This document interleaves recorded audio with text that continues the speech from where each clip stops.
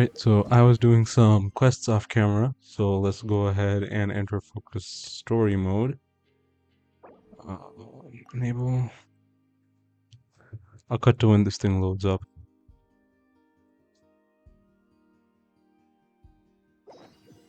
There we go. Yeah, I have to return to the base now, so let's do that real quick.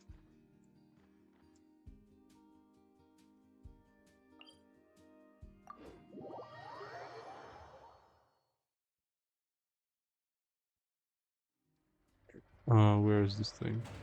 Try and stop me!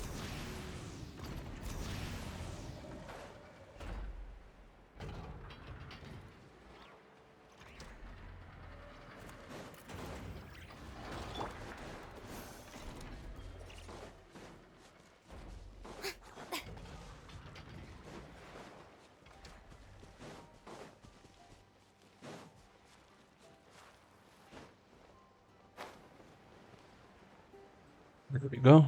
Yeah, I saw furina gliding down Do you there. think the others are making good progress? Hope it's all going smoothly.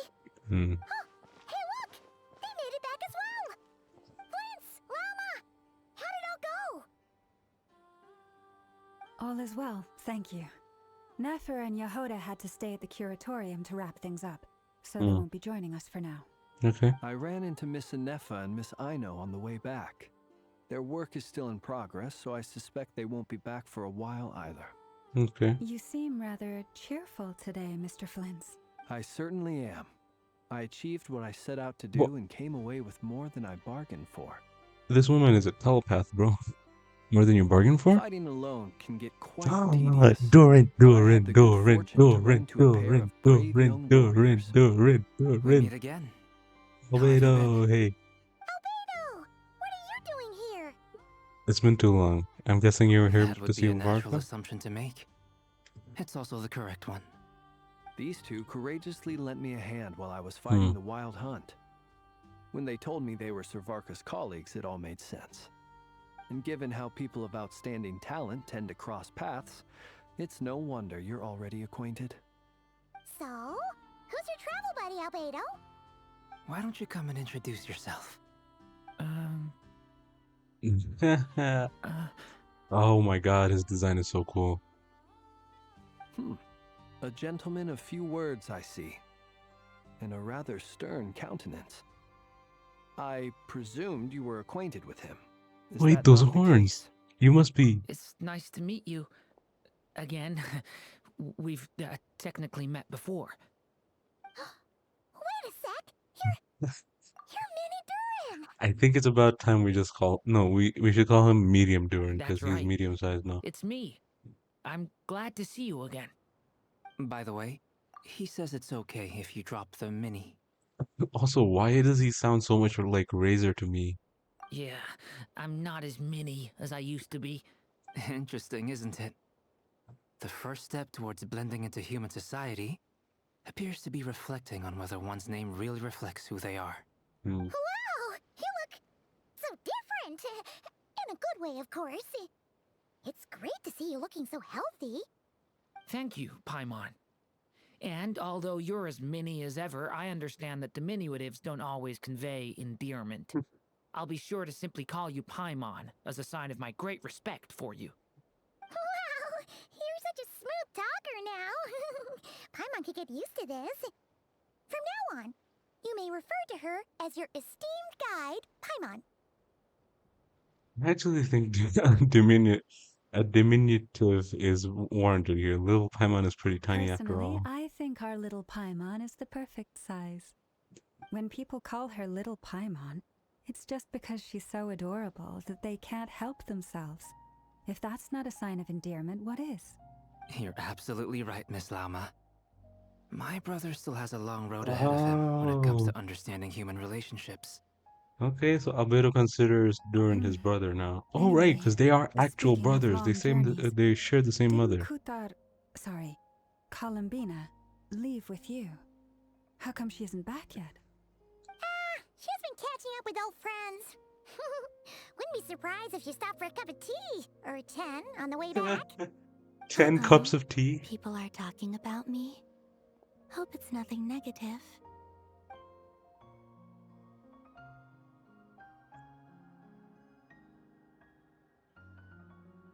Okay. Seems like she's much better spirits after meeting her old colleagues. Judging from your expressions, I'm guessing it all went well? Yep. It's getting crowded here. Arlecchino I'll go grab is... some chairs. Why? Just go No in. need. This is a job for an alchemist. Thank you for your hospitality, ladies and gentlemen, but I was merely escorting my friends back.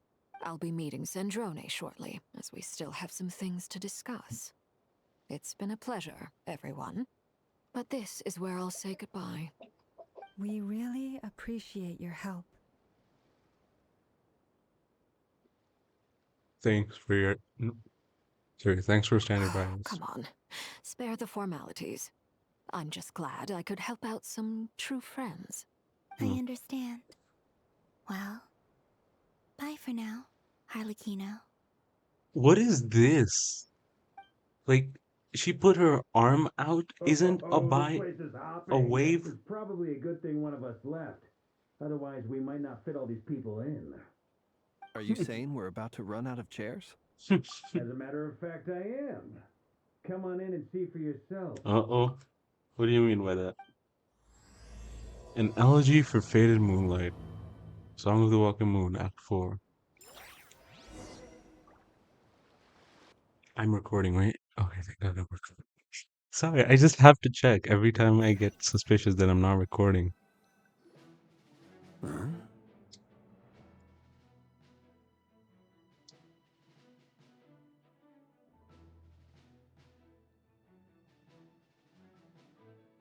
Uh-oh. Oh, Dainsliff! Oh my God, it's Dainsliff. Dainsliff, Dainsliff, Dainsliff, Dainsliff. Okay, so many new I characters got overheard their your little group marketing chit-chat going. outside, by the way. With Miss Columbina's colleague gone, we should be back to the original crew plus the other colleagues I brought in. Hold on. Verrier got his drip marketing today. Let me show you guys. Hold on. YouTube. No, not channel content. YouTube. Where's Genshin Impact? The channel. Here we go.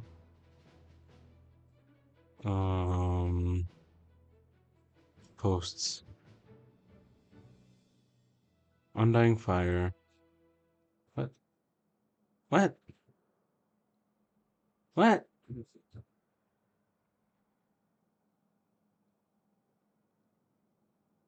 What? Oh, on Instagram, they teased Drakir of Solnari. I'll put the link if I find it. I'll put the link of that post on in the description.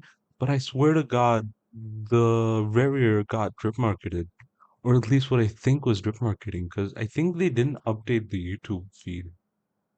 But I swear, Yehoda, Durin, and now Verrier got Though it their drip looks like we marketing. have another new face. Someone else managed to rope in a colleague too? Sorry, he's probably here for Frankly, us. you and Paimon are the only people I know here. True. This Probably. here is Dainsliff, colleague of Tibet's greatest guide, Paimon, and greatest adventurer, the Traveler. Well, not exactly colleagues, more sort of friends. Oh, When my back. someone else jumps in to do the announcing, you know you're speaking to someone important. Let's hear what he has to say. Note to self.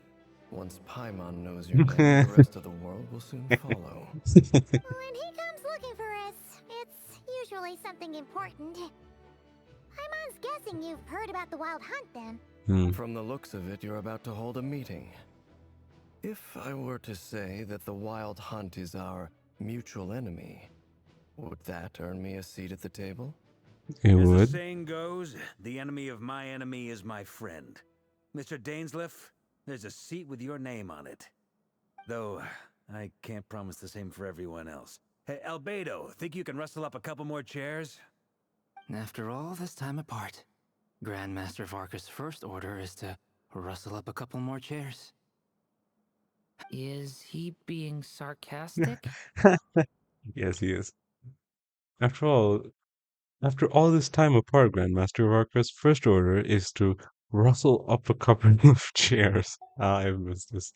Yes, he's being sarcastic, If you're a dude. brother, why are you asking us? I've still got a lot to learn about the nuances of human conversation. Trying to decipher Albedo's way of speaking has been like jumping in at the deep end. Oh, good point. Paimon gets you now. Don't sweat it. There are people who go their whole lives without getting the hang of it. You're ahead of the game already. Look at you, Paimon, the expert in the art of encouragement. Why are there tears in I his wonder eyes, what's bro? What? taking Nefer so long. Perhaps you should go and check in with her. If anyone can hurry her along, it's you.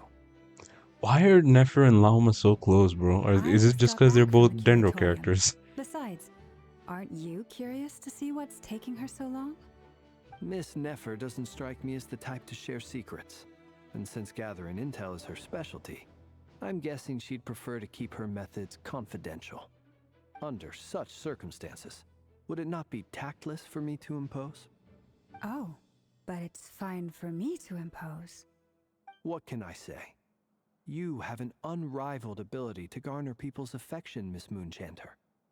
Besides, you have far more in common with her than I do. All right then.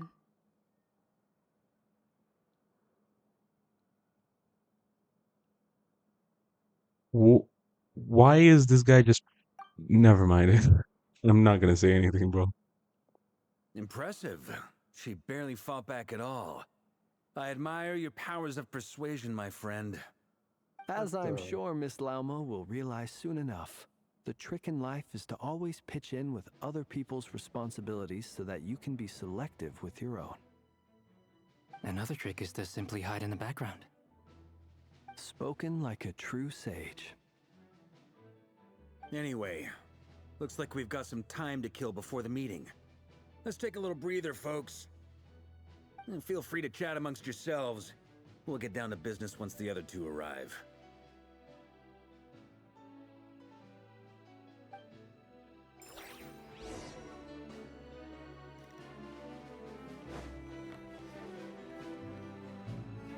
Oh my god, is this... Okay, I saw a meme, right?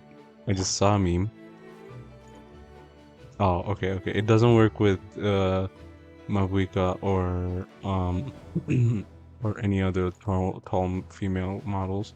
But I saw a meme and I don't want Is to, there you know, something you'd like to say to me? I don't know, maybe. For starters, why'd you just show up here without even giving us a heads up? If you think back to our previous interactions, you may recall that that's hardly out of character for me. You do have a point there.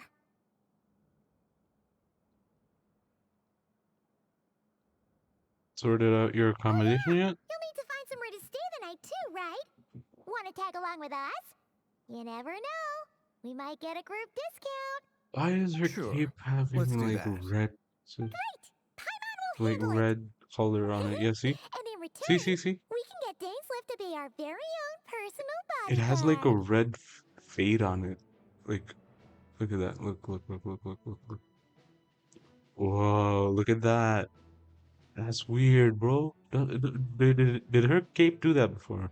Paimon, you're thinking out loud again. If that's what you had in mind, you should have said so sooner. I'd be happy to help. Oh, okay then. Paimon was only kidding, but good to know. Anyway, since we're all here together, we might as well watch each other's backs. That's just what friends do, right? Indeed. Sure. Thank you. Okay. Oh, this is an interaction I'm curious to see. Albedo, Durin, and the damselette. Interesting. You're both awfully quiet. Why don't I start us off with an icebreaker? Much obliged. Have either of you ever had your portrait painted? If not, Oh, I'd be glad to help. that would be so pretty though. I know sounds Albedo like is a probably a lovely really idea. great artist. You know how to paint then? I dabble occasionally. He's an excellent painter. Tables, chairs, people, dragons, you name it. He'll paint it for you. Wait, have we actually seen Albedo's I'm drawings flattered. before? Like we have If I seen... ever get the chance, I'd like to give it a try myself. I know in one of the events that we saw some of Albedo's drawing. I don't know if it was an event or a side quest or something, but I know we saw some of his drawings I'll and it bear was that like in really mind. well done. Anyway, how about you, Durin? What sort of portrait would you prefer? Oh, I'd be fine with anything. Whatever style feels best to you. Hmm. Very well. Then I'll play it by ear.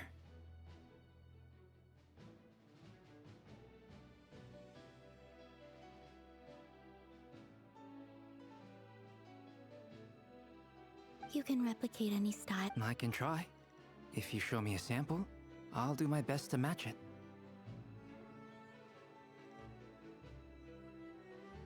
Thank you. In that case, I'll dig up some reference material for you. Who would she want to draw? Like, want a drawing of? That, ooh, interesting. Truth be told, I can't remember the last time I was in a meeting with so many people. You're not alone there, my friend. The Lightkeepers also struggle to bring everyone together for a serious discussion. I don't doubt that. I've only ever met two Ratniki, one being you, and the other being that young guy, Eatlua. Eatlua is a good apple. I'll give him that. He's kind, honest, and regularly delivers supplies to my lighthouse. A true Ratnik to the core. In that sense, he puts me to shame. So you're what? A fake Ratnik? That's what it sounds like you're saying. But I get the feeling that's not quite what you meant. Hmm. Come on, why the awkward silence? Why is his voice so deep, bro? Sorry. I'm not even gonna bother trying to hide it. You've known all along, haven't you, my friend? Yeah, he's a fae. Now that was an awkward silence. Let's just keep this between ourselves. Probably best if Eatlua doesn't know, huh? That goes without saying. Gotta be careful what you share with youngsters, after all. Anyone else in the know? Let me guess. The Traveler and Paimon? Are we just listening into their conversation? For one's own good, you know. Then, in the name of the Animo Archon Barbados himself, I swear your secret's safe with me. When we went for drinks, you said that you and Barbados were practically best buds. In the light of that claim, do you really expect me to take your oath seriously? Of course. Just as long as you don't go spreading around the fact that I'm close with Barbados, all right? Fair enough, then. Nothing like a bit of mutual leverage to seal the bonds of friendship.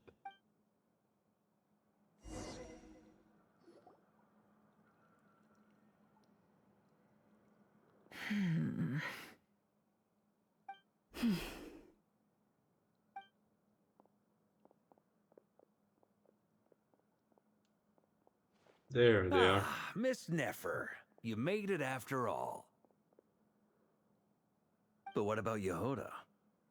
I'm here to give you an update on how things are going on our end. Once this is over, I'll be heading straight back to continue my work. I left Yehoda back at the Curatorium to watch over things while I'm gone. Huh. So much for just this once. Shh! Not so loud! We're on a roll here. What if she remembers and suddenly decides to back out? Did you say something, Mr. Varka? Huh? I didn't say anything. Right, Flints? Must have been a frog. They get so noisy around here at nighttime. It's like they're putting on a concert in the background. Anyway, before we begin, there's a few introductions to make. Let me start by saying that it's an honor to be speaking before so many distinguished colleagues and collaborators. First up, we have Miss Lauma. As Moon Chanter, she's the leader of the Frost Moon Scions, a local religious community in Krai. Then there's Miss Nefer, boss of the Curatorium of Secrets, an intel gatherer extraordinaire. Why is she Nefer still is leading wearing the Dory investigation into thingy? Rerer's background, assisted by Yehoda and Lauma. From the little I've heard, they're making some great progress. Over here, we have Mr. Flintz, a Ratnik and guardian of the abandoned lighthouse. In our last operation, he courageously distracted the Wild Hunt to buy time for the rest of us. For those of you who've never met, this is Mr. Albedo, a renowned alchemist and captain of the Knights of Favonius investigation team. By his side is a new face for us all, myself included, Mr. Durin, who has come to lend his aid. Next up, we have the Moon Maiden and former Fatui Harbinger, Miss Columbina. Then we have the Traveler, who's earned more titles than I could possibly hope to list out, so I'll spare you the rundown. Wait, hold and on. Paimon, the ultimate travel companion and quite possibly the best guide in all of Tevat. Okay, hold on. Let me just list out all the titles I have. Honorary Knight of Mondstadt. I don't think we got a title in Liyue. Nor did we get one for... No, we had Captain of Swordfish too for Inazuma. We have for... After... What came after Inazuma? Sumeru. For Sumeru, we have first stage of Boor, but I don't think that title applies anymore since Boor doesn't like exist. We the lore stuff, and then we have the Savior of Fontaine, which I don't think is an actual like canon title, and then we have who else do we have? Um um um who do I have? Oh, the Hero of Natlan, right? We only have like 5 or 6 titles. Wow! That's a lot of people! Great turnout! We're missing someone. Oh, Yehoda. We're missing Miss Yehoda. Neffer, it looks like you might have another job coming your way. So, congratulations on the booming business, I guess. You think I haven't got enough on my hands as it is? Who's looking for me now? That would be me, Miss Neffer. I have a commission for you. And Dane. Who I am doesn't matter right now. What does matter is that I'd like you to gather more intelligence about the Recher of Solnari. Well, it's not as if we never take on anonymous commissions. But in your case, I'll have to decline. I'm gonna take a wild guess and say your job's probably more hassle than it's worth. Something about you seems like bad news. It's my eyes, isn't it? Conrian, I assume. And what's with the mask? Are you trying to hide your identity? In any case, the fact that you're even still alive raises an awful lot of questions for me. My name is Dainsleif. And yes, I am from Conria. As I'm sure you're aware, the Recher of Solnari's real name is Rerir. He was once an acquaintance of mine. An acquaintance is putting it lightly, I'm guessing. Really? Then you must have been quite an influential figure yourself. No. You flatter me, but none of that matters anymore. My point... So you're both from Oh, shoot, Conria, sorry. and it sounds like you used to be friends? What am I missing here? Surely you already know how he became one of the 5 sinners. Hold on, sorry. You flatter me, but none of that matters anymore. My point was simply to clarify why I have asked Miss Neffer to investigate Rerir's background.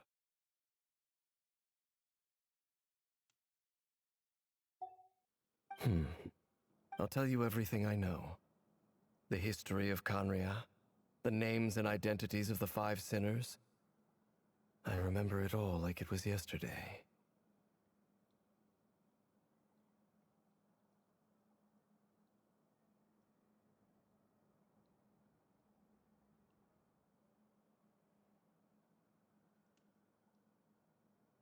I have never spoken openly of this before, but the truth was exactly as people say. The 5 sinners were each driven by their own desires, and it was by playing upon these that the Abyss tempted them to their fall, tearing Conria apart in the process. The visionary, Vedafinir, who wished to foretell the future. The The wise, wise. Haroptatir, who sought limitless knowledge. Gold, Rhine who desired to create life. The foul Sertologi, who pursued supreme strength. And last but not least, Raker of Solnari, Rerir, the Ravager Ravager of the of the Moon. Moon. We've seen, I think we've seen Vedderfulnir, right? Or he's been mentioned at least. Oh no, we've seen him. He was that crystal, right? In the Sumer Archon quest, he was that crystal thingy. Then we've seen we haven't seen Horoptatir. We've seen Gold in the Four Shades thing. We've seen Sertologi in Skirk's Archon quest, I believe. And we obviously see the wreck here of Solnari. Of the five, Rerir is the only one who remains a mystery to me. He never harbored grand ambitions. So what changed in the space of a single night? How did he come to fall like the others? In other words, you're saying that his change came as a shock to you, and you have no idea what actually happened? That's right. You mentioned how the Abyss tempted them, which led to their fall. But what did that look like in practice? And what other context can you give me about the events of that time? The more detail you can give me, the better. Strangely, now that it comes to it, I hardly know where to begin. The fateful night took place during the era of the Eclipse Dynasty. One day, my elder brother, the visionary, Vedderfulnir, was summoned to the palace by the Vinster King, only for the king to gouge out his eyes and cast him into the dungeons. What? When I came to hear of this, Wait, I'm sorry, my I wasn't paying fury knew attention. no bounds. I gathered together every ally I thought I had, and together we set a night to storm the palace and free Ved. Hold on. You mentioned now how the Abyss tempted them, which led to their fall, but what did that look like in practice? And what other context can you give me about the events at the time? The more detail you can give, the more better. Strangely, now that it comes to it, I hardly know where to begin. The fateful night took place when, during an era of the Eclipse Dynasty, one day my elder brother, the visionary Vedderfulnir, was summoned to the palace by the Vinster King, only for the king to gouge out his eyes and cast him into the dungeons. When I came to hear of this, my fury knew no bounds. Of course, I gathered together every ally I thought I had, and together we set a night to storm the palace and free Ved. So I'm guessing the people were Horoptatir, Rheindotir, the Foul, and Rerir. Okay. Centuries on, the memories of that night still haunt me like a never-ending nightmare. We broke through the palace gates, just like we had planned, each striking towards our separate targets. Okay, oh, sorry. The order should be But on. then, I was betrayed. Even Vedderfulnir, the very person I had come to rescue, abandoned me and partook of the Abyss's power. So, it's personal after all. Then tell me, Mr. Dainsleif, what price are you willing to pay? You, of all people, must know that nothing comes for free. I cannot say what price would be worthy of such a commission. But know this. Rerir was not always a madman. Believe it or not, there was a time when he was just an ordinary man, working for the Conrian Intelligence Service. Uncovering the truth of Rerir's past is the only way to unravel this mystery. But before you decide if you will accept my commission, I will tell you more about him. Enough, I hope, to help you plan your next move. Sounds pretty good to me. Feels like we just flagged down a random passerby, only to discover he's actually a master strategist who has a score to settle with our enemy. Must be all that good karma I've been building.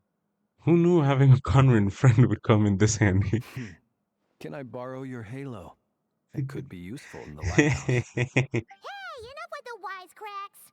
Besides, isn't that lamp of yours bright enough already? Relax. It was meant to be a compliment. If that was a little over the top for your liking, I'll make sure to tone it down next time. Ooh. I'll give your proposal some serious thought, Mr. Dainsleif. Let's speak in private once the meeting is over. Oh. Before that, there's a few things I'd like to share. What? Okay. Oh, you recount meeting the knave and how the iridescent moon's marrow was retrieved from the crimson moon's base. Make it clear that the knave chose to help you out of her own accord, then conclude by reporting how the hearts of the three moons are finally in your hands. Now that we've united the hearts of the three moons, your power should be greatly enhanced. But it seems like that hasn't happened yet. I believe it will take a little longer. You've done so much for me, so I want to be completely honest with you all.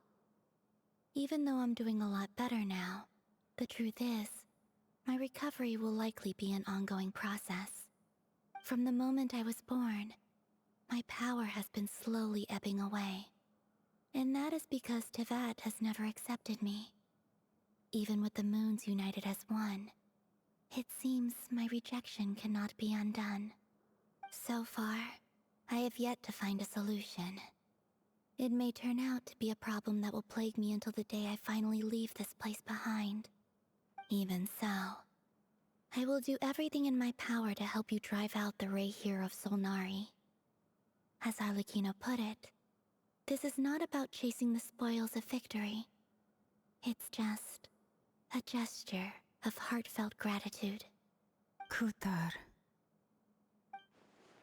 She also seems a lot more energetic and positive than she did when we first met her.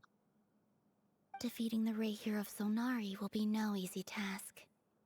While my strength slowly recovers, we'll also need to gather more intel. Naturally. We should take all the help we can get if we hope to defeat him. We've considered several viable plans now, but our choice hinges on the answers to a few key questions. Is it even possible to kill Rerir? What experiences shaped the person or monster he became? And what's he really after? Given Albedo's expertise in alchemy, I think we should leave him to try and answer the first of these questions. Understood. As for the other two, I'm afraid we'll have to count on you again, Miss Nefer. Believe me when I say it's not my wish to burden you. But right now, relying on your skills is our only option. So you're placing all your hopes on me, huh? We can't thank you enough for agreeing to help us. Honestly, I can hardly believe how lucky we are. You sure have a talent for changing your tune, Miss Moonchanter. Timid like Yehoda one moment, then flinches insincere flattery the next. What do you mean insincere? Ladies, please. I must object to your portrayal of me. That's all. Feel free to keep bickering. Just pretend I'm not here. I almost don't want to leave this room. I'm curious to see how this plays out. Funny. I have faith in you, Miss Nefer. Something tells me you'll stand by us until the very end. Probably. And what makes you so sure of that? What if I suddenly decide that my compensation is insufficient?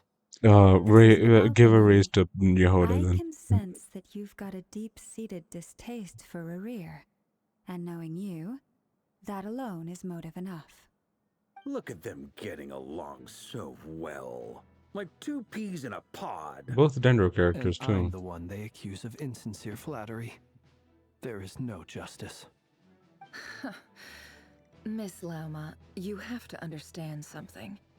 Unlike you, I don't actually enjoy having everyone's hopes on my shoulders. Is that right?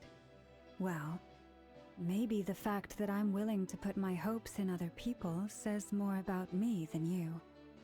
But the fact is, I also trust you. And that's because I know that you're someone we can count on. Anyway, We've got our plan, so let's get moving. Mr. Dainsleif, let's talk. And Traveler, once we're finished, if you've nothing else planned, I'd like you to come with me. Okay. This whole experience is teaching me a lot. For instance, I now know that when other issues come up in the future, I'll have far more luck getting Lauma to convince Miss Nefer than trying to do it myself. Hate to say it, friend, but that's one of the funniest things I've heard in a while. Why? You think I've got it wrong? No. Quite the opposite. But what makes it so hilarious is how long it's taken you to realize. Nefer and Dainsleif converse intently for quite some time. From the gravity of their expressions, you can tell how heavily the next stage of the plan weighs upon them both. After a short chat, Albedo and Durin head off with Avarka on what they describe as a sample-finding mission. Lama steps out for a while and then comes back loaded up with emergency medicine. She tells you that while people rarely expect to get hurt, it's her duty to be ready when they do. She acts like a healer in game, but she's not. You and Paimon wait patiently for Nefer, content to see how well everyone is working together. Once Nefer is finished, you follow her and Lama back to the curatorium. Okay, I'm not liking that they're doing black screen white text again. I'm not liking that at all. But okay.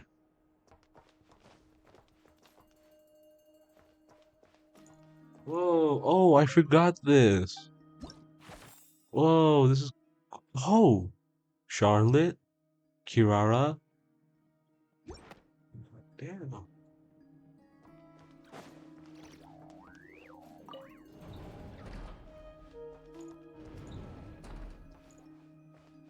I think this might just be the only time we get to enter if don't get Nefer. So I want to see, like... Thank you for waiting. It's okay. We actually used the time to help Dainsleif get a room at the hotel. That's very considerate of you. Now, I trust you share my curiosity about Rarier's past, and you seem fairly familiar with Mr. Dainsleif already. That's right, we've known each other for quite some time now. We spoke at some length after the meeting. He was the one who suggested I should invite you to join this operation. He feels confident that these secrets will be safe with you. Dane has a lot of faith in us, that's for sure.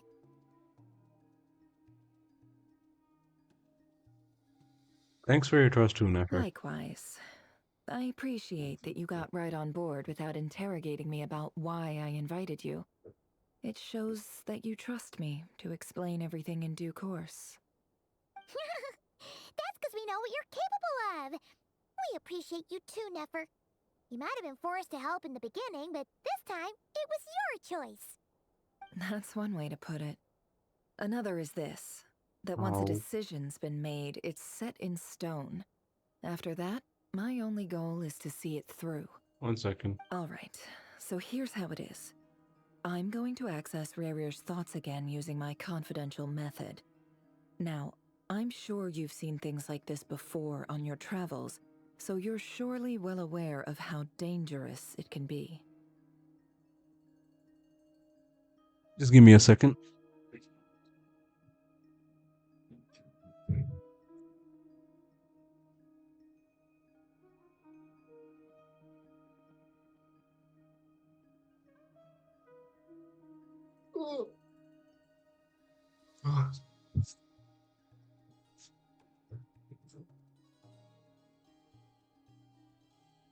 Alright, there we go. The reason I've gathered you all here is to ensure my safety during the proceedings. I plan for us to enter the fragment of his consciousness together, and once inside, I will focus on searching for information. Think of this as a diving expedition into someone's brain. If I'm the diver, you are my safety equipment, tasked with keeping me alive while I'm under the surface. Once the ceremony begins, we will all be spying on privileged information. But in the interests of safety, you must remain absolutely silent at all times. We will discuss our observations after the ceremony has concluded. Lastly, any individuals of a weaker constitution are advised not to partake in the ceremony. In any case, Paimon has her own job to do, Haha. which requires staying in the room but not joining the ceremony. Ah, okay. I thought Nefer conspicuously left out the details of her confidential method, which is interesting, but okay. I'm guessing her brain divining techniques are a trade secret. I love how no one has noticed the flower she's wearing on her chest bone. Well, good luck, everyone. Sounds like all Paimon can do is cross her fingers and root for you guys. There's a little more to it than that. I was being serious when I said you have a job to do. While the rest of us are inside Rarir's mind, it's imperative that we have a team member on the outside. In the event that something goes wrong, you will be our first responder. I don't anticipate any issues, but the extra level of safety will be greatly appreciated. I second that. This is a dangerous operation here, and you're our whole rescue team. That's pretty much the most important job in the crew. So, Paimon's like the lifeguard? Yeah, that makes sense. All right, got it. Good. Please, take a seat. We'll get started momentarily.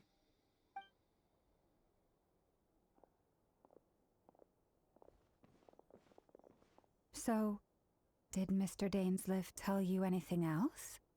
He told me that he believes Rarir kept some big secrets in his life. He's not sure that they were the cause of his eventual downfall, but he's asked me to uncover what those secrets were all the same. But surely you're not planning to go through with this, no matter the cost. If you think that, you'd be overestimating me. I'm a businesswoman, not a mercenary. But I do have my own professional reasons for taking this job. You missed one, You think Yehuda. I'd turn down the opportunity to get a first-hand glimpse into Conrian history? No chance. Well, as long as you don't let morbid curiosity get in the way of safety concerns, we're good.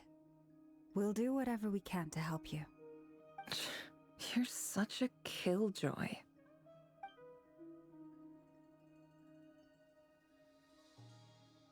She's got incense, candles, almost feels like a summoning ritual. Seems like Nefer still has no intention of sharing her trade secrets, but now not exactly the moment to pry. I see there's a chess set on the table. Could that have something to do with her intel All right, gathering methods? I'm good to go. All set over here too. I'm ready. I'm ready. I'm ready. All right. Let your whole body relax. We're about to begin. Close your eyes. That line reminded me of, oh god. That line reminded me of Aglaya when we first entered Honkai Star when we first entered Amphorius. Could this be his office? Pretty standard setup. Bookshelves, paperwork, files. According to Dainsleif, Rarir used to be an intelligence operative. Chances are there's plenty of top secret intel stashed away in this room. Is this where you keep your secrets, Rarir? Can't say I'm not looking forward to this. How mean. Just waltzing into someone's mind.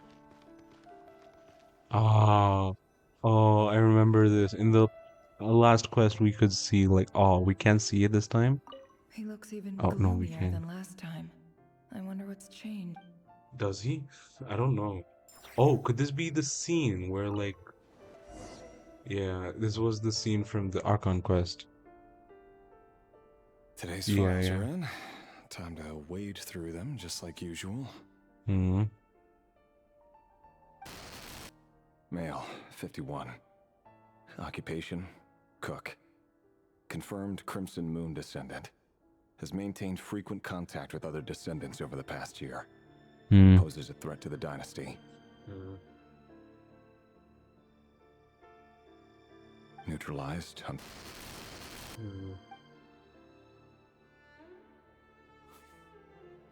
This one should be archived under purged targets.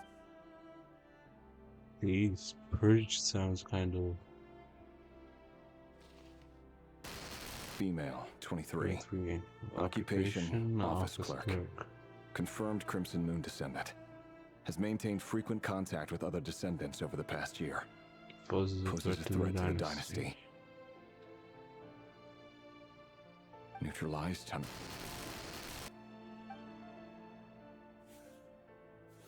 Another one for purged targets. Sounds like she was that other man's daughter.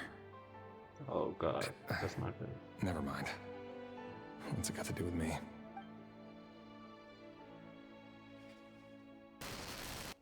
Male, 40. Occupation, teacher. Confirmed Crimson Moon descendant. Has been observed making contact with other descendants during the past year.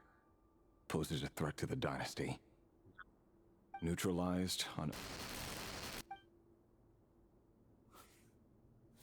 Just another nobody for the Archon. Come to think of it, I remember surveilling this man. A case like his never would have been considered a priority in the past. Huh. He barely even interacted with other Crimson Moon descendants.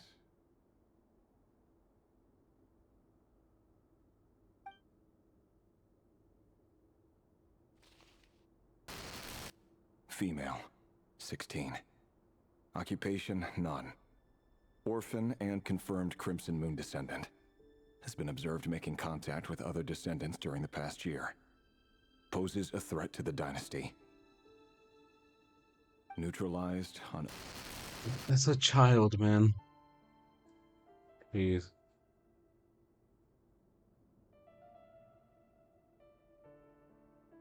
One second, sorry.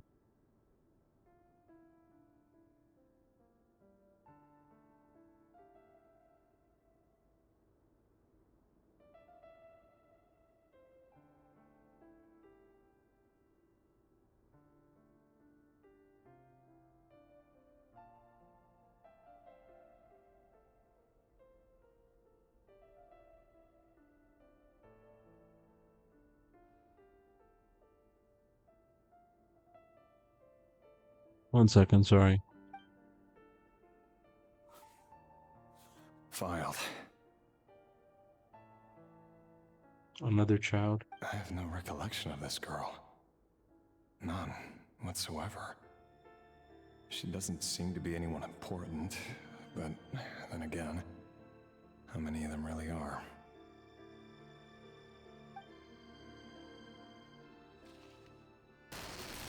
Female, 13. Occupation, none. Orphan and confirmed Crimson Moon descendant. Has been observed making contact with other descendants during the past year. Poses a neutralized and... God, I hate this. Filed.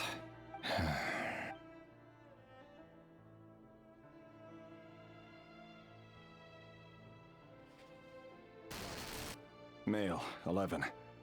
Occupation, none. Orphan and confirmed Crimson Moon descendant. Has not been observed making any contact with other descendants during the past year. Neutralized and...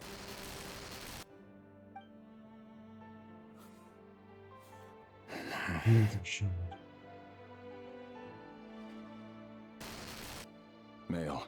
6. Occupation, none. Orphan and confirmed Crimson Moon descendant. Poses a threat to the dynasty. Of course he does. He's 6. How does he possess a threat to the dynasty, you crazy madman? It's funny, isn't it? Your job is becoming both harder and easier at the same time, depending on how you look at it. Sooner or later, the Crimson Moon descendants will be completely wiped out. They're all children after this. Oh my god. Harder and harder to track down. That's not how it is. Fortunately, however, most of the able-bodied adults have already been taken care of. The remaining weaklings will be increasingly easy to deal with. No! No, My job is to ensure the survival of the Eclipse Dynasty. And the only way to do that is by eliminating any and all potential threats. It's a perfectly legitimate line of work. Every single one of my colleagues can attest to my fairness. If my friends were aware of the facts, I know they'd back me up too. Assuming, of course, that they were aware of all the facts. God, so many children. Oh, God.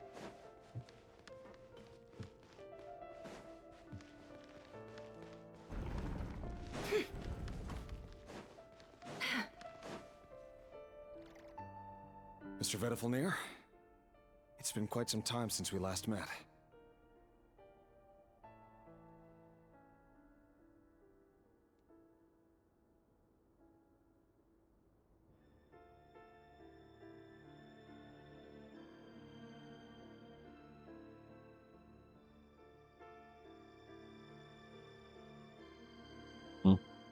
Rerir, I trust you're here because you have something important to discuss.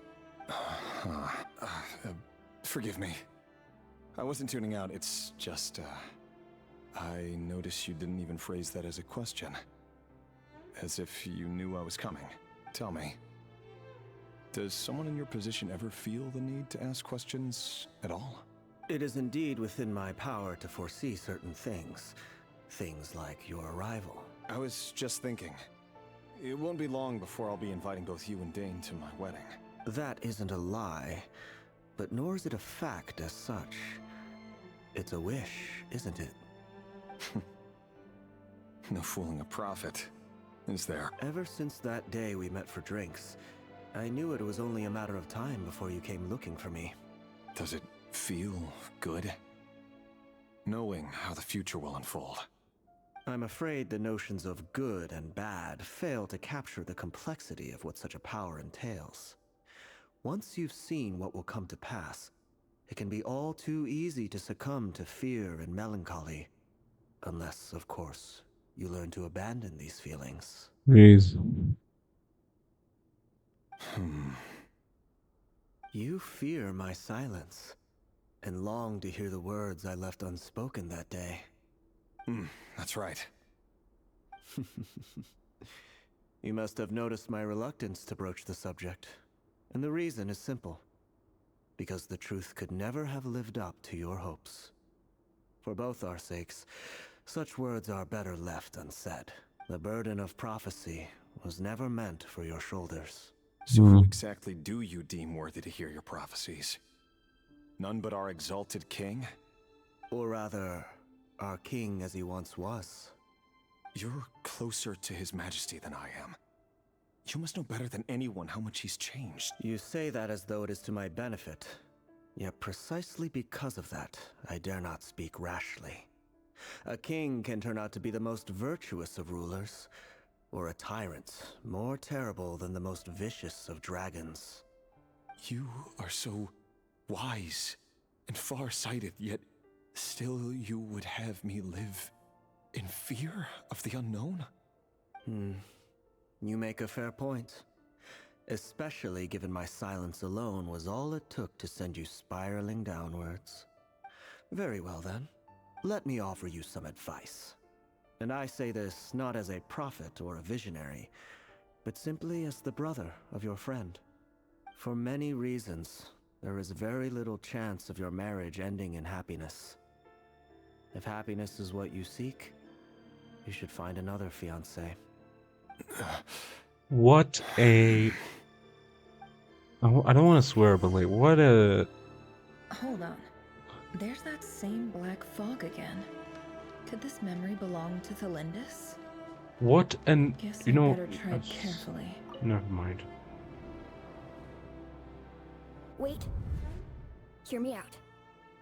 This time we finally got a clear look at his face and learned his true identity. His name is Rerir, and he claims to be one of the king's guards. What did you say? A cruel irony, isn't it? The man you're set to marry leads a double life as a brutal executioner. Why are you telling me all of this now? Simple. It's because I want you to kill him. You are the only person he would never suspect. No way she actually goes Absolutely through not. this, right? I Okay. would never dream of doing such a despicable thing. So you'll just stand by and watch him slaughter us to the last. Do not forget that the blood of the Crimson Moon flows in your veins too. I predicted this. Yes, I predicted this. Oh my god, Blood what? of the Crimson Moon? What does that matter now? The dynasty has long been dead and gone. You think that alone is reason enough for me to throw away everything I have? Oh Why my would god, it be? don't tell me he goes and kills her You too. too were once a child of the Crimson Moon, just like me. Don't tell me you've never felt so much as a flicker of fury for the way we were trampled into the dust. Oh god.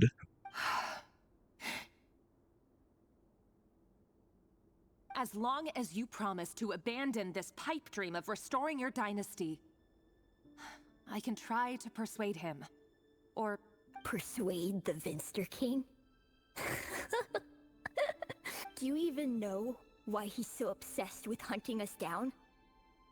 Why he keeps trying to force us to hand over our secrets over and over again? Or why we refuse to give up on restoring the dynasty? The Vinster King. A blind fool.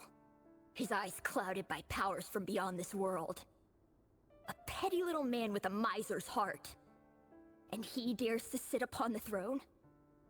Mark my words. Sooner or later, Conria will fall. And it will be his doing. If you can't bring yourself to do it, so be it. Just you watch. It won't be long before calamity descends upon us all. Don't agree to it, don't agree to it. of Whoa! Solnari. Was that just a glitch? Okay. That really is quite a secret you've been keeping from me, Rerir. But who am I to talk? Am I really any better? Love should be built on honesty. But ours was born from lies. No. And yet, Stop. Shut up. Shut up. is Shut it up. Shut really up. so wrong to hide things that would only make life harder? If we don't cover up the parts that no one else should see, how can we go on pretending to be normal? Vedifulnir must have known all this. And that's why he made his prophecy. In the end, nothing stays hidden forever. But I won't just sit by and watch this disaster unfold. I'll do everything in my power to protect what I cannot afford to lose, no matter who I have to face. Her Crimson X's though. Like, she doesn't have them in her eyes. All was foretold. Huh? Was that Rerir who just walked past the window? Whispering. Doesn't it give you the chills that he still takes the same road to work every day? As if nothing ever happened. Those people at the deli. Oh god, something happened. They're clearly pretty taken by their own disguises, so just smile and play along. Pull the rug from under beasts like that, and you'll risk having your throat torn out. Oh, dang it, there were more lines. Surely Jeez. you can see he's not the man he pretends to be. So many have died already, and they say that the king's madness grows with each passing day. We're not going to survive this, are we? But why does it have to be this way? Do we really deserve to die just because of the blood that runs through our veins? Felindis, are you even listening? Sorry, Freether. My mind was off wandering. I heard you, though. You're talking about what Rerir said. He's just following the king's orders. He's a secret agent, and it's his job to hunt down rebels and dissidents. By the time you first met him, he'd already taken lives. Oh, okay. Not everyone has those Crimson X's, that means. Beginning. No. Rerir has no idea I have anything to do with the Crimson Moon. My family are only distant relatives of the main lineage, and besides, my eyes are perfectly ordinary. Truth be told, apart from my teacher, pretty much no one knows I have any connection to any of it. But as Orlog said, who could possibly talk sense into that raving lunatic of a king? No one. Ved I'll tries work to do it, something doesn't out. he? Trust me, I'm with you all. But for now, you need to keep yourselves hidden. Don't let anyone find you, anyone at all. Featherfolnir tries to talk to the king, to the Don't Vinster forget king. that Rerir is an Eclipse operative. You need to be extra careful when he's around. And when I am too. For now, don't come looking for me. And if anything happens to me, just act like we've never met. If even you can't escape this, what hope do the rest of us have? But after all this time together, surely he wouldn't lay a hand on you. I won't speak in his defense, nor can I give you a clear answer to that question. But I'll do everything I can to put an end to this. Hold on, let me just check with my...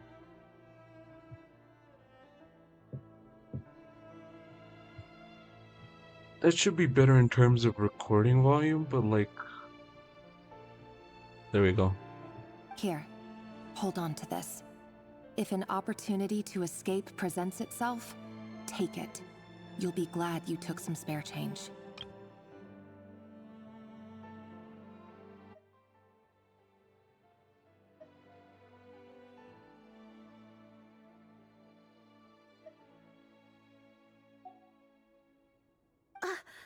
You call that change?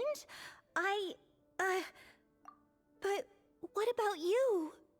I've got a job, and there's still money coming in. But you can't go anywhere right now. Please think about yourself for once.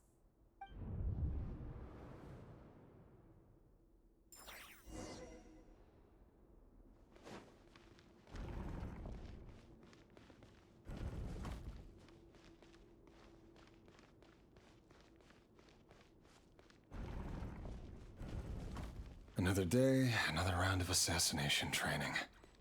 Training ground is just beyond this hidden passageway. When you kill a person, doesn't it bother you when you end up covered in their blood? Why would it? Aren't we all just walking blood bags? But not everyone is accustomed to hunting down others like prey. You've been a hunter for so long now, you seem to have forgotten that most people don't just go around killing one another. Leave me alone.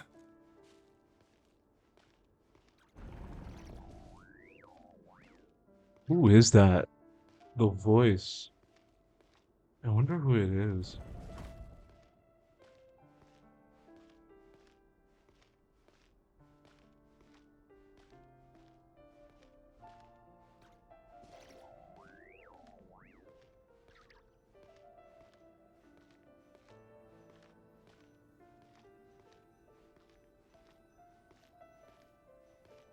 Begin training. Do we get to play as him? Oh, okay. Make sure you have a firm grip on the handle, then choose your angle well. Keep your movements light and brisk, and the prey won't sense a thing. I doubt that. I'll bet no one's ever died a quiet death at your hands. I work clean. No traces.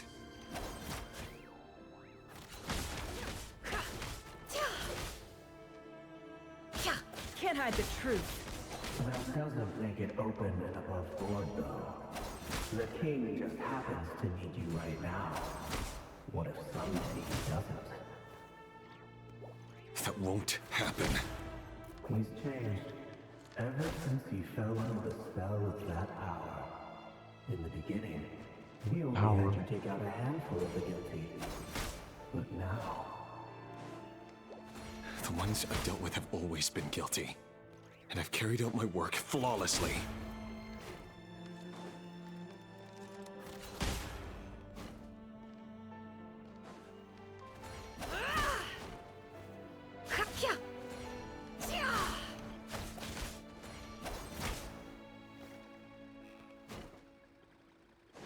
It all adds up.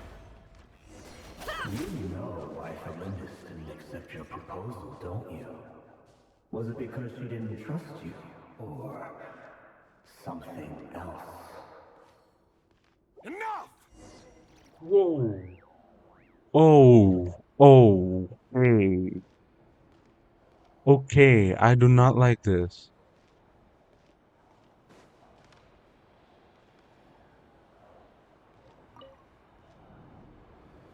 Thelindis, do you still remember Orlog? Orlog? The boy who was pretending to sell flowers. You spoke for quite a while, didn't you? Yes, we did. What about him? He was arrested 2 days ago. Chances are he's already dead. Good God. He... I just don't get it! After everything he's done, why do you still stand by him? Or does it mean nothing to you that people keep dying? No, that's not... Just hear me out. I need to go now, Thelindis. They're looking for us. You take care too. If you ever need a place to hide, come find us.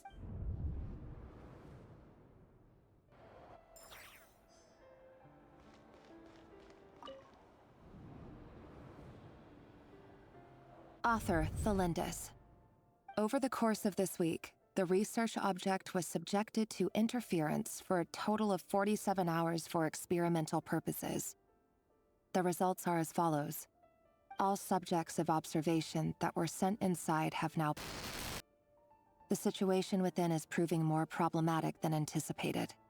No progress whatsoever. What now? Won't you give me even a glimmer of hope? Things are getting worse by the day. I have to find a way or we'll all be in danger.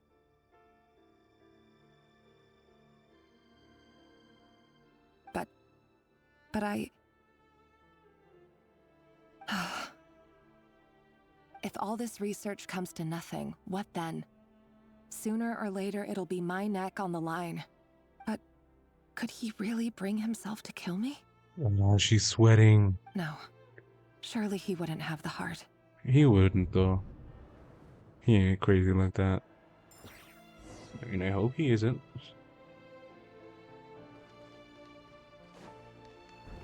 Can't hide the truth.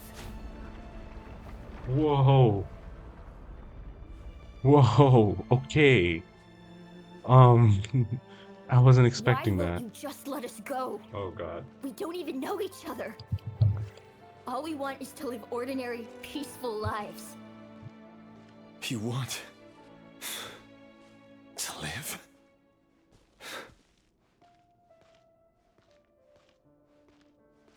Yes.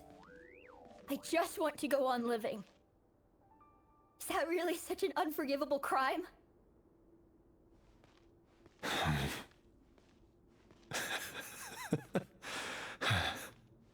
You want to go on living.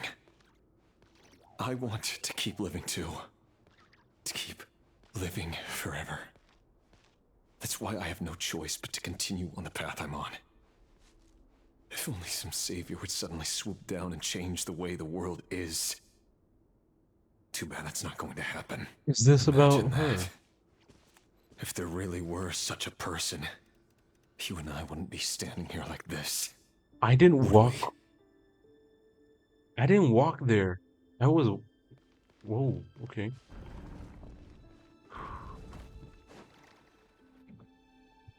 Today's files are in. Time to wade through them just like usual. No, I don't get tired of it. It's my job. And not only am I lucky to have it, I'm good at it too. Huh. Wait.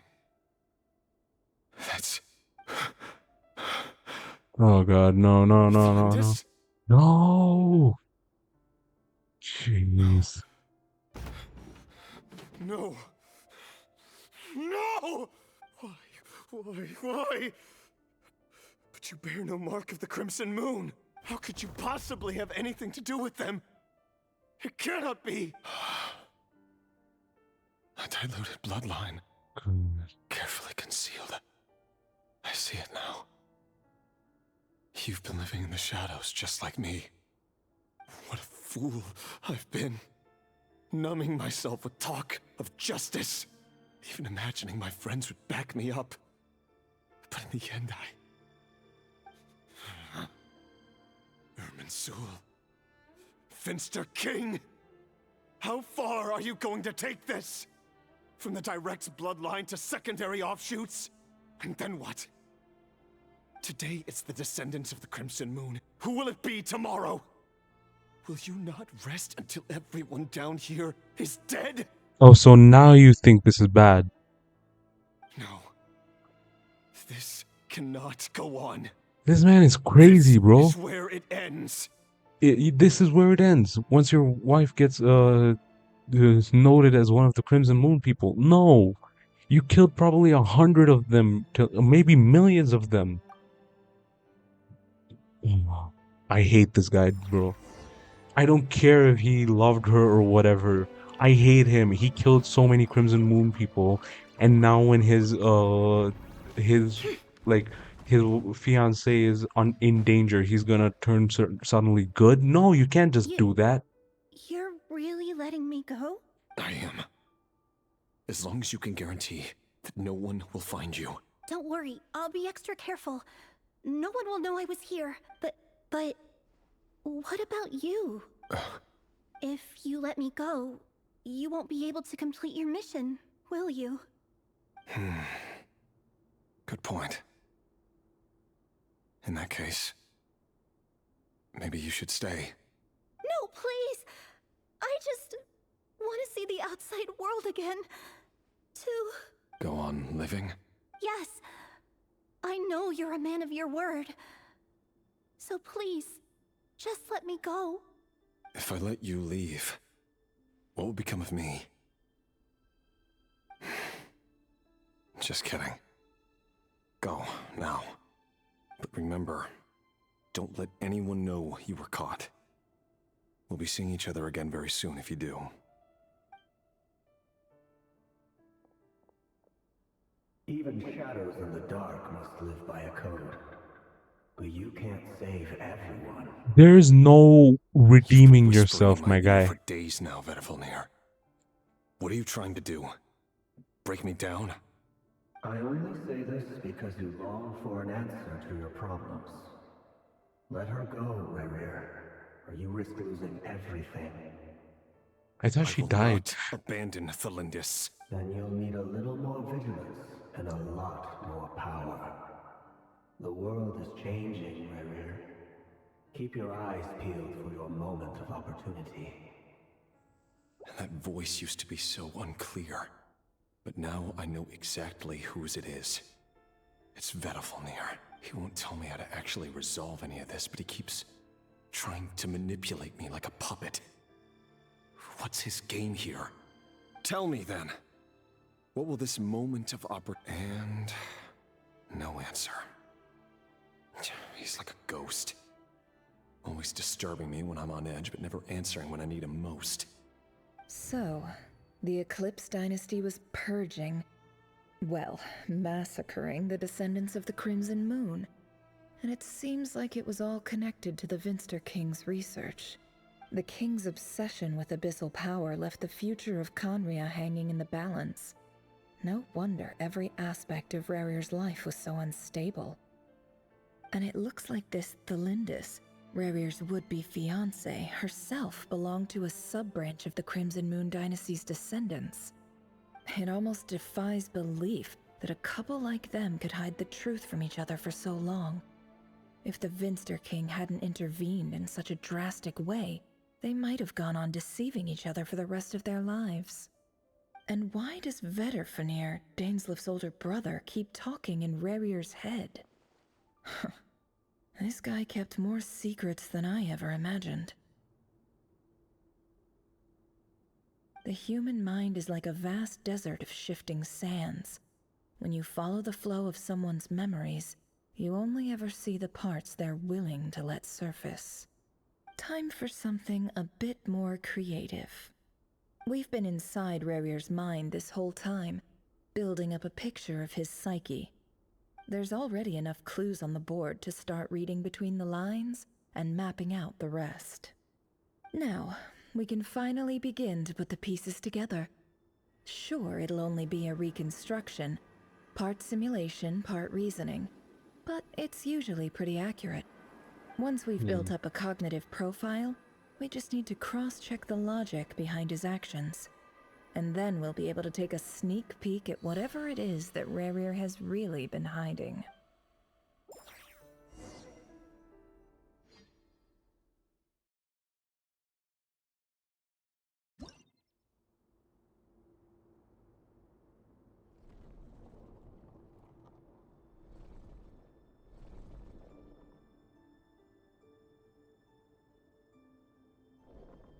Rerir, are you there?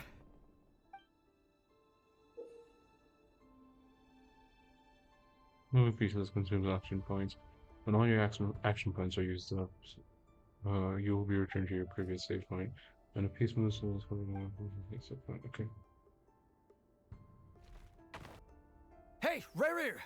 Come out, it's urgent! Dane? What's wrong? Quick, come with me. I'll explain everything once we've met up with the others. Is this when Ved gets thrown into a dungeon? Okay, I'll come. But the Lindis is still over at the Universitas. I'll need to leave her a note. All right then, but make it quick. I've never seen Dane so worked up before. Whatever this is, it must be big trouble.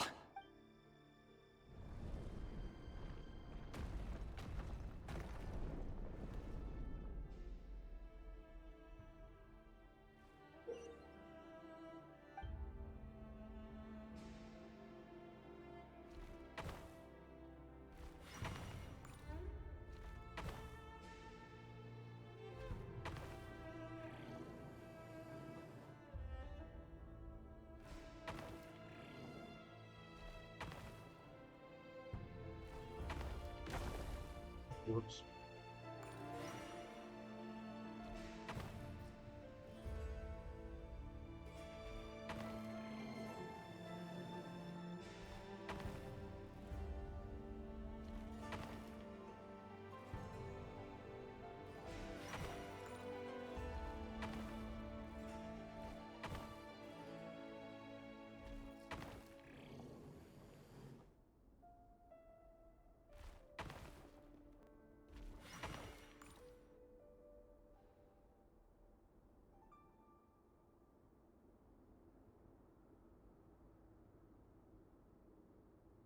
Well, this is a nice change, meeting you all at this hour. When men and women of ambition can speak face to face in broad daylight, I say that's a big step forward for our dear Conria. Don't be ridiculous. We do not fear the day. Why would we seek refuge in the night? You might ask your blade that same question. I'm told it prefers the cover of darkness. The word on the street is that Sertologi only strikes when he has an unfair advantage. But that is patently false. I see you're missing an arm and a leg. Surely only a fair fight could explain that. If this is your way of offering me replacement limbs, believe me, I'll take them. Oh, we can certainly discuss that. With bioalchemy, anything is possible. Assuming I have your full support in my research. Lunatic. Robtatir, what brings you here? Why, Dainsleif, of course. He invited me. Please, cast aside your apprehensions, Miss Rhindaughter. Whatever the rumors may say, I am but a humble servant of the king, and I can assure you he affords me no greater convenience than he does you. Well, the Universitas Magistrorum won't stop fawning over you, so at least some of the rumors must be true. You're clearly doing well for yourself, so drop the humble servant act. It endears you to no one. You're president of the Universitas Magistrorum, the chief royal mage known as the Wise by royal appointment, and by far the most favored among the 4 pillars of Conria. Vice President Veet doesn't even try to hide his envy when he sees you. My success is the product of hard work and good luck. It's as simple as that. Were the king not such an extremist, I hardly think I would have received a senior post at my age. It's the first time we've heard Horoptatir, no job haven't is we? without its gripes. Serving a king like ours can be a challenging task, as I'm sure you can imagine. And as for Efterveet, in missing out on the presidency, he's dodged a mountain of stress. Like everything else in life, it comes with pros and cons. You're all here. I apologize for the short notice, but it was an emergency.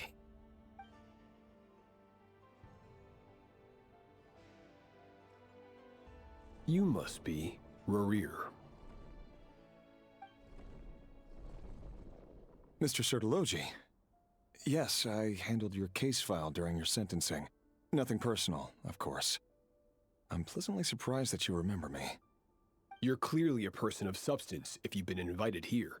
But Dainsleif, you'd better have a very good reason for convening this little gathering. It's my brother, Vedafenir. After he spoke at the court this morning, the king was so infuriated by his words that he had him blinded in both eyes and thrown in prison. Vedafenir in prison? Strange. I thought the king trusted him and Heroptatir more than anyone else in the world. Does this mean the king's circle of trust just got even smaller? It has nothing to do with trust. It's about what the king wants, which is as clear as day to anyone paying attention. I simply appease him, because it's in the best interests of the Universitas Magistrorum. And also because you're slimy. Vedafenir, perhaps less so. But still, a visionless visionary? It rather inclines me to think that qualifications are not what get you ahead in Conria. Do you honestly think this is an important discussion to be having right now? Dane, what are you planning to do? Rescue Vedafenir, I assume. Correct. It will mean storming the palace by force. Tonight. I need all of you on my side. That's far too dangerous. And don't forget, Dainsleif, you're captain of the Royal Guard. You swore an oath to the throne. Hmm? You've been planning this for a while, haven't you? I have no desire to commit treason. But whatever critique the king may have of Vedafenir, disfiguring your most loyal subject for putting the best interests of his court and nation first, this is not the conduct of a wise ruler. My blade will force the king to see the error of his ways. So, Vedafenir's prophecy enraged the king. I'm sure it wasn't what he wanted to hear, but if he won't take counsel even from the visionary, that is deeply troubling news. The extent of His Majesty's madness is now all too clear. The question is, how does a man like me get out of this situation unscathed? You have noble ambitions, Dane. But I'm afraid they don't do much for a guy like me. I'm not interested in saving the world. All I want is a letter of pardon. A letter of pardon? For whom? Thelindis?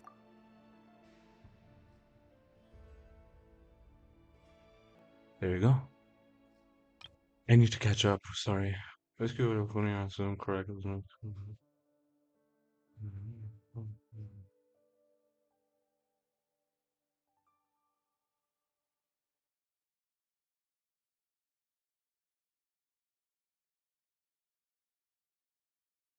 Oh, okay. The chances of the Vinster King issuing a pardon for anyone connected to the Crimson Moon seem vanishingly slim. Shit.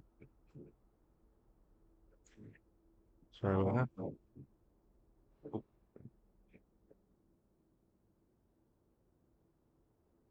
Hold on. I'll be right back.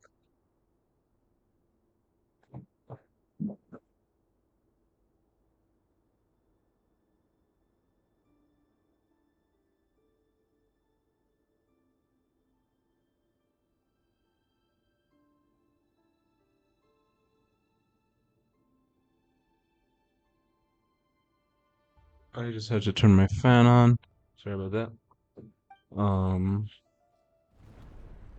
Oh, new movement stuff. Okay. Okay. Oh, enemies now. Hey, okay. This black fog over the board must have some connection to Thelindis. But why is it taking this form? Does it have something to do with Rarir's past? Another mystery I'll need to unravel.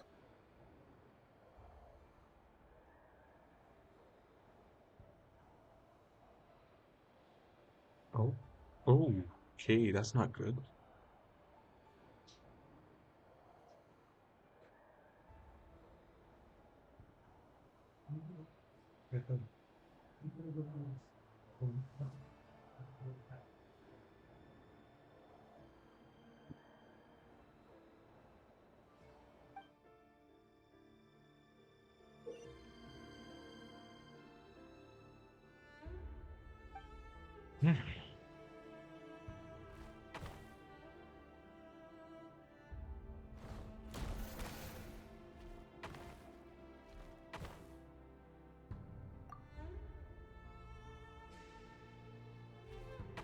Dang it.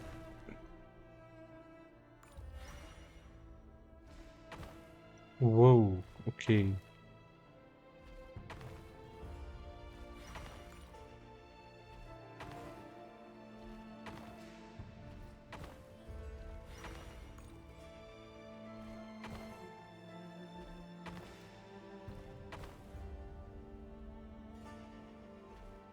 Whoops. Okay.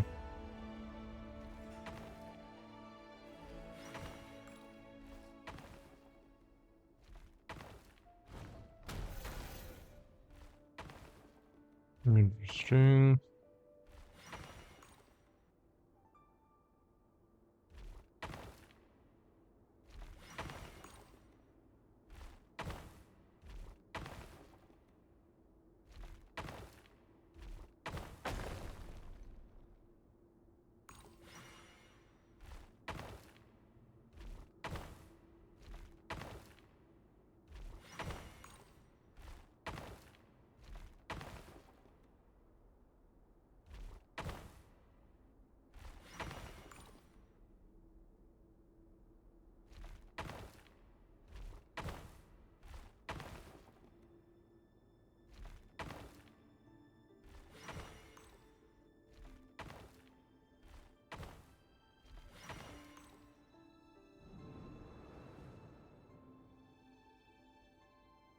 Author Thelindis. Over the course of this week, the research object was subjected to interference for a total of 60 hours for experimental purposes. The results are as follows.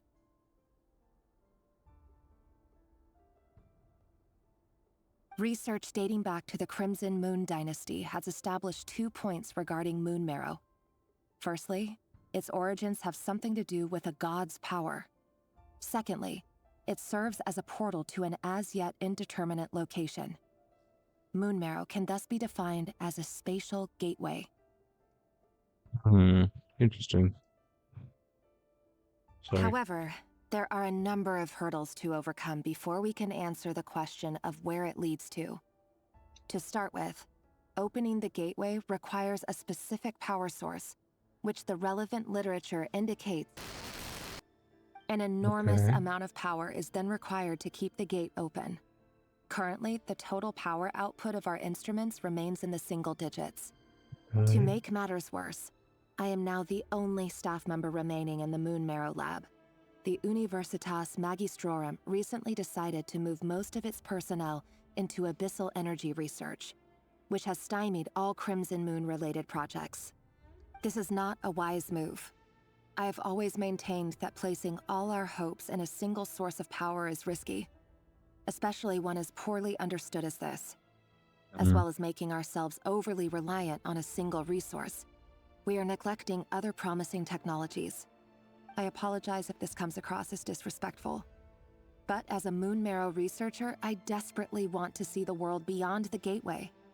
If we really made it there one day, what would we find? And how would we go about taming the unknown? My imagination is endlessly fueled by questions such as these.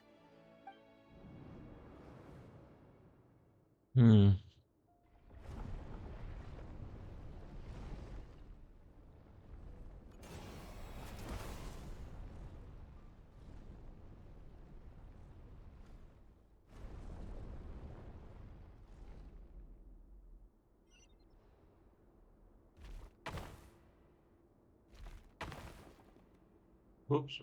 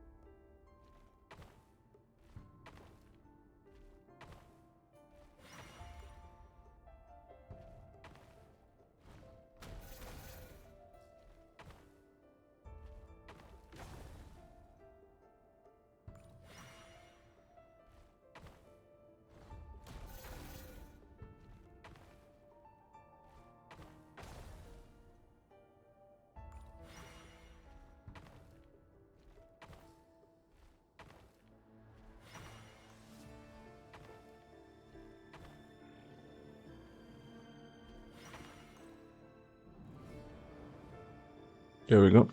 This is for you. I heard you're gonna leave the city with your parents. Felindis, did you hear about what happened? I've heard nothing. Rerir got back very late last Friday, and he was acting a little unusual, but he slept pretty well, so I'm guessing whatever he did was a good deal. You never saw him, and I don't know what he did. And this conversation never happened. You understand? What if he finds out that you pried into his secret? Don't be silly. I don't know what secrets he does or doesn't have. All I know is he's just a normal guy who happens to run some errands for the king. Are you scared of him? I don't know. The Rerir I know doesn't match the person you all describe. Logically, I should be scared of him. And yet, I don't want to lose him. But enough about that. You should get going, and be careful with the package I gave you. Keep it secret. Keep it safe. What's in it? A piece of the moon. All you need to know is that as long as you keep it safe, then in the future, everyone will be able to see a red moon. A red moon? You mean our moon? That's right. Our moon. Promise me you'll look after it. I promise, Felindis. The Crimson... Sorry. Okay, The Crimson Moon bloodline will never die out. Its light, the color of blood, will become like a fire that flows in our veins.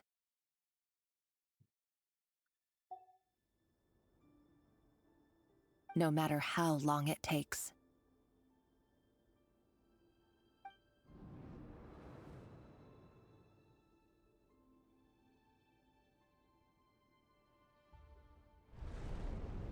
Oh my god. Oh, okay. I thought those were parts that were disappearing on us.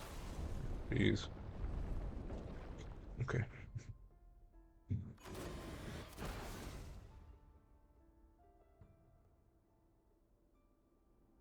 Okay. Let's go ahead and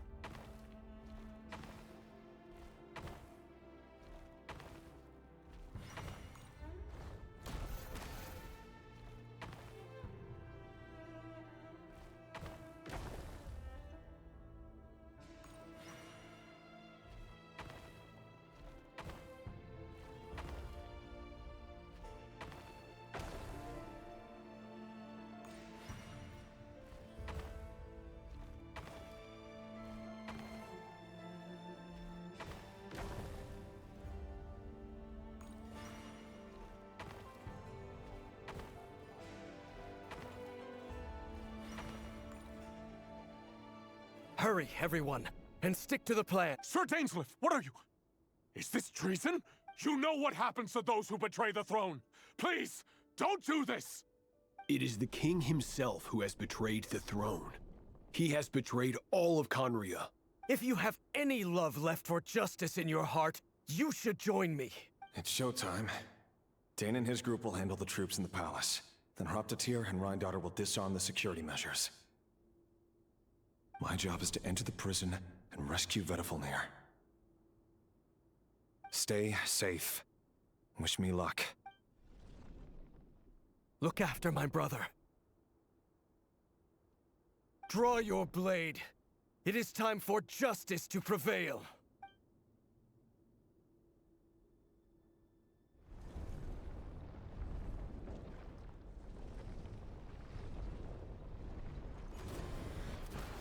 C'est intéressant.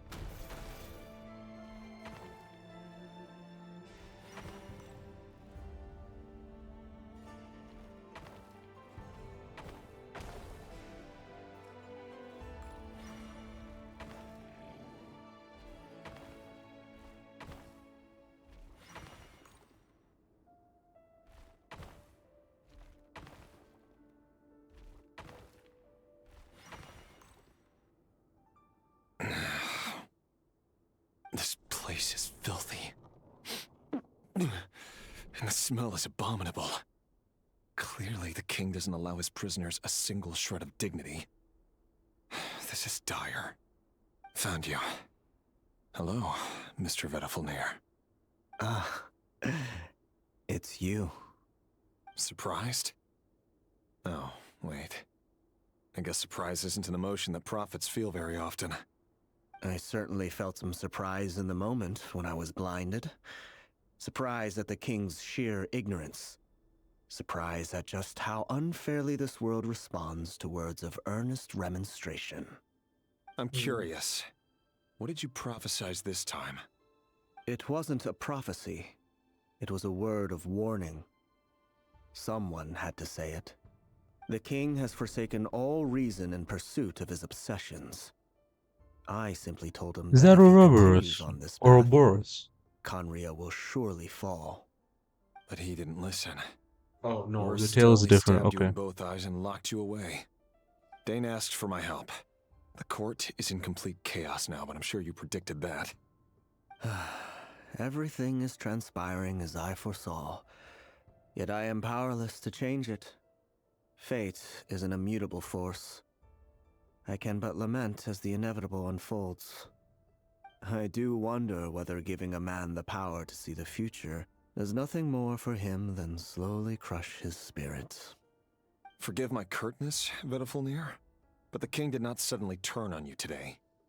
His suspicions have been brewing for a long time. You can't have wisdom beyond the reach of your fellow man without attracting his fear and suspicion. There are things the king does not want to see. So, he doesn't want you having visions of them either. He blinded you because he thought this would make the visions stop. He wasn't entirely wrong. I did indeed lose my power to see the future. Right up until... Until what? Just now. I believe I saw something new. Well, tonight could go a lot of different ways. 5 of us banded together to storm the palace, also we could rescue you. This will go down as the most tumultuous day in Conrian history. I sense hatred in you.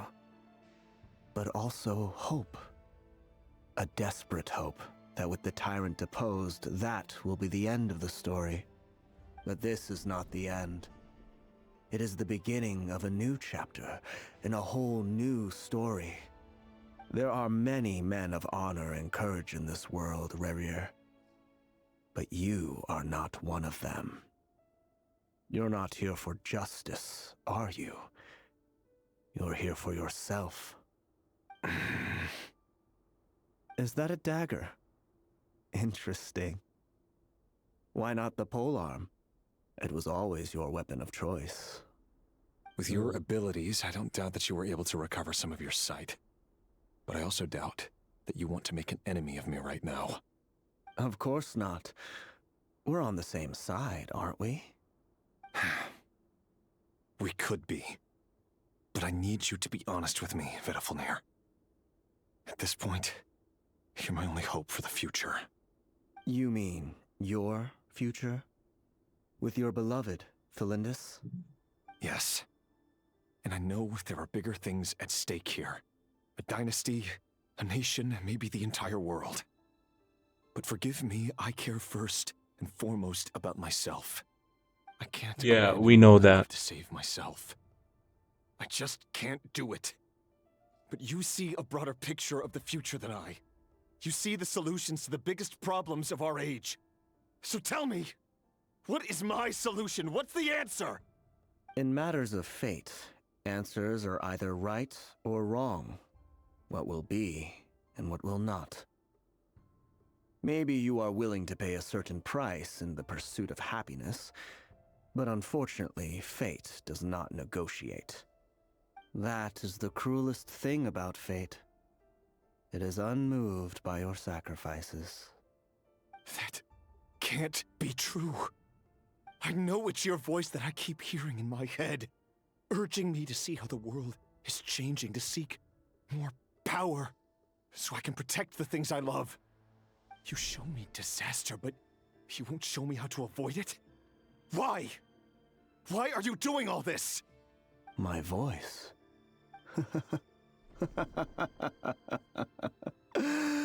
So, you hear it too?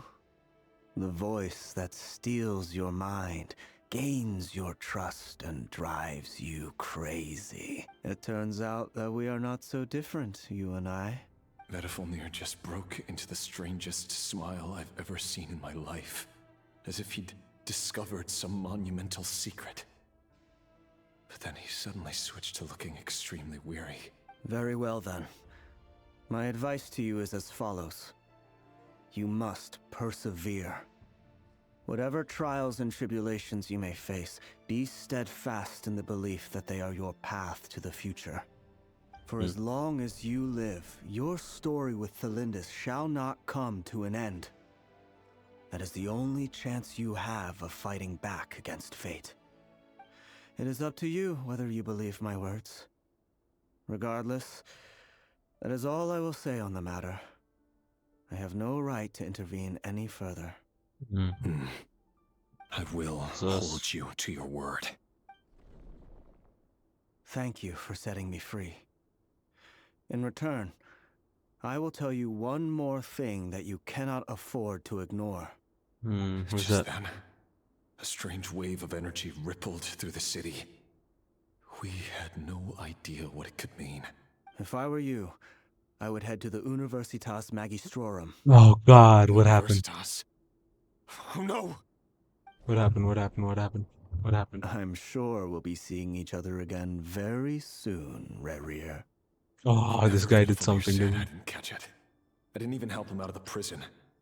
There was no time to lose.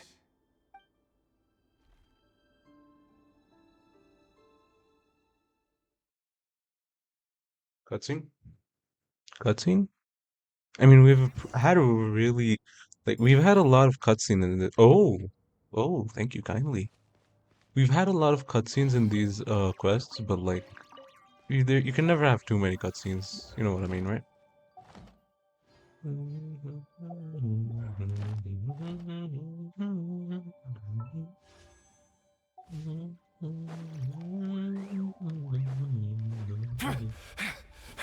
Monsters? Whoa. Is this Rhine daughter's doing? Or the Universitas Magistrorum. Out of my way! Everyone hold hands.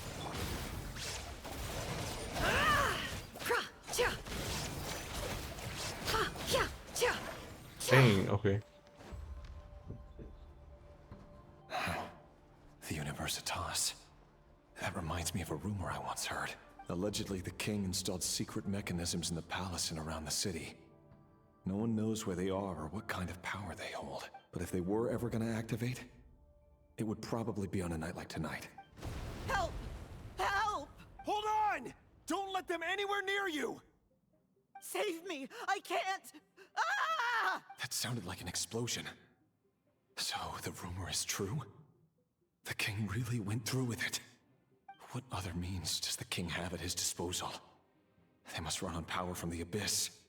And given it's a major center of Abyss research, anyone over at the Universitas will be in grave danger. I have to hurry! Okay, so I'm hating this king right now. Ah, the show begins. The Vinster King, huh? Hold on, let me just heal up all my characters, because that, I'm guessing we're gonna face more of the, friggin' wolves, so I have to heal up.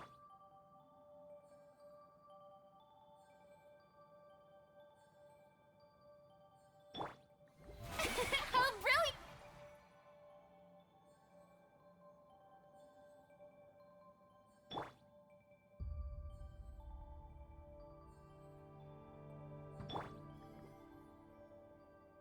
Oh.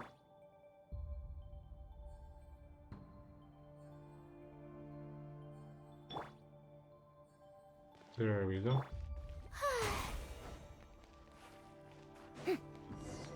There are more? Yeah, I thought so. Whoa! Don't fall off.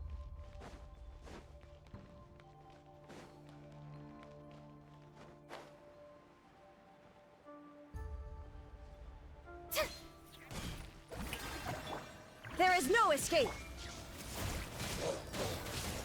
Hey!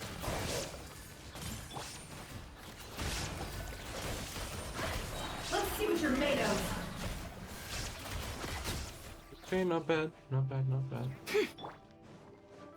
Let the world come alive! Take that, Shine down! take that, I see everything.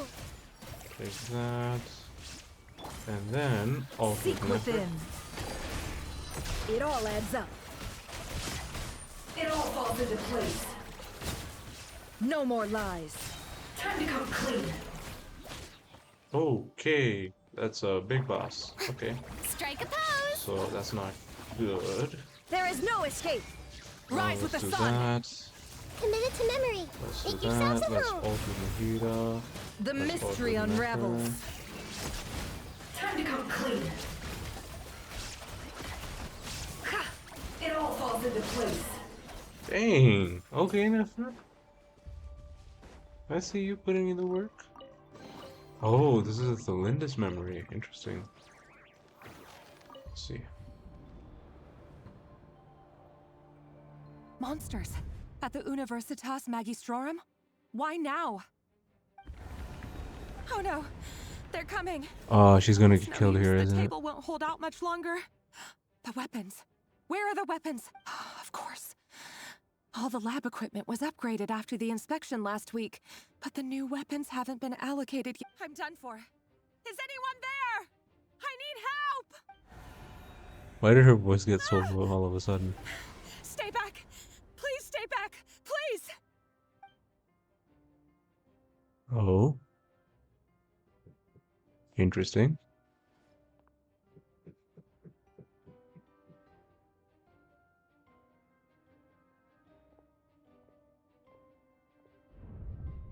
What was that? Okay, that's a cutscene. What's that? Reverie. So the rumors about your work are true. What? No! Listen, something happened at the palace tonight. We have to leave! You don't need to lie to me anymore. What do you mean? I know why you're worried. and I will respect the decision you've made. But it's okay, because I found a solution. I know how to end all this. You can have it back. The normal life you so desire. But until then, I'm afraid our wedding will have to wait. Oh God. No, don't do it! Oh my God, did she just fall into the abyss? Wait, no. What just happened? I told you, Rerir. Let her go. You will find someone better. Oh no. No, I won't do it! I have to save her! By what means exactly? A Okay. lowly pawn. You lack the power and the strength of will. Do you know a way? Tell me! Come to the palace. Join us.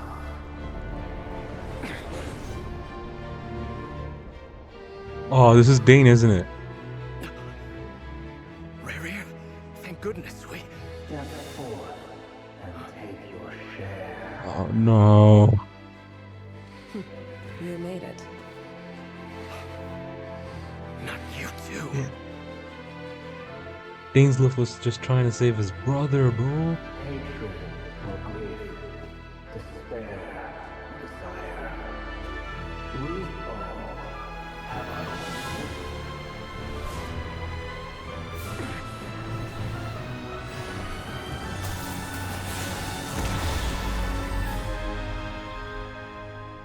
Rerir. Rerir. Lindis. Were you daydreaming?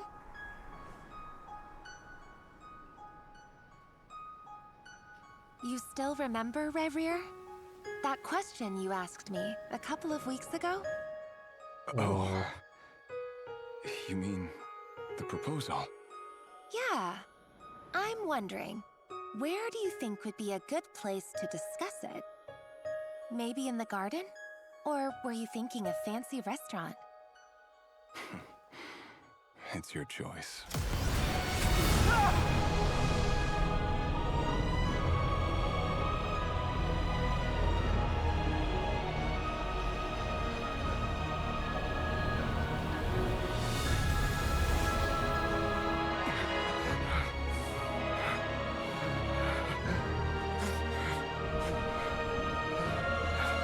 There he is, the true sinner.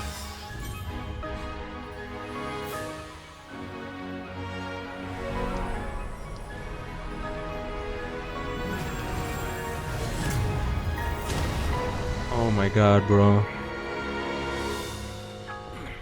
Oh, why do I have this feeling like... Oh God. Oh God. Why do I feel like... I will find you. And then... you can give me your answer.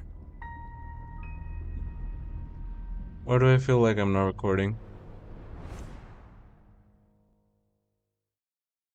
I feel like I'm not recording.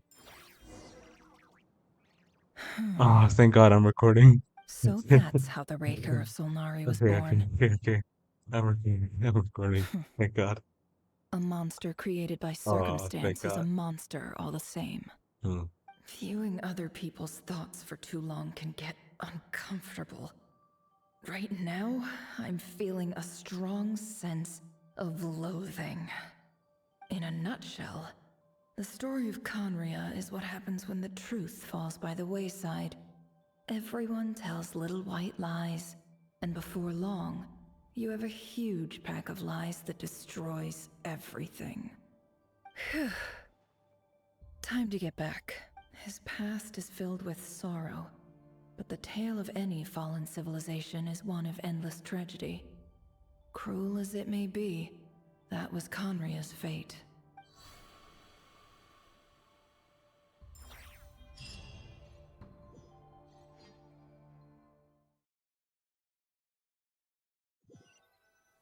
I don't like Rerir. Like, I just don't like him. Oh, where's Nefer? Everyone, I'm back. Can I get a standing ovation? How are you holding up? Feeling okay? We actually stood up. She's fine. Boss is a pro. Yes, I'm fine. You will have seen the events of Rarir's life through my thoughts. It's now clear that he is just a regular nobody, driven by personal tragedy, as he said himself.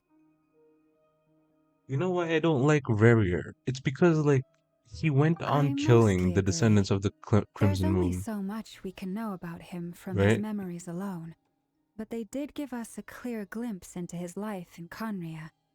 However, I would not consider Rarir to be a nobody. He was deeply involved in the events of that era. Yet, when the catastrophe of a generation strikes, nobody is safe. Sounds to me like you're speaking in riddles again.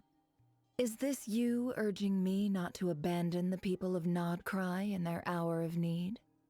That's not what I meant. Although I do hope you choose to remain a part of the plan.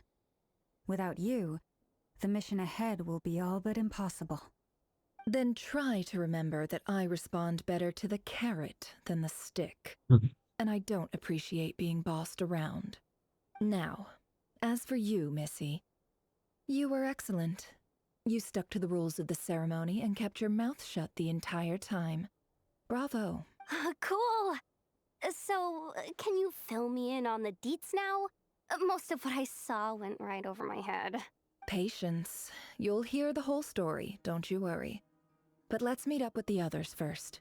It will save me narrating it twice. Yehoda? Yes, boss. Let me get that door for ya. That's more like it. For a moment there, I was worried you'd forgotten about the first clause of your employment contract. Forgive my curiosity, but what? It says I gotta do the annoying stuff that boss is too lazy to do for herself. Like opening the door, pouring the tea, yada yada. Is that right? If something is in the contract, it's because she willingly agreed to it. Rest assured that the curatorium abides by the very strictest of labor policies. You don't seriously think I'm cruel enough to treat her like my slave? You can never in tell. any case, I've hardly shied away from my share of the work today. Hope I don't catch Flintz and Varka lounging about in their chairs, enjoying a leisurely cup of tea. There's nothing I dislike probably more what they're than doing. other people enjoying themselves while I'm hard at work. But Days Live too, probably.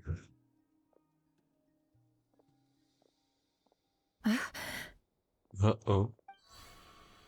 Oh no. Is she still in his mind then? What's wrong? Something's wrong. She's still in his mind, isn't she? She never got out. Sorry to disturb Uh-oh. you, but we seem to have run into some trouble. Okay, yeah. She's still in his mind. Evidently so. Don't worry, I'm not about to leave you to fend for yourselves. I'm not that kind of boss. And it would go against the curatorium's labor policy. I'm sorry? What did you hear me say? I wasn't talking about labor policy. Wait. How long have I been standing here? Not long. You just appeared by the door a moment ago. Uh-oh, something's Boss, wrong. what's wrong? You look like you've seen a ghost. We've been tricked. We never left at all. Somehow I hallucinated that whole scene back inside the office. Hallucinated? But how? How indeed. This place should heed my will alone. All thoughts and actions that occur in here are just a result of pawns moving across the chessboard in a carefully calculated manner. And nobody has access to this chess set but me. So you control everything in here? More or less. But yes, it's a special technique of mine. Has anything like this ever happened before? Only once. It was the first time I used the chess set. Is there any similarity between what happened then and what's happening now? I suppose my thoughts are a little turbulent, which was also the case my first time. Is there anything I can do to help? The first clause of your contract clearly states that I only need your help with things that I'm too lazy to do myself. Meaning, you're not feeling lazy right now? Meaning, this is not something Yehoda can help with. The chess set is a personal treasure that I alone understand. I must be the one to find our way out of here. Boss, it's fine. Really. Let me do something useful. Oh, listen to you. Whatever would I do without you, Yehoda? What? Really? Yes, really. Where would I ever find another employee as obedient and servile as you? God forbid anything ever happens to you. Oh, okay. Well, anyway, I was thinking of fetching some water. There's gotta be a source around here somewhere. What's in her I mind? suggest everyone finds someplace comfortable to take a rest. We gotta conserve our energy. Even though all this chess malarkey doesn't exist in a physical sense, mentally speaking, it's all real. And so is our tiredness and fatigue. You don't want to dismiss mental fatigue. Just because it isn't physical doesn't mean it's any less serious. But anyway, I got your backs, so don't worry about a thing. Don't I have the best employees? Jealous much? I have Paimon. If we can find a suitable time, I don't I'd think love she's to better than borrow Yehoda though. Yehoda for a day to help out at the Frost Moon Scions. I'd like to Would take her on you my be travels, amenable to please. that, Boss Nefer? Oh, Lama. Okay, something's definitely Have I ever wrong. told you just how pretty you are? Beauty runs from the tips of your antlers to the depths of your imagination. Something is very Time to wrong. rally, everyone. Something Follow is me. very wrong here. Why is Nefer being so nice? As we continue our journey, the same rules will apply. That means stay focused and no talking no matter what we encounter. And don't disturb the chess pieces. You have my word that I will get us all out of here. Isn't this the same place where we encountered a pep? I think it's what they were called a pep? The Dendro Dragon. It all adds up. Oh, she has an oh, okay. It's not an alternate sprint so much. This place It's looks just a special familiar. attack. Okay, That's gotcha. not a good sign. Oh, is this her village? I wasn't expecting visitors at this hour. Wait, is that? Oh, it's him. There you are. Sinue's been looking for you all day. I think he has some news for you. Oh yeah? What were you doing just now, Uncle Retinue? Hiding away some more loose change? I know I saw some Mora. What do you mean loose change? Oh, come on, I'm too old for this. Just pretend you saw nothing.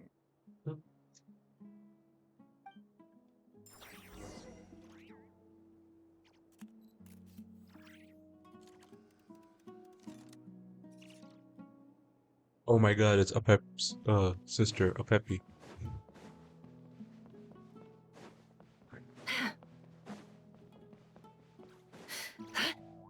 Hey, kid.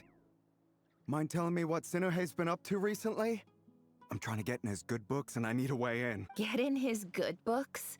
Why? What do you want with my dad, Uncle Apepi? I've written a new song. I was hoping to showcase it at the next festival, but I'll need his approval. A new song, huh?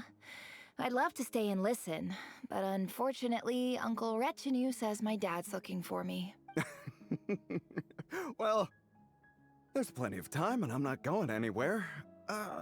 See that pile of stones? I'll be sitting there warming up my vocal cords. Come find me when you're done. Pile of stones. Got it. If it's the same voice actor that's doing young Nefer and old Nefer, they're doing a very impressive job because we can tell that young Nefer is young. It's not just the normal voice actor in Hi, a Dad. really high pitch. Uncle Retinue said you were looking for me. Ah, there's my little princess. If you'd gotten back just a little sooner, you could have shared the spoils of war with me. Spoils of war? Who were you fighting against, Dad? It was just a figure of speech. The aftermath of a sandstorm is no time to be waging war. I was talking about our war against thirst. I went out to fix our water supply problem, and now I'm back. Which means... We have a well again. That's right.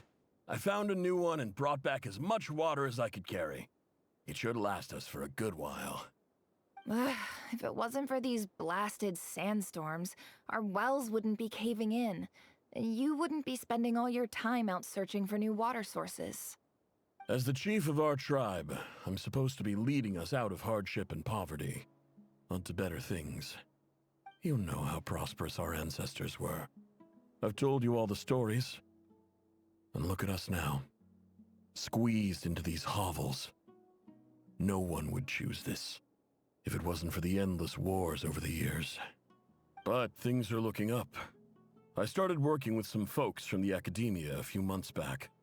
They gave me some contacts in return for my assistance in the desert. So you're the academia's helper now? Special ambassador, they call it. Think of it as a partnership. It's That's nothing good. bad, okay? We've been isolated here in the desert for too long. Seeking opportunities elsewhere is the best thing for us, and the fastest way to progress. So, do you get anything good out of being a special ambassador?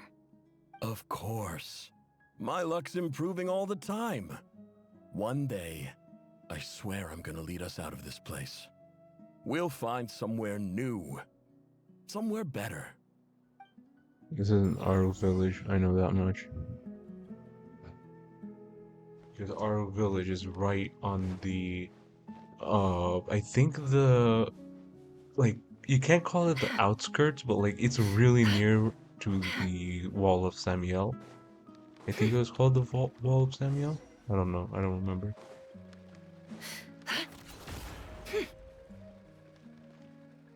I wonder if the 2 charges is a thing with her, That's our well, and you know it. You stole from us.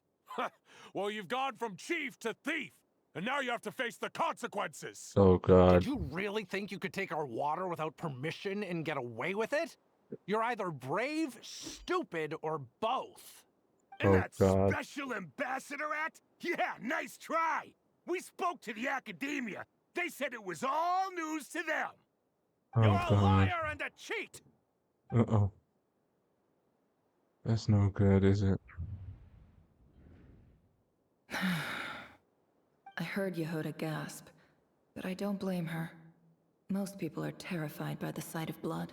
Corpses I don't think strewn that's why across the she, ground. gasped. The wounds are clearly from scimitars and daggers. The desert dwellers' weapons of choice.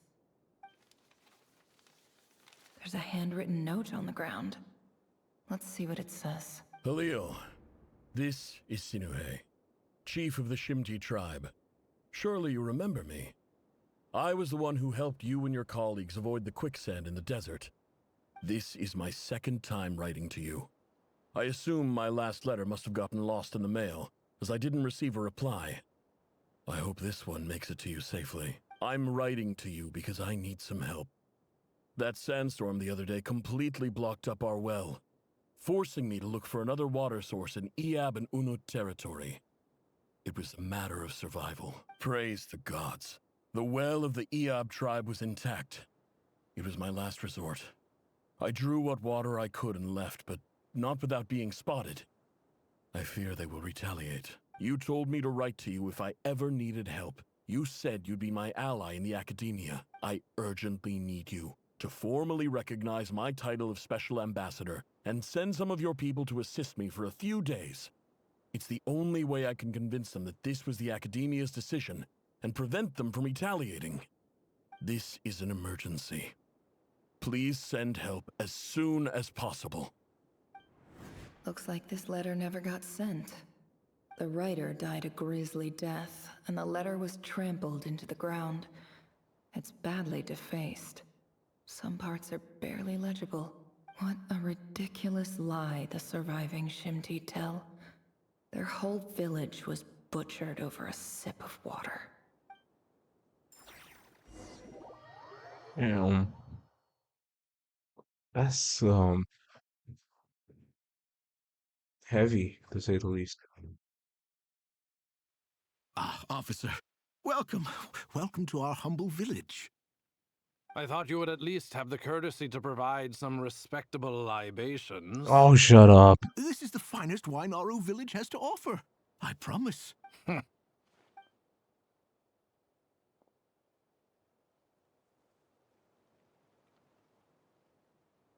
The I hope it Academia has has poison agreed to in it. reserve a single space for a candidate from your village.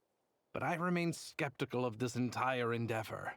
I highly doubt anyone in this desert possesses serious academic potential. Please, have faith. If not in us, then in our god. The child we found shows great promise. I beg you, take her away from this place. Give her a chance. Don't let her talent go to waste. I don't recognize her. New arrival? She showed up here a few days ago, and we took her in. She's a really bright kid. Please help. I'm begging you.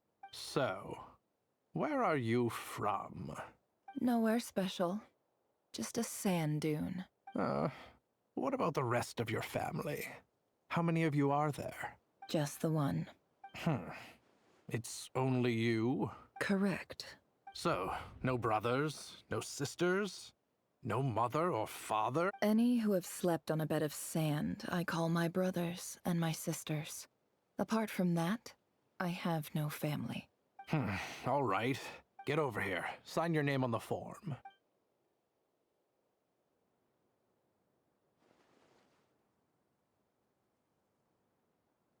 Never? You're rather fair-skinned for a desert dweller.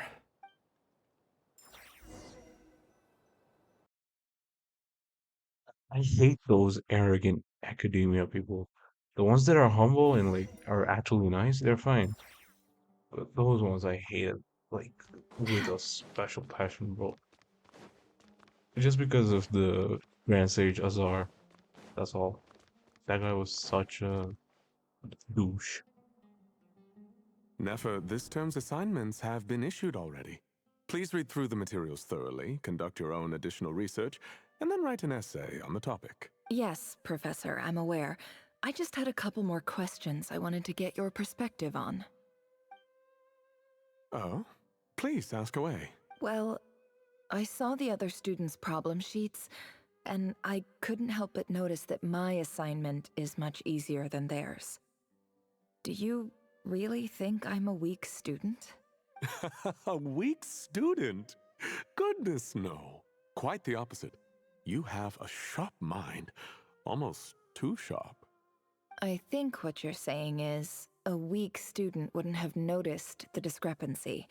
And if they did, they certainly wouldn't complain about the lighter workload. You see, sharp as they come. You see things the way they are. And I'm sure you know why they're like that. Because of where I come from. Because I'm different. I'm sorry, Nefer. I don't like it any more than you do. It's... Anyway, you said you had a couple of questions? What's the other one? I wanted to check. If someone sent me a letter to the Academia, where do I go to collect it? Ah, your family wrote to you. Well, as long as they put your name on the envelope, someone should hand it right to you. Not exactly. It's not even a recent letter. I was just curious where the mail would end up if no one collects it. The House of Dana, I expect. I know there's a box for unclaimed mail somewhere in there, probably sitting on a shelf. Whatever you're looking for, that'd be the place to start. Okay, got it. Thank you, Professor. Oh, don't mention it. Honestly, I feel like I failed you. I'm supposed to be your teacher, but I haven't taught you anything. Hey, don't say that. You're a great teacher, and you do your best for all your students. But the rules are the rules. You're not allowed to teach students like me. It's not just the Academia either. The whole world bends over backwards for the successful, and leaves the losers to suffer and die. Oh, my dear child. Don't tell me you've given up on life already. I haven't. I just think that if you want to make it in this world, you have to find a way to become successful.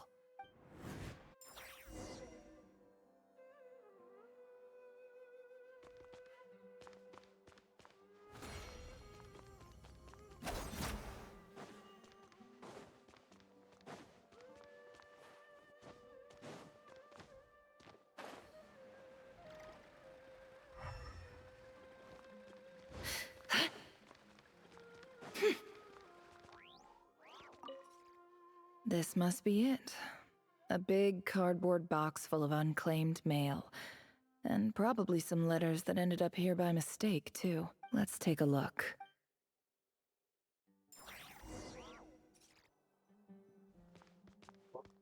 What is it?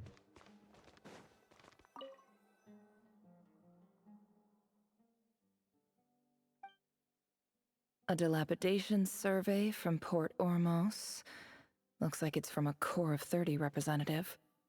What a strange thought. This one was never even opened. I guess the recipient didn't care what the Core of 30 had to say about anything. Who was it addressed to? I don't recognize the name, but it must have been a Kasharawar professor. This one is addressed to the Immorta Sage. The title is Changes Observed in Satyavada Life Symptoms. Why do all these letters read like full-blown dissertations? Guided by the incense, we became lost somewhere in the forest. All the barriers between levels of consciousness disappeared as our minds soared around in circles, looking for a branch to seek refuge on. In clinical terms, these symptoms fit the description of incense poisoning. The Immorta Darshan strictly prohibits the use of hallucinogenic substances, but I believe there are still people getting away with it.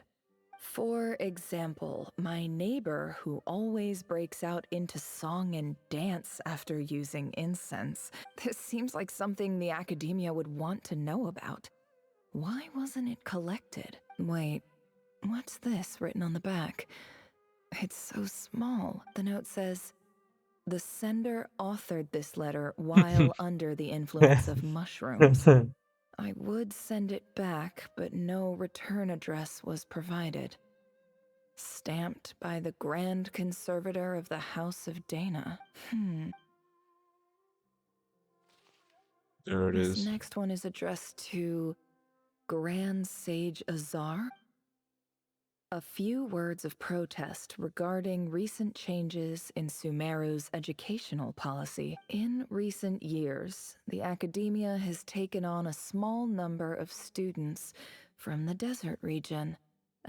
However, it appears to me that these students have not, in fact, been provided with educational opportunities that are, in any meaningful sense, equal to those enjoyed by their peers. As well as receiving dumbed-down assignments and perfunctory tutoring, they do not even have full access to the Akasha system. Education is the fundamental purpose of this institution, which should go without saying in a nation whose founding virtues are knowledge and wisdom. I ask you, is the lip service we pay to the policy of education for desert students truly the standard of pedagogy to which the academia aspired? As Grand Sage, policy decisions are your prerogative, but do not forget your roots. You and I were once students too, as was everyone else in this institution. I do hope you will give some serious attention to this matter. I encourage you to discuss issues like this with myself and others, and listen to some alternative opinions. Great letter. Shame it didn't get to where it needed to go. And the sender is... Huh? Sage Cyrus of Spontamod. I didn't realize anyone else even knew how bad students like me have it in this place. So I guess the the Sage of Spontamod was a good guy, So huh? this is where letters from the Sage of Spontamod end up? Nice one, Grand Sage. Really enlightened leadership. Such enlightened leadership. Whatever. This isn't what I came here for. Move. I'm not exactly holding out hope that a letter sent from the desert would even make it here. But if it did, where else would it end up if not in this box? I can't believe how much discarded mail there is. Must have been years since someone last went through it all. And this is just one box. The whole House of Dana is boxes on shelves. I don't believe for 1 second that any human being has sat down and read through all the documents in this place. No Who one. has that much free time on their hands? Wait, could this be it? Please fancy envelope in the box, written on cool quality paper. And of course, it would be right at the bottom of the pile. Clearly, no one gave this letter so much as a first glance, let alone a second. The handwriting on the envelope looks very familiar. Greetings, Halil.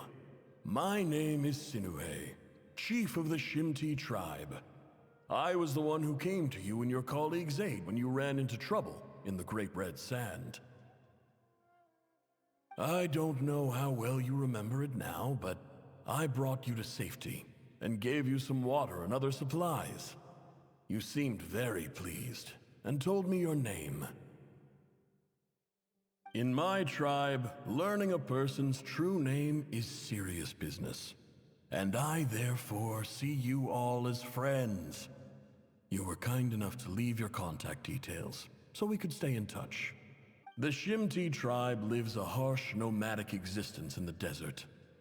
You were sympathetic towards my plight, promising to make me a special ambassador of the academia and help us find a way to make a better living. This brings me to my reason for writing. Our tribe has fallen on particularly hard times, and I would like to ask for your assistance. There was a terrible sandstorm a few days ago, which blocked up the well in our land. To ensure my people's survival, I had no choice but to venture into Eob and Unut territory in search of an alternate water source. The Eob and Unut are descended from the Thamudians, while we trace our ancestry to Tulatala. We worship the Lord of Flowers and have had relatively good relations with our fellow tribes up until now. I found a well belonging to the Eob tribe. They declined to help us, but I really had no other option. So I took some water to keep me and my tribe alive. My actions are certain to incur their wrath. When we met, you assured me that you would be my ally in the academia. I would like to take you up on that offer, because I really need your help. That aside, the last time you were here, you mentioned that the academia had started accepting students from the desert, and I told you a little about my daughter, Nefer. We have next to no resources here in the desert, and my power and influence are limited. Would you consider enrolling my daughter at the academia? She is a smart girl. I know she won't disappoint you. From the outset, the academia never took you seriously. Those things they promised were just empty words. I doubt they even remember the name Sinuhe. And you were so emphatic that your luck had finally changed for the better. You swore you'd lead us to a better place one day. You spoke with such conviction, like you were the most powerful chief in the whole desert. You liar. You lied about everything. You promised the world and delivered on Jeez, none of okay. it. That must And hurt, who Nefer. fell for it? Just me, by the looks of it. Despite your best efforts. Which makes you a pathetic liar. You weren't even any good at it. I wasn't making fun of Nefer losing her father. When she clenched her fist, you know things she wears on her nails, those went through her palm. So I was saying that the thing going through her palm must have hurt Nefer. I wasn't making I fun think of I'll her. take over from here. Let me show you how it's done. Oh, what'd she do? Who's that? Who that?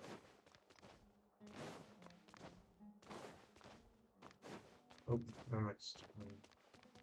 I might need to go up here. Here? Okay. I'll take that. Interesting name. I just came to say goodbye. Thanks for everything you've done for me in my time here. Nefer? You packed your bags. Where are you going? I'm quitting. Something's come up in my hometown.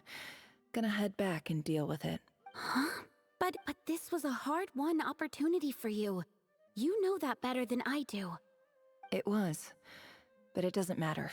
I have more important things to deal with and they can't wait. Oh, and I didn't want to overfill my bags, so I left some incense on your desk. What's wrong? I thought you liked incense. Although, I did read somewhere in the House of Dana that it has hallucinogenic effects. Don't use it all at once, alright? Isn't this the stuff you brought from your hometown? You're just letting me have it? But you said it's a rare and valuable commodity. Yeah, about that. I lied. It's not rare at all. There's this bunch of ruins near my hometown that are practically overgrown with this plant.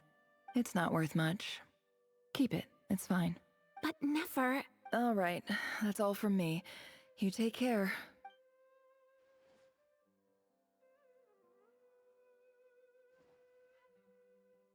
Don't forget me, okay? I mean, we're more than just classmates, right? We're friends. Yeah, I'll remember you. I lied again. That incense is worth a fortune, and it's a rare find even in those ruins. And as for remembering her, I have far too much to do when I get back. No time to reminisce. I'll be lucky if I even make it through this alive. But either way, I expect I'll forget you pretty quickly. How mean, Nefer.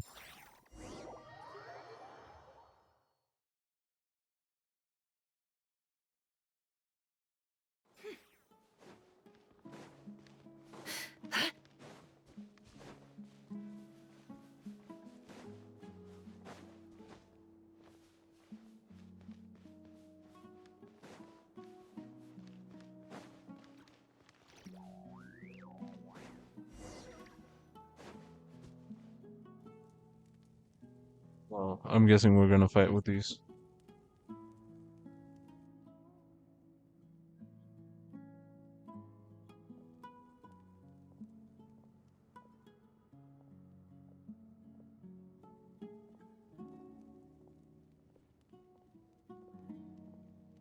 It's a pleasure to meet you, Mr. Arif. So, what does the Academia want? Since they've sent their special ambassador, I assume there's a big business deal to be made. If not, I'd be very disappointed. Please, sir, lower your blade. You're lucky I'm the one they sent. Not all special ambassadors share my admiration for the Eab people. The ever-shifting balance of power in the desert reduced the once great civilizations of this region to rubble and sand. But the story of the Eab has That's a a very whole friggin' different paragraph, bro. trajectory. Others Jeez. grew weak, but you grew strong, beginning in obscurity and moving to prosperity. You're the only ones who defied the trend. Huh. So, you do know who you're dealing with? This well is the perfect symbol of your strength, is it not? It used to belong to the Unut, but it looks like you have control over it now. You're not wrong. But I'm sure you didn't come all this way just to flatter us. Of course not. I came to bring you some very good news. Some information that recently came to light, which might just be your ticket to freedom. Records uncovered by the Vahumana Darshan show that a certain well currently under Eab control is built on top of some ancient ruins. These ruins are of great archaeological interest to the Academia. I checked the map carefully on my way over here, and I'm confident that this is the well in question. The Academia is offering 50 million mora in return for excavation rights. She lied to them. No, wait. If these ruins are as important as you say, 50 million's a little low, don't you think? She Don't lied. be greedy, Eab. We know far more than you think. We know that you seized this well by force. Wasn't that the first step in your rise to power? To drive away the Unut and steal their water supply? So what if it was? Do we have to fight? Don't worry. As unscrupulous as it was, it's something we're willing to overlook. The Academia is only interested in dealing with the de facto power holders in the region. I hope I am making myself clear. And I hope your words are the truth. If I find out the Academia is trying to play me, I'll hunt down every one of your people and make you watch as I cut their heads off one by one. I assure you, Chief, that would not be in your long-term interests. You don't want to make an enemy of the Academia. You see how I'm dressed, don't you? I appreciate that you've never been to the rainforest, but surely even you recognize an ambassador's attire when you see it. And what does a barbarian like you have to lose anyway? You really think the Sumeru Academia would bother to come all this way just to lie to you? We have more important things to worry about. All right, I take your point. The Academia is the highest authority in the land. I'm sure you're trustworthy people. In that case, we have a deal. We will sell you the excavation rights. I'd like to thank you, Ambassador. This is good news indeed. Excellent news. In fact, it calls for a celebration. Would you do us the honor of staying a while and enjoying some EOB hospitality? Say no, please. Gladly. I am partial to wine Dang it. myself, and I trust you are as well. So let's indulge in a few drinks together, in celebration of this momentous occasion.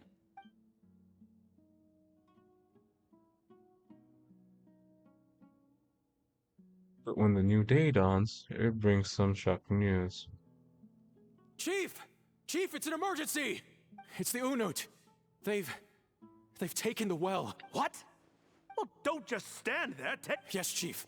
I have every confidence in the EAB's military superiority, and yet... Well, what is it? The Unut's response was alarmingly fast. The day after we reach a deal, they seize the well. This can't be a coincidence. Perhaps there is a traitor in your midst. I don't think so. I am obliged to remind you, Chief, that the Academia will only deal with the de facto power holders. If you cannot regain control over the well, I'm afraid you won't see a single mora of that 50 million. No! Please, Ambassador, just give me some time. I swear the Unut will not get away with this. That well is ours, and so is the mora. Glad to hear it. I will wait here for an update. If there is a traitor, I will find them. In the meantime, make yourself at home. I'll report back as soon as I have an update. Much obliged. Wow. All it took was a few words and I've got him wrapped around my finger. What an amazing feeling. So, in summary, Ambassador, the Academia would rather negotiate with our tribe instead of the EAB, yes? The EAB are ruthless murderers who don't listen to reason. And now they have the gall to interfere in our research projects in the desert region. So let me ask you, Chief. If you were the Academia, what would you do? Kill them all, of course. Precisely. The Academia does not tolerate those who stand in our way. The EAB have held back our academic pursuits for too long, and our patience is wearing thin. At the same time, there is simply no way that the Academia can be seen to be intervening in desert affairs. I'm sure you understand where I'm coming from. We have our own rules out here. If the rainforest dwellers raised arms against a desert tribe, you'd start a bloody war. Right. We can't confront them ourselves, but we can support their enemies. The Unut have always had strained relations with the EAB, which makes you our natural allies. Natural allies. Weren't the Eab your allies once? You were quick to send them after us to protect your interests back when we stole that water. And now look at you. You're at each other's throats. Let me be clear. The Academia wishes to collaborate with the legally recognized rulers of the desert in this matter. We are asking for excavation rights to that well, and our offer is 50 million mora. Say no more. I believe we have an understanding. Good. Then I suggest you get to work. Get us access to that well, and the mora's yours. You see, Dad? Lying is easy when you know how. People will believe anything.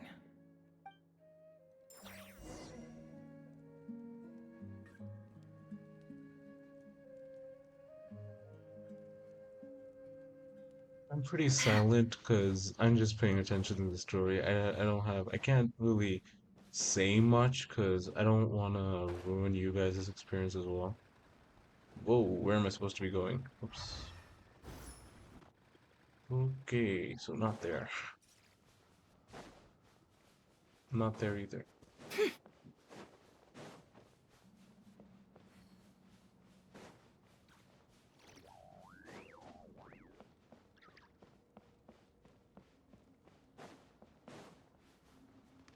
No more lies. It all adds up. Oh my god, she's C3.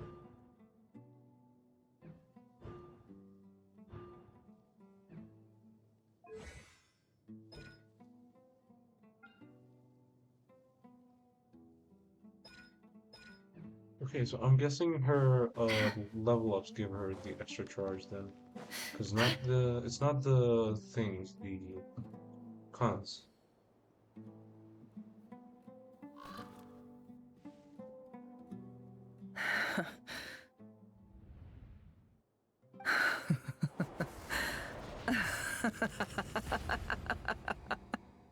Oh geez, Look she at turned into a yourselves. villain.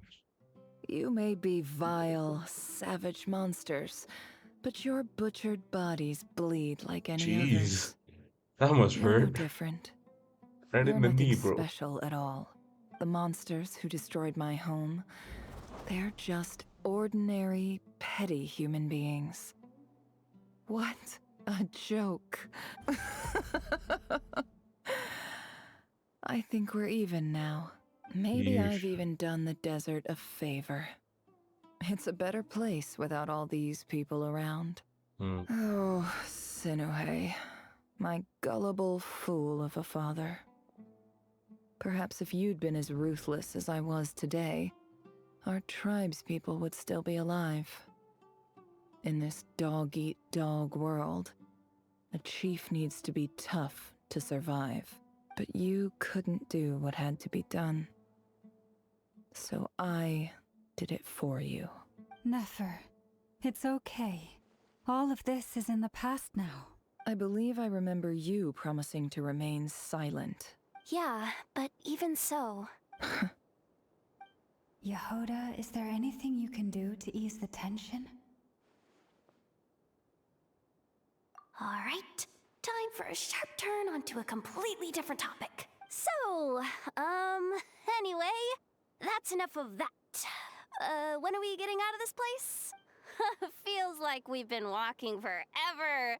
I'm getting pretty tired. Oh, Lauma, you tired? Yes. If we can find somewhere to sit down, I could certainly do with a rest. It's not far now. There should be a temple just up ahead. So is this situation about to reach a conclusion? Okay. Really? A temple? That's where this story ends? I guess that's how things go in the desert. I've been to a similar place before with a friend from the desert before. Desert dwellers can never escape their destiny. Or so everyone says. I never wanted to believe it, but looking back now, I'm as desert as they come. You mentioned a temple. What's waiting for us there? My biggest trade secret of all. Oh? Ah. Then I'm guessing it's where you got your power from. The power to peer into other people's minds. Watch it be something stupid like, I didn't know you were clued up on any other religions. oh, I'm no expert in the history of Sumeru, but since you come from the desert, I would imagine it has something oh, to do with King Deshret. and the seven pillars who served him. They're major figures in the desert belief system, I believe too. Was it the seven magi? What was in one of the Sumeru patches? The name was something like dash dash dash and the seven magi. King Deshret and the seven magi? I don't know. Maybe Sounds impressive. I has some friends with connections to this stuff, especially with Hermanubis. Oh yeah, I right. know who you mean. General Mahamatra Sino. The spirit of How do you? Hermanubis Oh wait, dwells no, within him. you're like, That's Boss Neff for ya. She yeah. knows everything. Sino's hardly a figure of obscurity, but I know about Sethos too. Oh What dang, about okay. him? Is he a big deal or something? He had half of the Well, Hermanubis he's thingy. not a small deal, let's put it that way. Please, this is the bare bone basics. Save the flattery. True. Thanks for your patience, everyone. I'm sure it's been a lot to take in. With any luck, that's our exit just up ahead.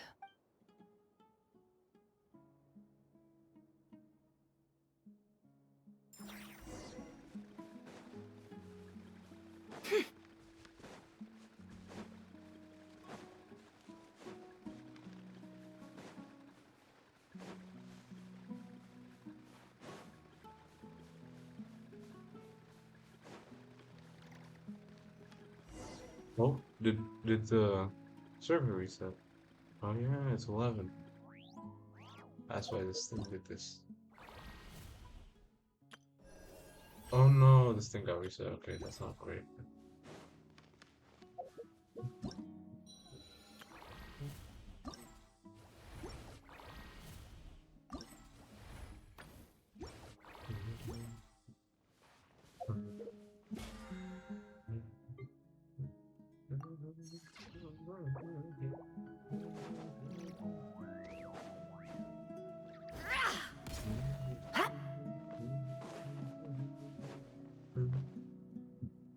Oh, watch it be, I was saying, watch it be something stupid like, I'm oh, stop, totally stop, out of stop, my stop, stop, depth stop. here.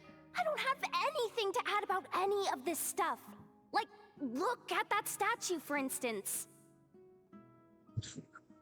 Okay, watch it be something stupid like her chess pieces. Watch it be her chess I pieces. want to do the That's whole her name trade dropping, this girl knows her stuff thing too, but I've never seen anything like it before.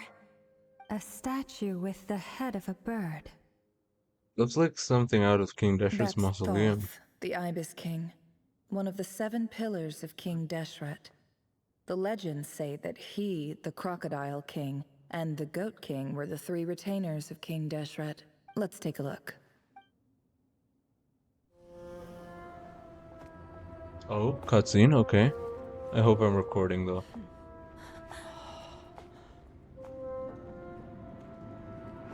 Okay, I know, I remember, I am recording. Oh, it's her cat. No way, that's her trade secret, right? No way, that's her trade secret. It's just Ashru. So, all is well?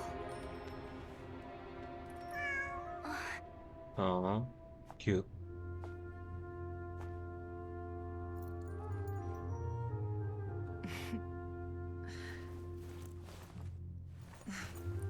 Typically speaking, Cat. at this point, the world disintegrates.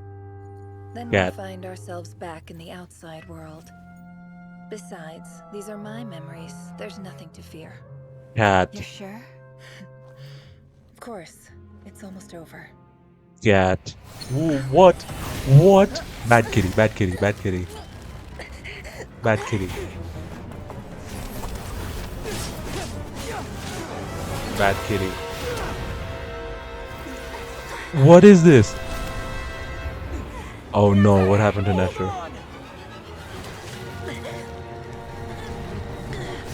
Bad kitty. What is this?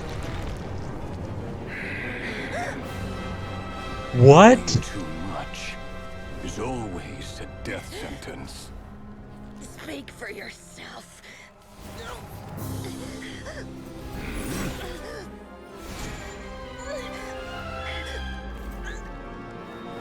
Oh, it's her thingy. The savior thingy. Oh, dang. That's bright.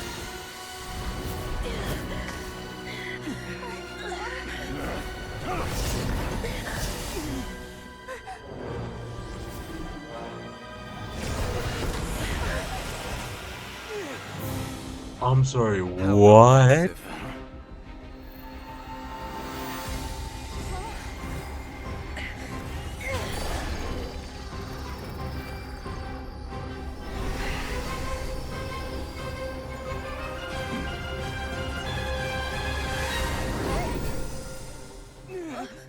Okay, we're out, thank God. Oh, that was Dane! Oh, shoot.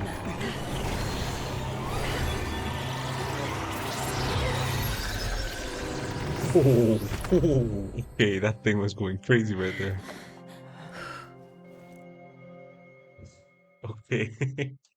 That box was about to blow up with the rib popping out like we just did. Oh my God. Okay, just real quick. Thank God I recorded all. I'm so stupid. Like, ever since that one Timed incident, that pretty well, didn't I? you cut it pretty close, Columbina. It's okay. I'm just glad no one was hurt. Paimon noticed you And doing Nefer's something just too, sleeping there Dinkless. now. Were you helping get them out? Of course. When I asked Nefer to conduct this investigation, I was not naive to the dangers involved. I had a duty to ensure your safety. Okay. Good to know your sense of justice is still intact after all these years. I take that to mean that you saw the truth. That comes as a great relief. I certainly did.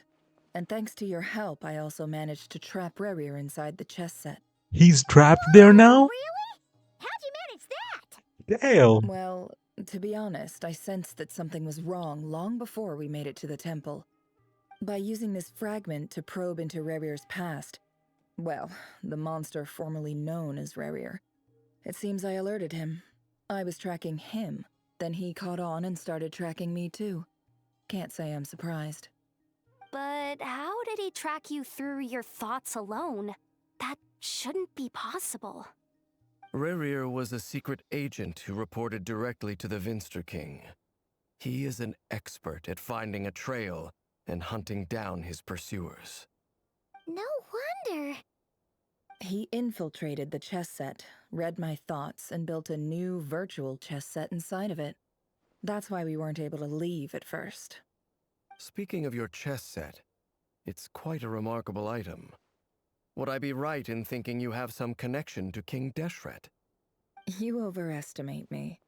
I only have a connection with one of his underlings, the Ibis King. You all saw how this came to be.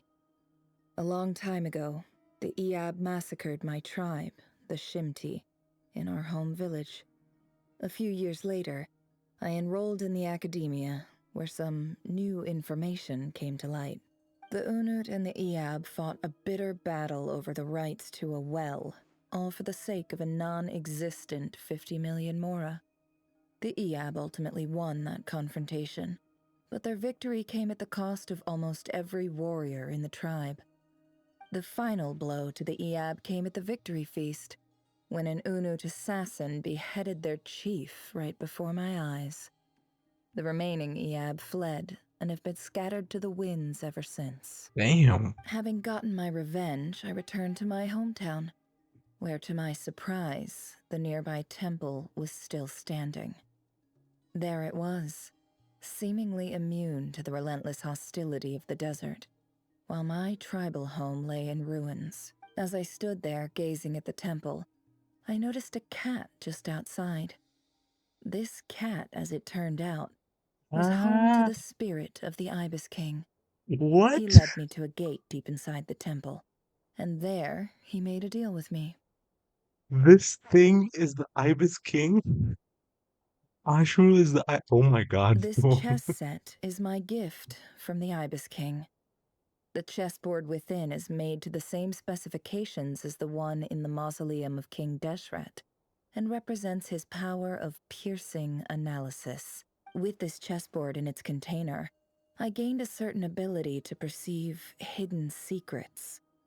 Now, you could conclude that the Ibis King simply wanted to give the people of this world the power to seek the truth, but I don't believe that's the full story. Every god plays favorites.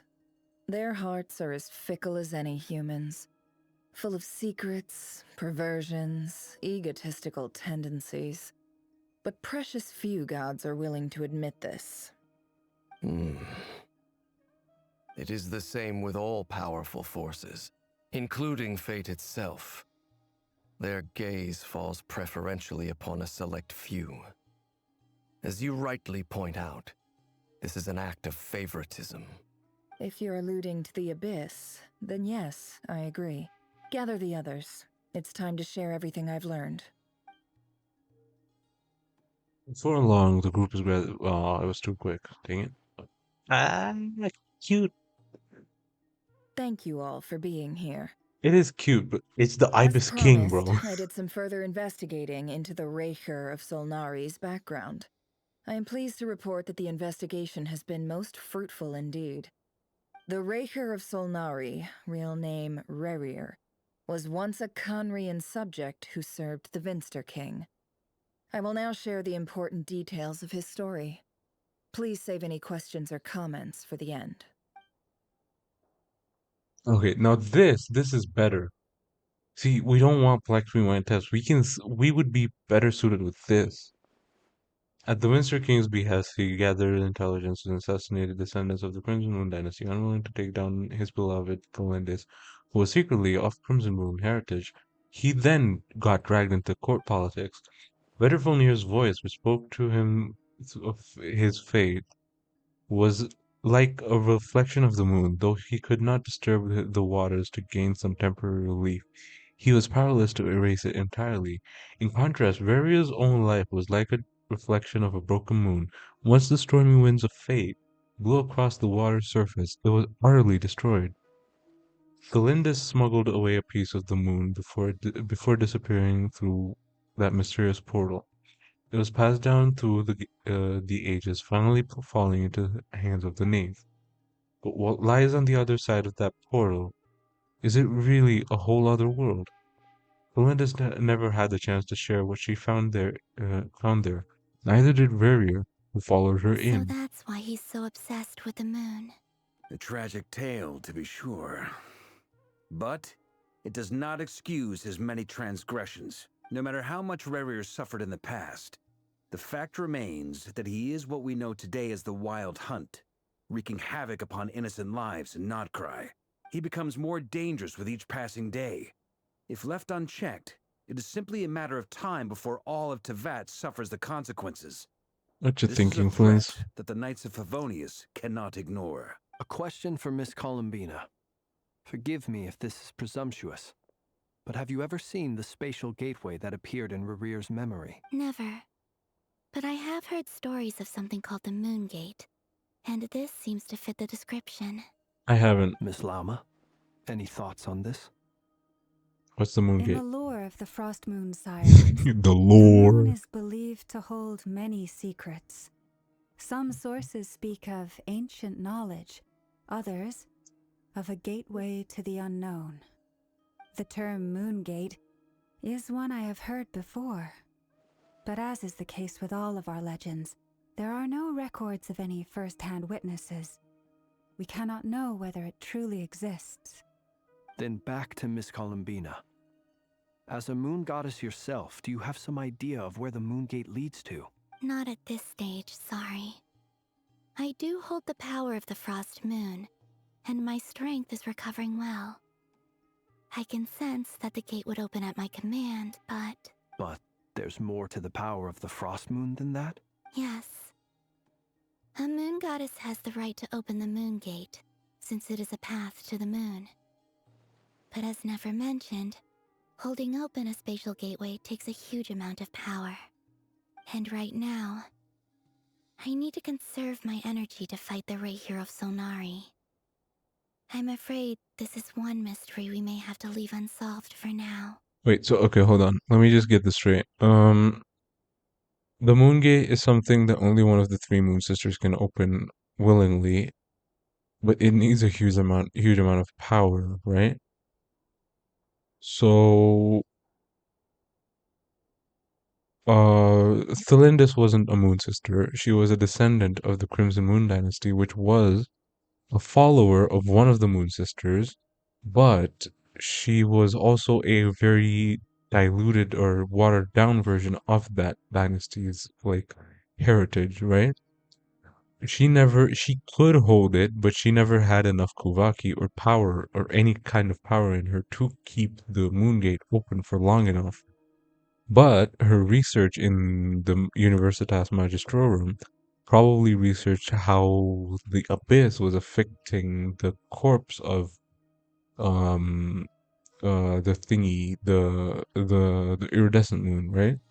And with the moon marrow of the iridescent moon, she probably mixed it with some kind of abyssal power to open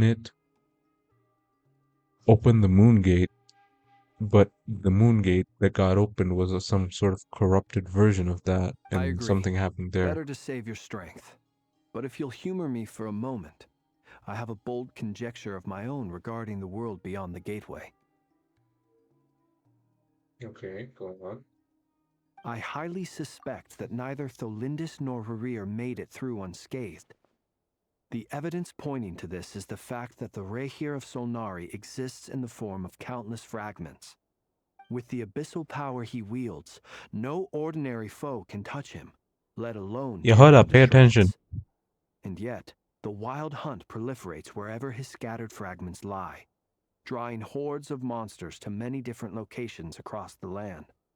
So your theory is that Rerir was physically torn to shreds by some powerful force? Hence, why the Wild Hunt is a distributed phenomenon, rather than a unified one?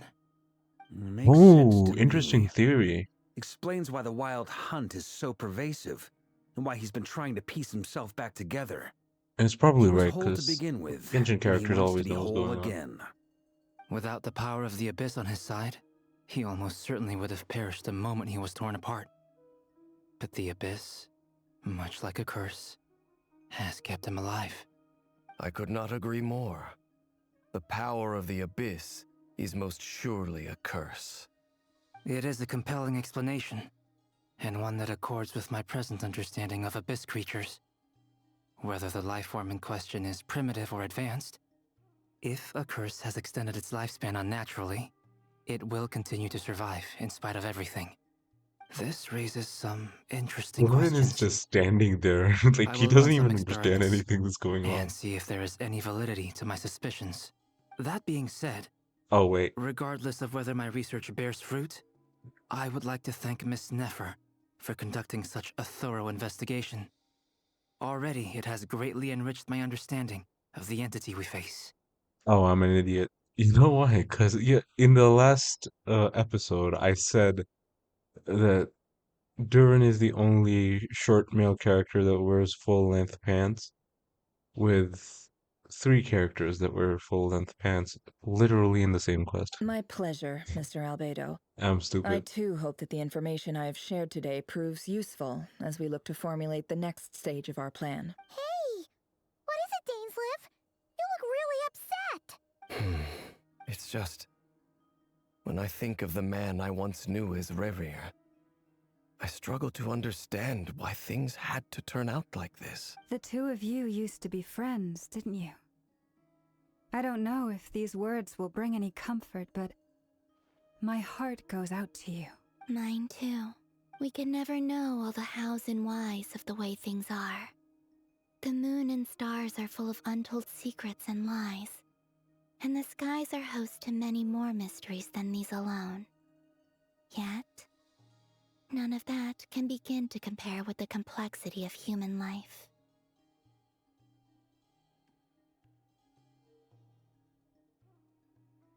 Those are the first comforting words I've heard in a long time. Thank you, both. We should have probably been the first, but you know what? Eh. Well, I think this is a good place to end today's meeting. I'm sure Nefer needs some time to recover. She's been through an awful lot today. That's very thoughtful of you, Lama. Of course. Sounds good to me. Take some time to rest and digest before we reconvene to nail down a plan. Back at the hotel, you sit with Paimon for a while to discuss what lies ahead. Hey, is this a bad time? Hope I didn't kill the conversation. It's fine, come on in. Oh, why is it? Dang. No need. Come on, let's talk outside. I can't drink. If you're planning on making me drink, I can't drink. Oh, I thought he was gonna take us to the bar or something. Anyway, Okay. Nefer went back to the curatorium to get some rest. But before she left, she shared some things with me that I thought you should be aware of. Okay. Firstly, although she managed to trap the Raker of Solnari inside her chess set, there's no guarantee that the power of the Ibis King is any match for one of the 5 sinners. Their powers are beyond our comprehension. Fair. It's only a matter of time before he finds a way to break out.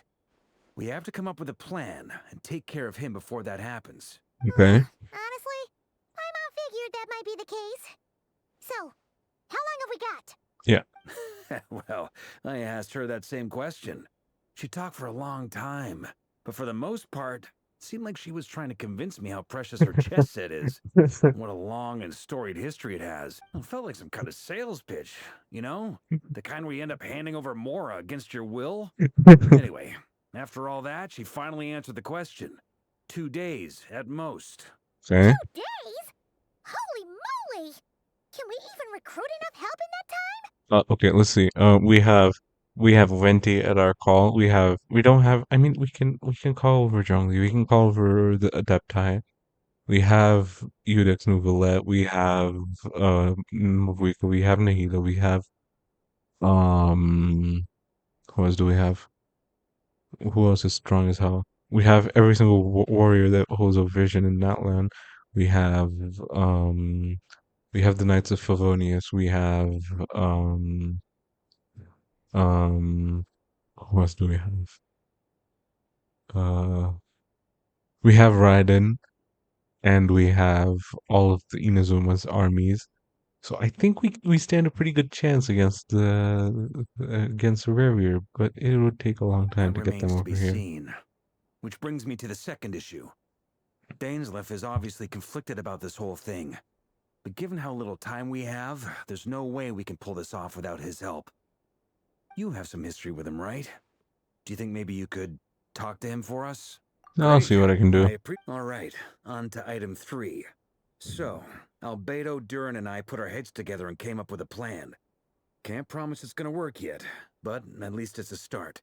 Okay. We figured we'd bounce the idea off you first. We'll explore it further once everyone's recovered. No, please ask away. Ask away. All right, so here's what we're thinking. Black Screenwright says, in a hushed voice, Varka lays out the current plan. It's a shocking plan, but nothing can face the greatest greatest traveler and the trustiest travel guide in Tevat. It doesn't take long for you to get behind We it. felt a little uneasy about roping you into this. I mean, firstly, you're not locals, and secondly, none of us are your boss. You're well within your rights to refuse if you so choose. I refuse. No. No, I refuse. Roping us in? Why would you even say that? We know the stakes here. It's all of us against the Reher of Solnari, or none of us stand a chance. I choose my words very intentionally, I'll have you know. I like to think there's an art to striking a down-to-earth tone even when the stakes are through the roof. Sir Varka, I have a few thoughts about this plan. Okay. I'm all ears. I think we can be more flexible with how the roles are allocated. In my view, the most sensible lineup would be like this.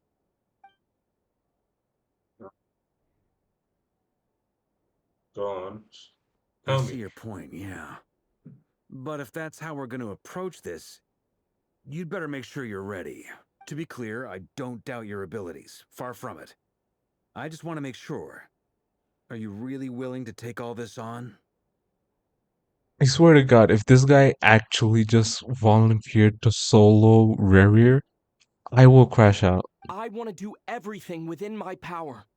The Rahier of Solnari is a truly fearsome opponent, and if I do my part, it'll greatly reduce the risk for everyone else involved. Well, that tracks with what I've heard. Jean's mentioned in her letters that you're so diligent it's almost abnormal. Yeah, excuse As me? in, most people weigh up the risks and rewards in situations like this. But you seem to just march towards danger without a moment's hesitation. I don't think that's called diligent. I think that's called being careless Of about course, oneself. everyone appreciates a fearless pioneer. Yeah. But all that aside, I'm the Grand Master of the Knights of Favonius, and you're our honorary knight. I want to make sure your courage doesn't come at the expense of your safety. Thank you, Sir Varka. I should be the one thanking you. It means a lot to have you on board. I'll give some serious thought to your suggestions. Thanks. Verka gives a very knightly bow and says he'll see you at the hotel again later. He has arranged for everyone to meet and finalize the plan of action. In an effort to lighten the mood, he booked out the hotel for this meeting so you could all chat over a drink. How much money does this guy have? As the moon rises in the sky, you and Paimon leave your room discussing whether Paimon has any other options than fruit juice.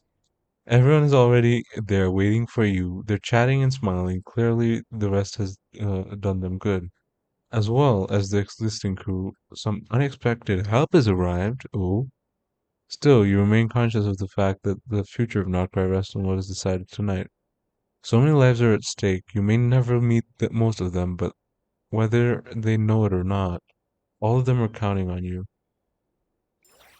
Black screen white text really isn't my I don't like it.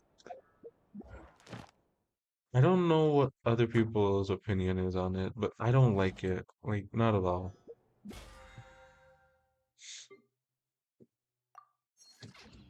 Sorry, wait, hold on. I think I can get one pull from this. Hold on. Wait, hold on.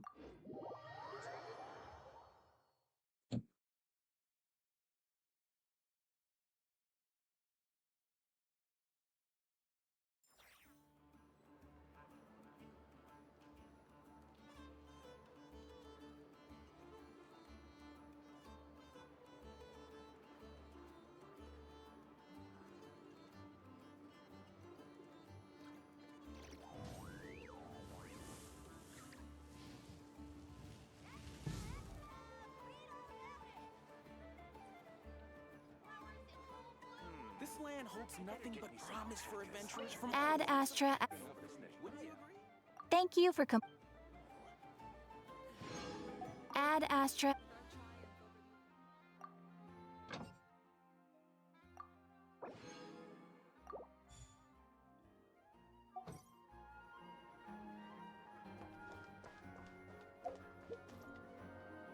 Thing? Okay, hold on.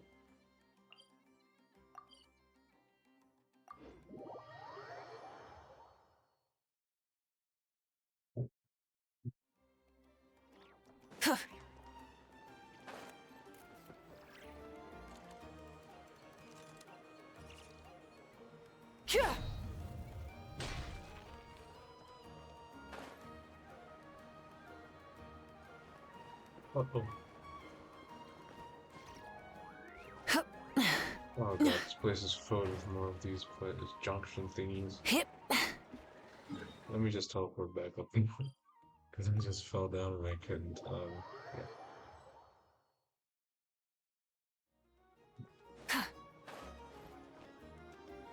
No.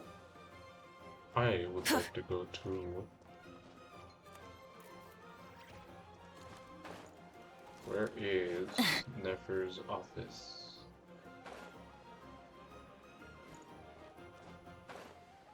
Where is it? Dang it.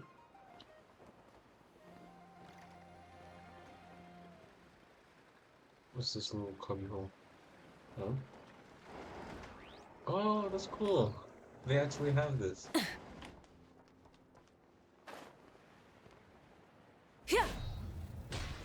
Should be all right. Ah, there it is. The second floor of the Curatorium of Secrets. Right, I just realized that, wait, where is it that we first meet Nefer? Here, right? Right, so I just realized I have Spotify on my laptop and, um, right, so I don't have any characters from Krai, right? So let me just real quick setup. Add him. Add, what else do I have? I have Aino. Who else? I don't have any other not card characters, right? Yay! Playtime! So, oops, hold on.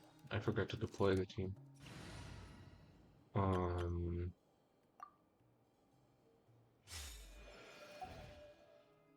so, I have one pull. I just realized that I have Nefer's theme on my Spotify in one of my playlists, so I will real quick play that, right? So let me just do that.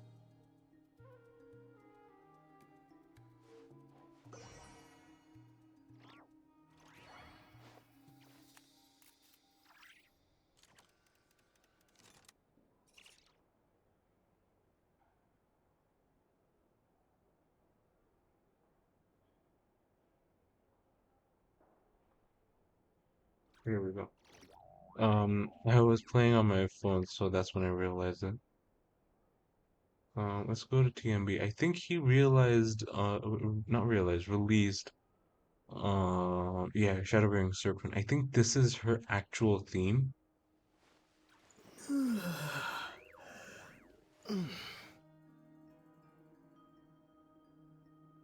Oh no, this is like a lyrical thing.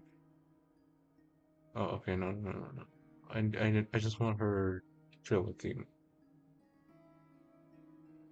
So, oh, not too far. Oh yeah, here we go.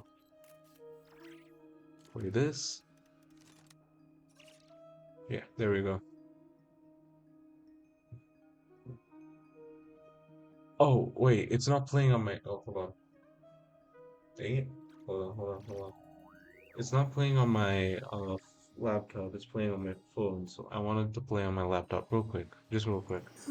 This is my like overly complicated thingy for getting her, right? This computer. So it should Oh God, that's loud. Okay, sorry about that. I'll put up a warning when I'm editing, right? Or not, I might forget. I'm sorry, that was really loud. I hope that's not too loud now. But now that we're done with that, I wanna pull for her. I think this is the only pull I have so far. I might do the same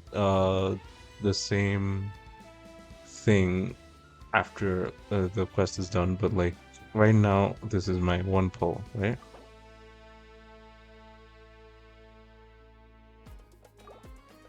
Okay, this is it. My eyes are closed. Oh, okay, there's my mic. Oh man, dang it. I did everything, bro. I even okay, I hate you. Let me turn off the music. There we go. Um Achievements, Wonders of the World.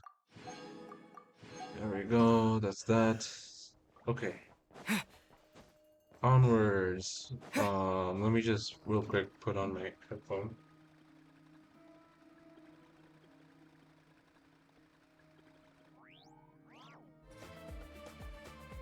Wait, why is it playing? Oh, it shouldn't be playing on the. Oh no, hold on. Stop. It shouldn't be playing on this. Oh, I should probably just close this thing. Yeah. Oh, it should play on my.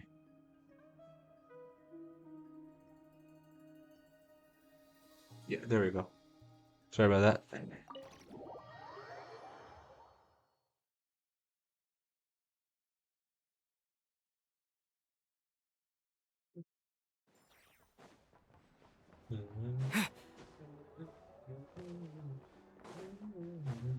should probably change my theme setup, huh?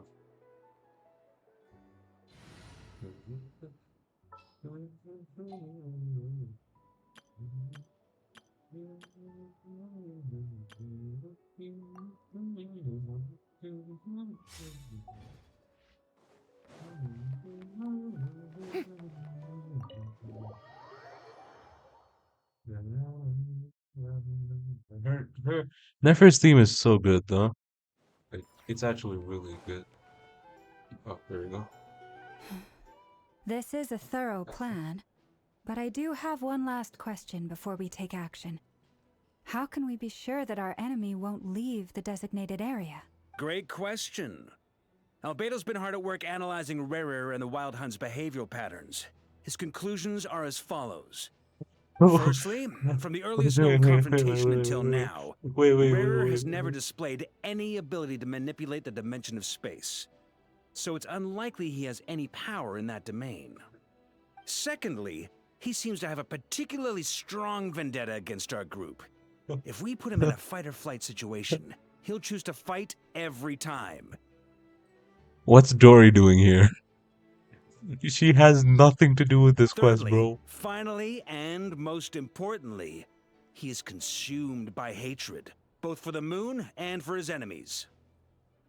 Turns out, we tick both of those boxes. We have a reincarnated moon in our ranks, and a spy who accessed his private memories without permission.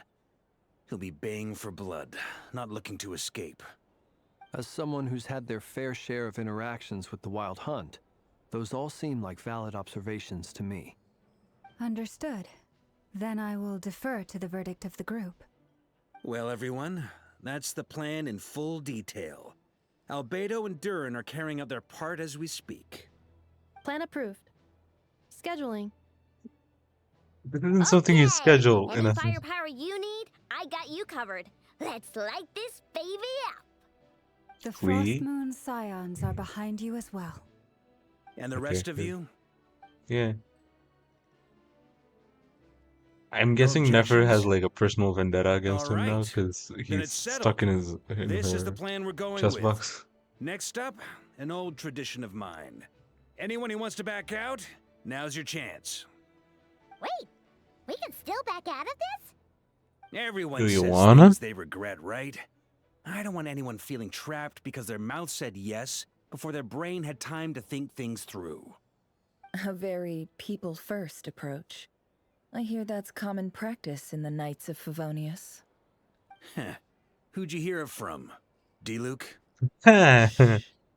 We don't use people's real names at work.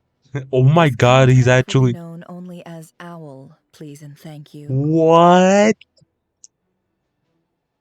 He looks the actual contact for This plan Nefer can in the only work Knights? if Or in everyone does Mondstadt? their part. Flint's and I will absolutely support it. We shall Why are you indeed. speaking for Flint's We'll be now? glad you accepted our help. Also, you are the last person I expected to see here, Miss Dory. Exactly.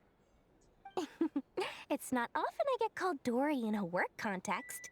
My peers usually call me Lord Sangama Bay. Yeah, no. So, the longer your name, the higher your net worth. Is that the idea here? In that case, Mr. Flint's here must be worth a fortune. That's right, I know your full name. It's... The walls are thin here. I'd appreciate you keeping that a secret. Okay, fine. I'm actually only here as a favor for someone else. Do you have any idea how much it would cost to hire me otherwise? Is it me? Oh, does this mean someone out there actually has the power to boss Dory around? It most certainly does not. We have a long-standing and mutually beneficial business partnership. She's actually the mom of a friend of yours. Oh, Alice. Said mom supplied me with a great little trinket, but No, now not that has Alice. ruined everything. Wait. If I don't start building a little goodwill now, my whole business in Krai is gonna go down the drain. Wait, is it Alice or is it Reindutter? I'm guessing Okay. Reindutter. So Or what Alice. exactly is so Both special could be. about this pendant? It's a lucky charm that a great mage made for me. We have a business relationship, and she was worried that something bad might happen to me. So, she wanted me to have something that can store power to protect myself with. I finally got it all fully charged up with Kuvaki, and then never went and used it all up at once. Never lost so big in my life. You're right. I It wish was all I my had fault. I didn't JP. mean to drain all the Kuvaki in the pendant, but I'll make it up to you. You will? No. In that case, how about you give me your chess set, and we call it even. I knew you'd say that. Well, it's yours if you want it. In fact, take it now, and I'll even throw in a free Raker of Solnari. Deal? Yeah. You're putting me in a difficult position here. It's a very useful thing to have around, but I have a funny feeling it won't be around much longer. I guess we'll see in a couple of days. Looks like bankruptcy for me. Hey, don't be so pessimistic. See this through and you never know. You might find a new business opportunity on the other side. With an action plan, an action in place, whatever. You and Paimon decide to check in and see how the series things are going. I hate black, green, white text. If it's black screen, white text, at least let me click through it. Don't flash it for a second and then cut. I hate when they do that, bro. I think you guys can understand that from the way I'm speaking.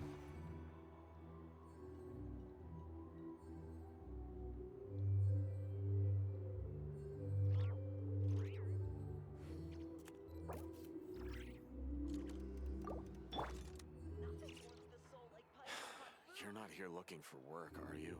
Heed my words and get out while you still can.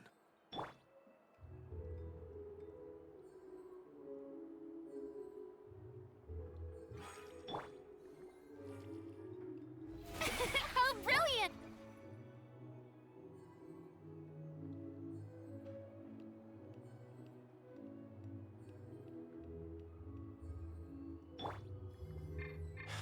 You're not here looking for work, are you?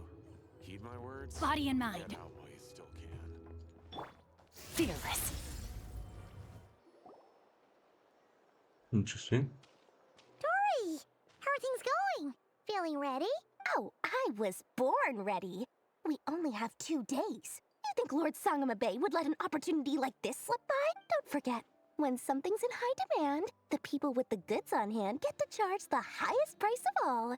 Even higher than the sellers taking advance orders. Ta-da! See? It's right here.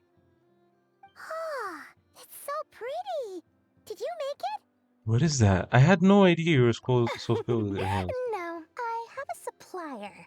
We go way back, so he made me a very attractive offer. Aha! No wonder you were talking about Lucky Charms at the meeting. You've been getting Krai to make them for you. That's not the full story. It actually started a while back as a project between me and the Dendro Archon. You know the Dendro Archon once Archon? warned me that this world won't stay safe forever. There may come a day when everyone faces a great crisis. I passed this on to the Dendro Archon, and she secretly brought together a research team made up of Sumeru's top scholars to invent a technology that could keep people safe. I won't go into the details because it's all very complicated, but if you want to know more, you can ask the Dendro Archon about it sometime. Anyway, point being, it was the Dendro Archon who asked Kaveh to build this little contraption. As one of the top Kashara War talents, he was the obvious choice. Took him long enough. He stressed over it for ages. Must have gone through at least a dozen designs before producing a final product. But that's Kaveh for you. Marak delivered it to me a couple of days ago, along with a letter from Kaveh. Could I ask why I'm sending this technology to you? And what's your proposed use case? Has it been approved by the relevant authorities? So nosy. My fault for sending him the research permit to begin with. Surely Nahida must have told him you were involved in this project. He was probably just nervous because you're always so secretive about your business. Fair. Could be. Anyway, I just replied, let's hope there never has to be a use case, because it would involve grave danger. Fair enough. But it sounds like he was just being cautious. He probably felt responsible as the one who made it. Or maybe he was asking as a favor for his housemate. He's done that before. Not sure why, though. His housemate doesn't seem to really care that much about this kind of stuff. Either way, all's well that ends well. I'm just glad to finally have my hands on the product.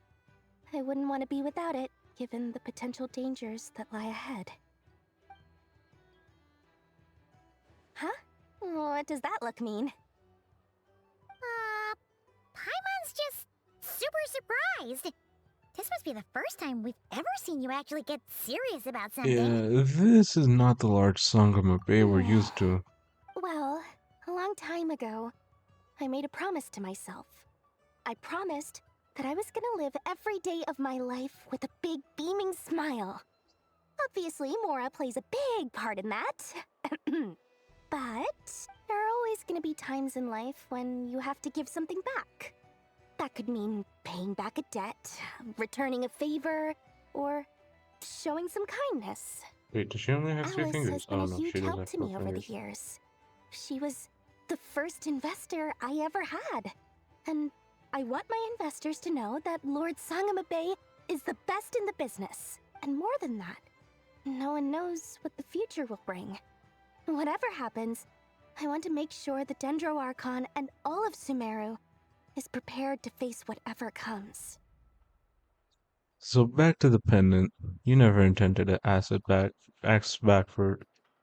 it back, did you? Oh, that? I was just making sure Nefer and I are square. Don't be thinking it was some sort of benevolent act. I'm no saint, so don't treat me like something I'm not. My priority is doing the business that I want to do. So long as my conscience lets me, but it usually does. That's the Lord Sangama Bay business model. Alright, if you say so. I do say so, and that's the whole point. I'm a businesswoman. Don't go trying to figure out what kind of person I am. You'll exhaust yourself. Much easier for everyone involved if you just take my word for it. Oh, and could you two help me get this stuff where it needs to be? Thanks so much. You're my favorite assistants. We're not your assistants, Dory.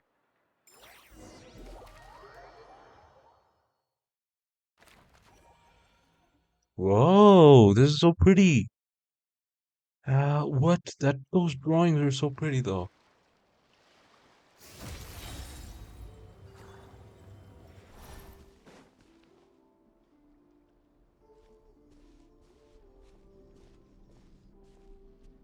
Traveler, Paimon, it's good to see you. Everything going smoothly? Sort of. As you're probably aware, Varka, Durin, and I captured some abyssal creatures from the Wild Hunt. Per the plan, we dissected and analyzed some samples of these creatures. The process went very smoothly. The findings, however, come with some troubling implications. What? You can actually dissect the Wild Hunt? That I mean, if you depends on hold your them down definition enough. of Wild Hunt and dissection. Harmless, lifeless. These words are accurate descriptions. The Wild Hunt is an interesting phenomenon. In and of itself, it doesn't seem to possess anything akin to a human personality. But taken as a collective, Master griped a lot about the wise Horoptatyr, and seemed somewhat fascinated with the foul Certology. But she barely mentioned Rerir at all. This line. The Wild Hunt is an interesting phenomenon.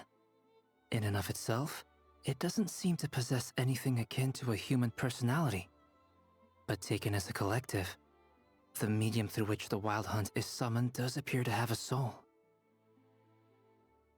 He says that in and of itself, it doesn't seem to possess anything akin to a human personality, but that's what they said about Durin when he attacked Mondstadt all those years back, and Dvalin defended them against it, right? Against him. But what Durin saw it as was just him playing with Dvalin. So, are the Wild Hunt just I the Wild Hunt just people who have been corrupted and see themselves like quote unquote playing with uh the people in front of them like actually innocently playing, like how Durin saw himself innocently playing with Dvalin. Is that similar to I don't this? think that was because of his lower social standing, though. Anyway, it's a pity. I should like to hear her thoughts on the nature of the life form he has become today. It's a strange mix.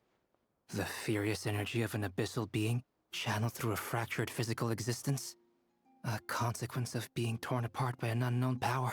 Perhaps the only explanation for his survival in this state is that he sacrificed a degree of individuality in exchange for a continued existence. Hmm.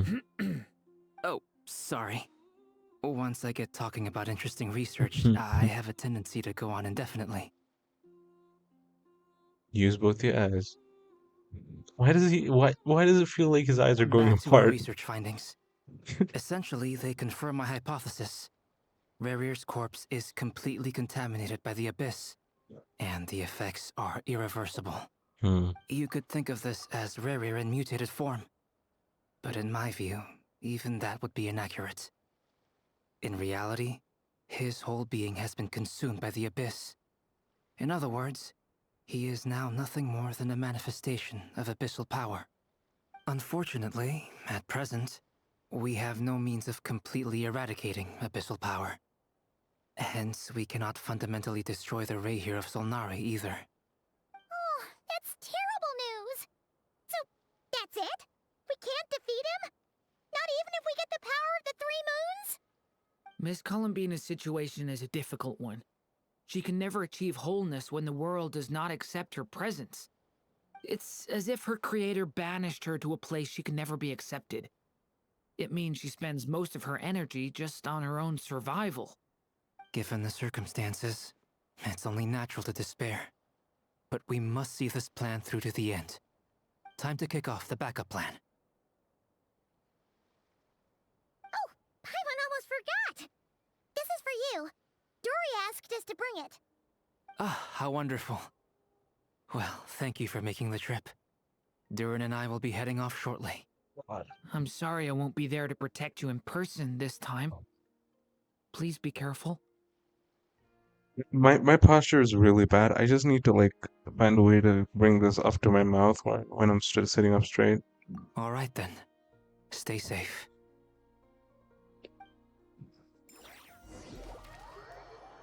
EC Island. Ah, this is cute.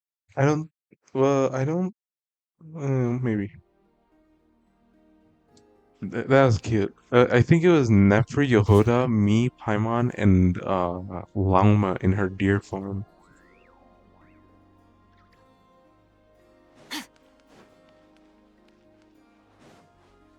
Fearless. Whoa. That is a lot of Frostmoon Scions. Miss Lauma, is everyone here? Yes. The fate of my flock is in your hands, Grandmaster Varka. Please keep them safe. Please tell me I'm recording. I am. I am sorry that if I act kind of paranoid, but it's just Milady. me after. What are you saying? Within the next 24 hours, we will face the biggest crisis the world has ever seen. This is not a burden that we deserve to bear, but I believe that we reap what we sow in this life. So I intend to act. I must do what I think is right. For me, that means fighting for the future of Krai.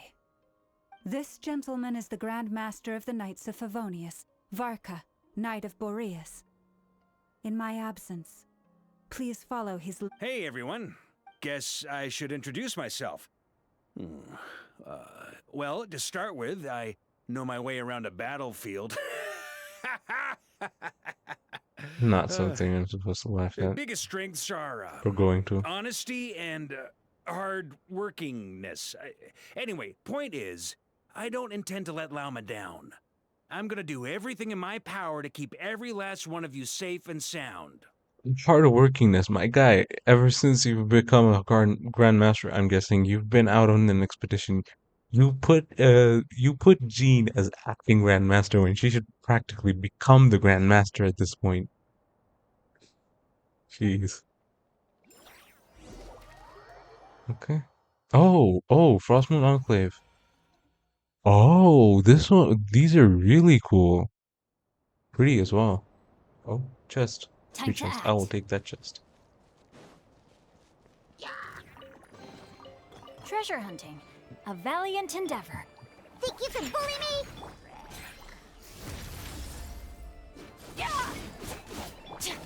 May I present? I mean, my furina won't really do much against the slime.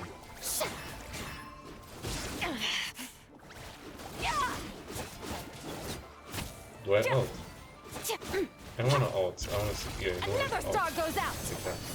Oh my god. There we go. Merciless.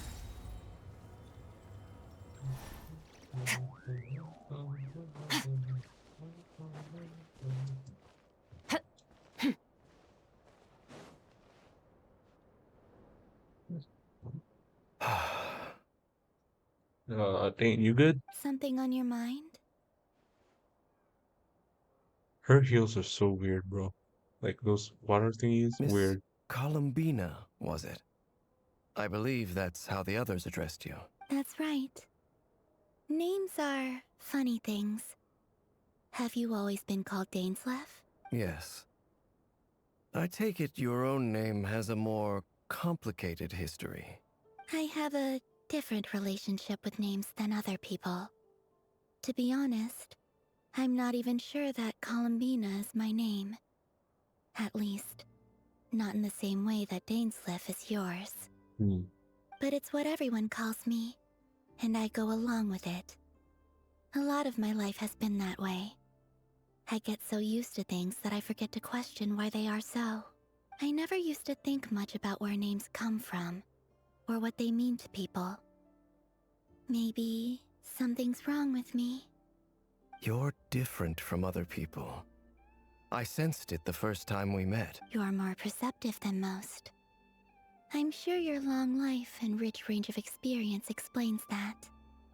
Do you ever find yourself missing Conria, Mr. Dainsleff? Difficult to answer. I have dreamed of the past many, many times. Sometimes I'm fighting tooth and nail. Other times I'm lying on the ground, defeated. I don't recall any happy moments from that time. It has been too long. Is that because hatred survives longer than love and affection? That would not be for me to say. I make no excuses for the grudges I bear. But whatever the reason, I remember little that was beautiful or sentimental. Thank you for your help with the Rerir situation. Without your efforts, I never could have learned the hidden truth of his story. You're welcome. I know he's your friend. Friend? He betrayed me. And I never really understood what he was going through in life. Some friendship, that is. Okay. So, do you plan to fight him with us? You see, you're torn. Now you know what really happened. You see the things he's done in a new light. I need some time. Of course. I completely understand. Anyone else in your position would feel conflicted too. Actually, I went through something similar myself recently. Something happened that changed my perspective on a situation. A situation I took for granted at the time, but now I feel very grateful for it. You mean the Harbingers who still support you, even though you've left the Fatui? Yes. I always thought they were only helping me because Harbingers are forced to work together. But then I abandoned them. A warrant was even put out for my arrest. And even now, they still support me. Which means I was wrong about them all along. Clearly, they view you as a friend. I feel a little guilty now. I regret not seeing her help for what it was, and not treasuring it. I see the guilt that you're feeling now, because I feel it too. Hopefully, talking about it will do us both some good.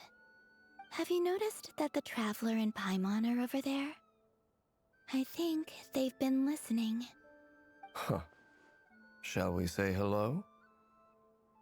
Sure. Hello. Ah! They caught us! Sorry, we were just concerned about you. I apologize for making you worry. No doubt you wish to know where I stand on the plan to take down the Recher of Solnari. I'm afraid I need a little time, but I will seriously consider joining you. You will? Oh, thank you so much! Everyone will be so grateful to hear that! They needn't be. This was something that I was going to have to face up to eventually. That doesn't matter to them. They're grateful to you regardless. You can't control their gratitude, so just accept it. And then, have a think about whether you're willing to join us. I don't know, but that was really funny to me. Sanctum of the Oathkeeper. Interesting. It's nearly showtime! Let's go rendezvous with the others. You know the place.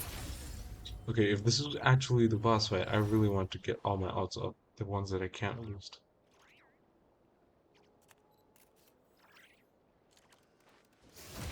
Okay. I don't think I can get my Shincho or my Diona burst, but okay. Shower me with praise!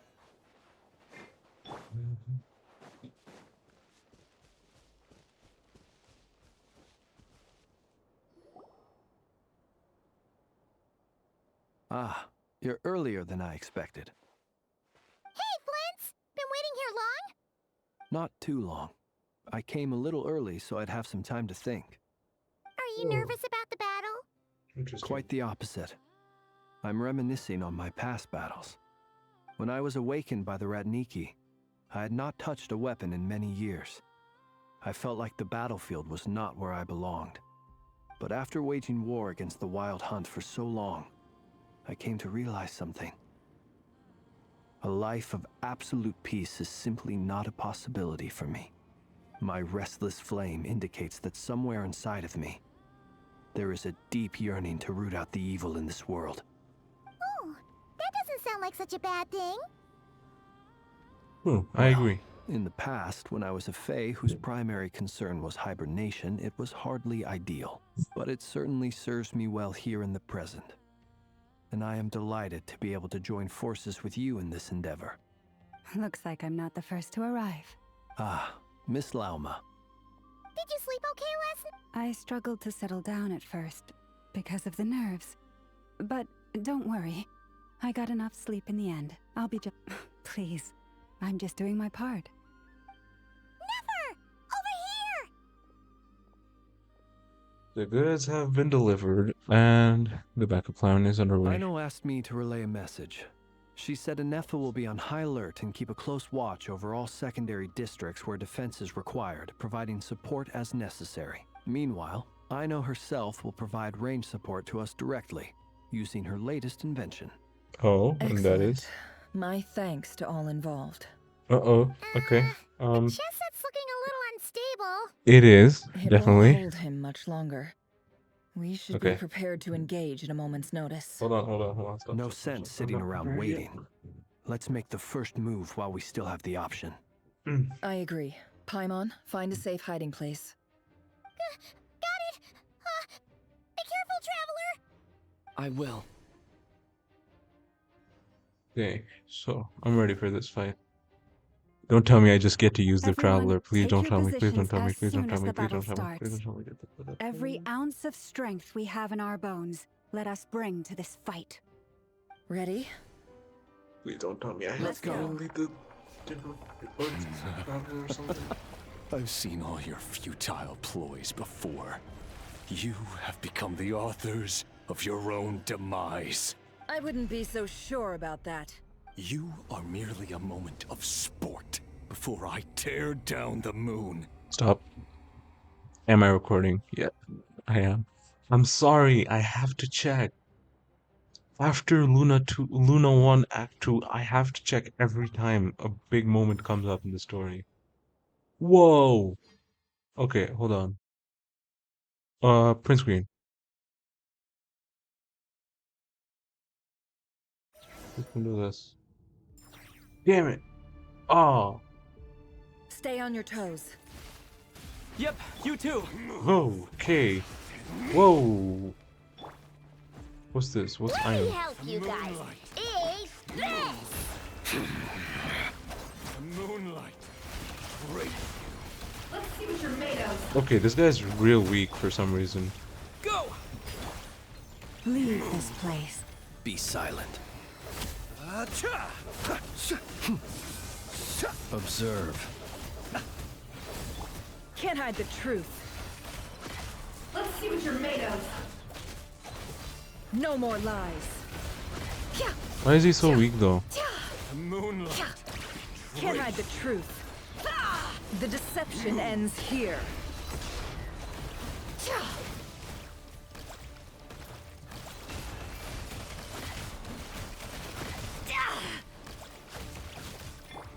Oh shit! I don't have. I don't. I don't think I have a. Why am I using? Why am I using the Hydro Traveler, bro? What? Moonlight betrays you. Can I not? Oh dang it! I can't pick it up with that. Oh no. Branch into song Okay. by the frost moon of old. Close your eyes. Ow. Are you quite finished? Ow. Do you fear the dark? Steady now. What's healing me? I swear I just got damaged, but what? Something is healing me for some reason. Betrays you. Hunt them down. Receive my blessing. Wipe out! Can't hide the truth. It all falls into place. Did I just do 118k? Jeez. And so shall it end. Oh, is that little thingy doing it? Where is it? Where is it? Where is it? Oh,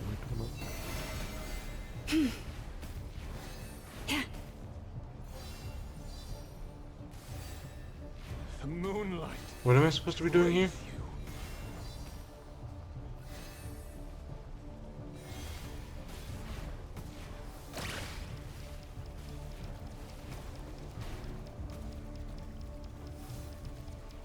There he is.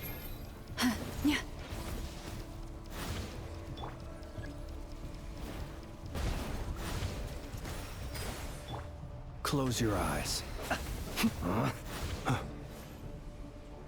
Oh, that thing. See now.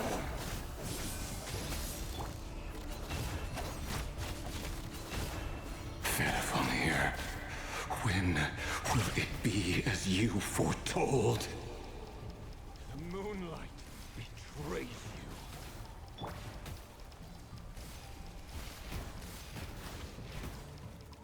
you. Have I brought this on myself? A grave trans. Stop, stop, stop, stop, stop. I can't die here. Your foul spirit is not welcome here. We pray. The night cometh. The mystery unravels. Can't hide the truth. It all ends. Absurd. It all falls into place. Futile. Hunt them down. The ebb and Oh. flow is over. No, no, no, no, no, no, no, no. Don't die, don't die. Oh. Oh. Oh, dang. Okay. I have infinite revives. Okay, that's good. Moonlight betrays you. Branch into song. No more lies. It all falls into place.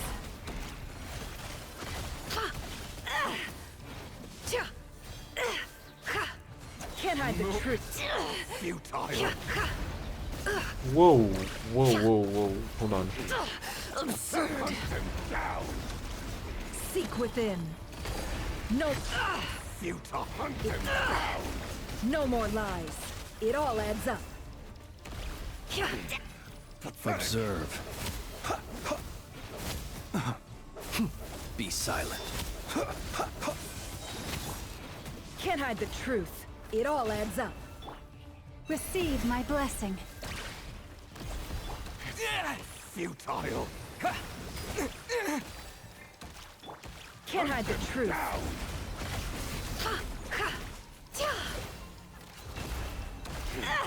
Pathetic! The deception ends here. Damn, 118k and it's barely scratching him, bro. Futile!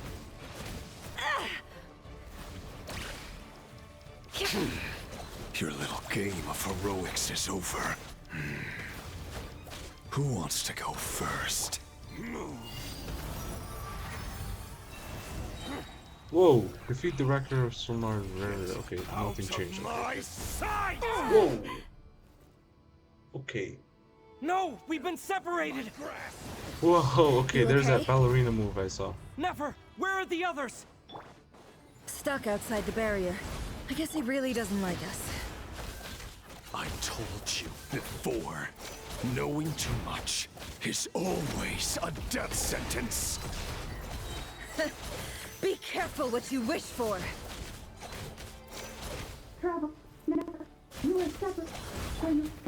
Lauma! Can you hear me? Hold on, where? Silence. The voices are gone. But at least I know they're still there. I need to focus. Stick to the plan. Remember my most important task. Just keep stalling him. If I can stall him for long enough, the moment will come.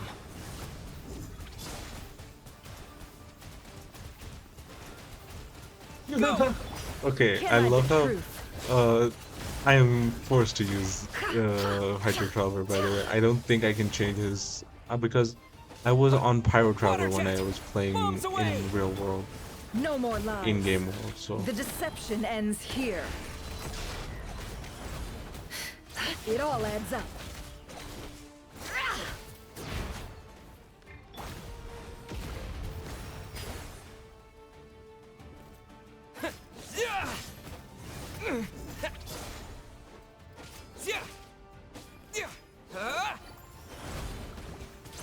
Water jet!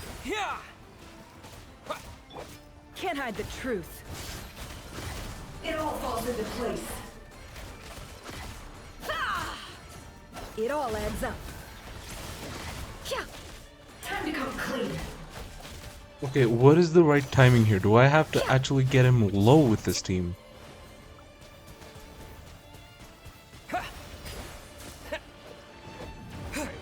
Oh no, what is this?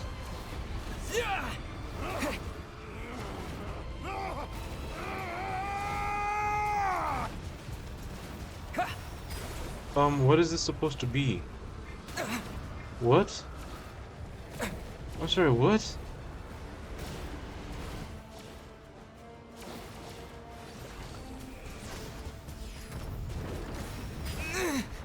Oh, what is this boss fight, bro? Your death is within my grasp. Bombs away! Can't hide the truth. Time to come clean. Destroyed. Seek within. No more lies. Go! It all adds up.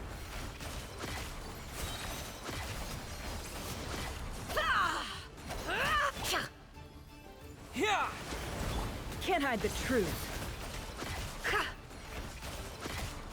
Let's see what you're made of.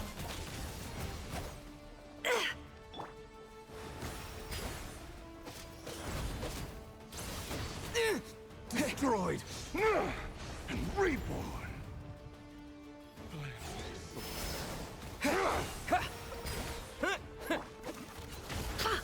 Let's see what you're made of.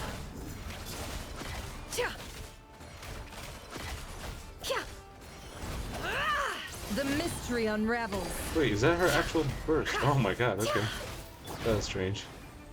Crazy. It all adds up.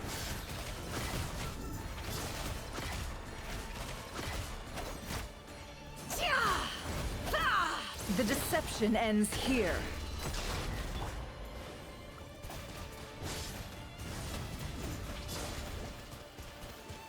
Go!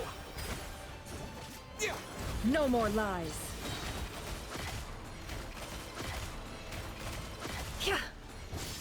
The mystery unravels. Oh, where'd he go? Hey, water jet!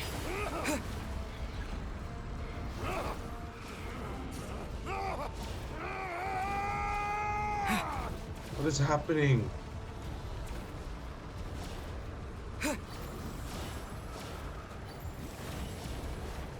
I've got this!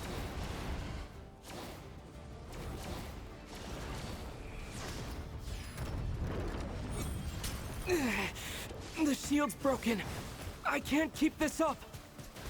Don't push your luck. How much power will it take?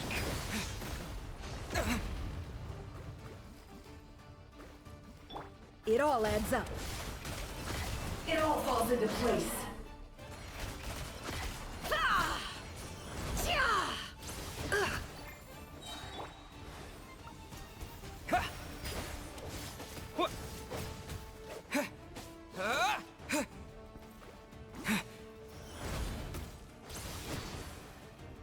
Run or to hide. Go! No more lies. It all falls into place. The deception ends here. Can't hide the truth. Yeah! Go! No more lies. Let's see what you're made of. It all adds up.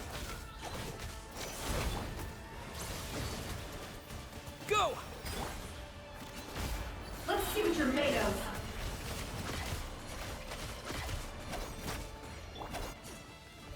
Wipe out!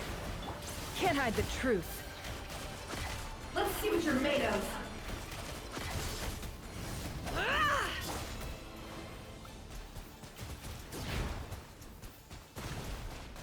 Water jet! Time to come clean. Seek within. Yeah! No more lies.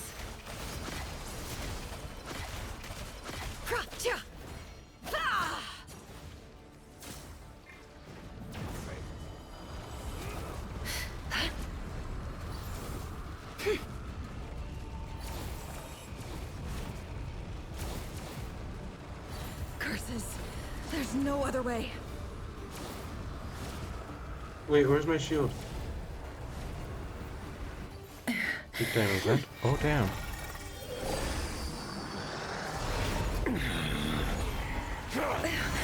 What is this? Oh no, never. The only way to defeat Rarer is to borrow his own power.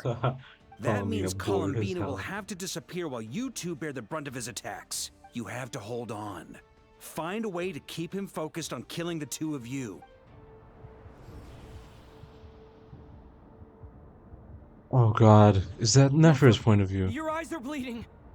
Jeez. Soon you will be powerless to resist. And then, I will reduce you to dust. But that dust will plague your memories. Come on. Keep holding on. Any other tricks up your sleeve? Let's see them. As entertaining as they are. You've backed yourself into a corner. You don't fool me. I see your fear clear as day. I have to stoke his rage. Make him unleash everything. You fear what you could never defeat. You cannot win the fight against fate, Rarir. Is that what you think? Well, now it's your turn to feel afraid!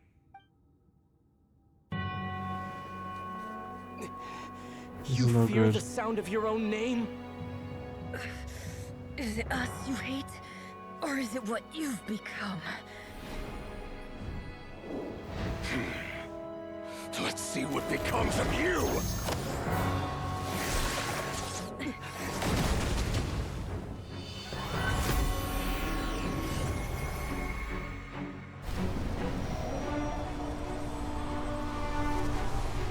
What is this?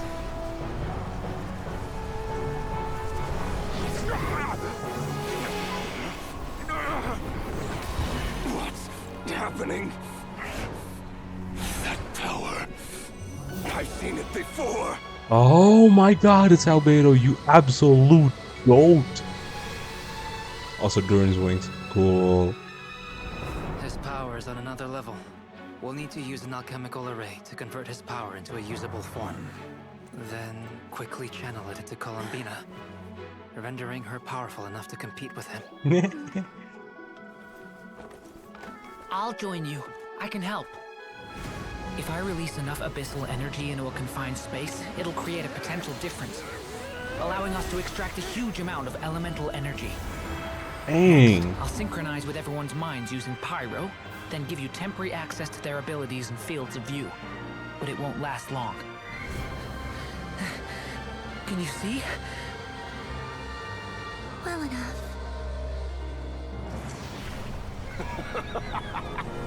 So, we have a student of Gold Rheindotter in our midst. How about that?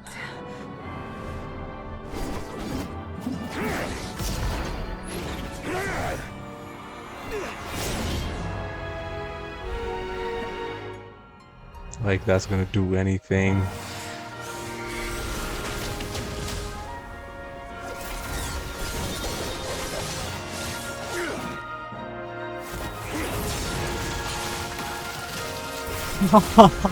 What is this?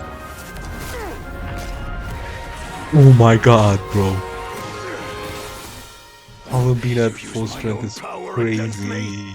Just like how you stole Kuvaki. Look familiar? Oh, the boat and rage baiting though.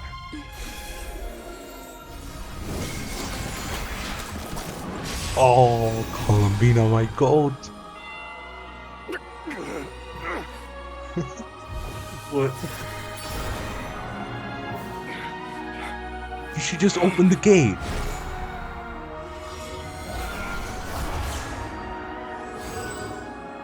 Don't you realize? You don't have the power to hold that gate open. I don't, but someone else does.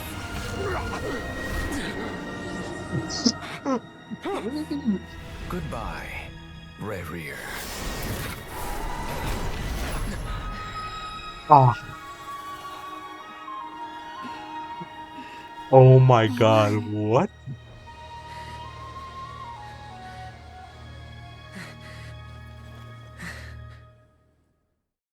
Did we just win that easily?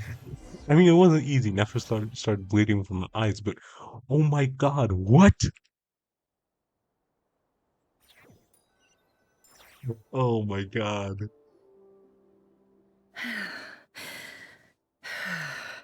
Nefer, you good? Nefer, how are your eyes?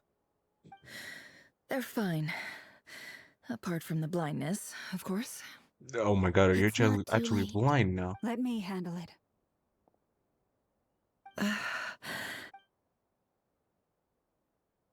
Uh-oh, don't do it again. Jeez.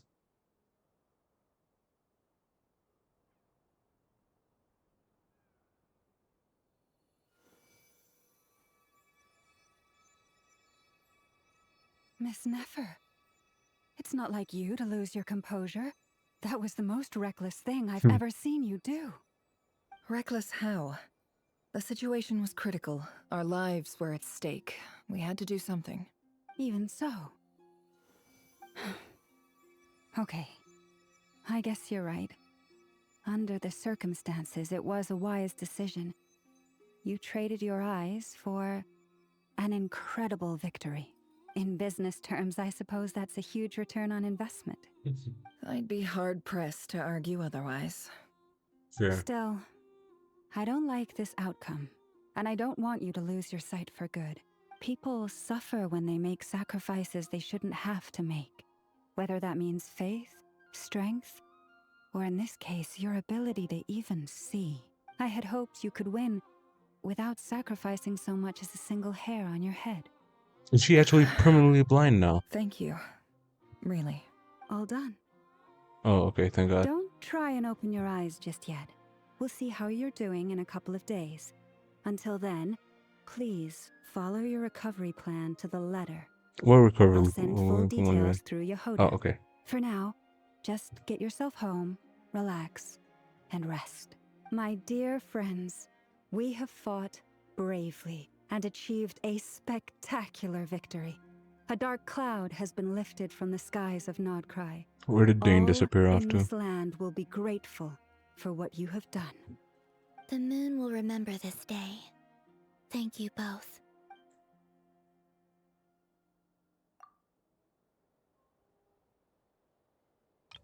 Sorry, I just have to.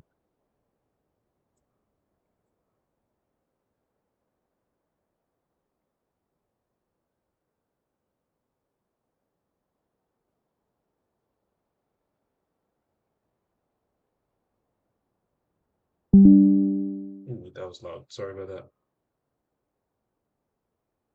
Okay, there we go. The sight of Nefer navigating through the road. Oh, sorry. The sight of Nefer navigating through the road with her eyes closed is a new one for you. She proceeds cautiously, but her silhouette disappears into the distance. You notice, she seems almost smug. There's something I want to let you know. What is it? What is it? When Durin connected everyone's minds so I could access their powers, I also felt everything they felt. And since Nefer's eyes were injured, my eyes are hurting now too. Huh. Hold on. Let me try. I only feel the pain. There's no actual damage.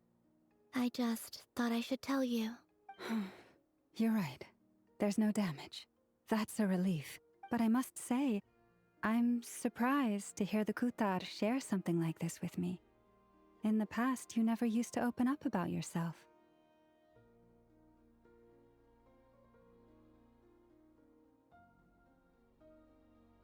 Things are a little different now from how they were.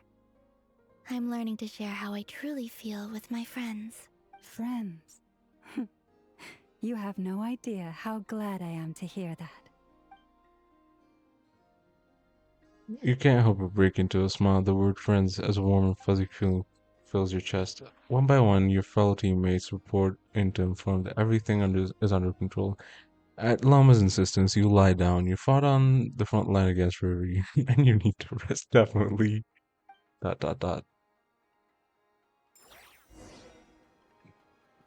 So that's it. Is Revir defeated now? Well, no, we just unleashed him on the second world, didn't we? Where's Paimon? Yay! You're awake! Oh, okay. How are you feeling? Any aches and pains? Did you sleep well? I'm doing all right, Paimon. No need to worry about me. Phew! Well, that's good. Paimon's been sitting on the edge of the bed worrying about you for ages. You slept a whole day and night. Poor Paimon had to eat all by her lonesome. Glad to hear you didn't starve. How was the food? Well, it wasn't the same without you there to share it. Honestly, Paimon just can't relax when you're not your usual self. She couldn't enjoy the food and settle down to sleep. Well, I'm back to normal now. Oh yeah, and Albedo swung by earlier. He said to tell you to head to the tavern when you woke up. Varker and the others are organizing a victory feast and they want to celebrate with you. He also dropped off some medical supplies, but you seem fit as a fiddle, so guess you won't be needing those. Didn't we get, like, really badly hurt or something? Wouldn't want to Oh, keep them waiting. we just got, like, a bit of a dent in our Kuvaki thingy. Before the moons fell. Interesting. Hold on. What was that achievement? Oh, we actually defeated him. Defeat the Rekir of Solnari, one of the five sinners. Oh my god. Wow. Okay.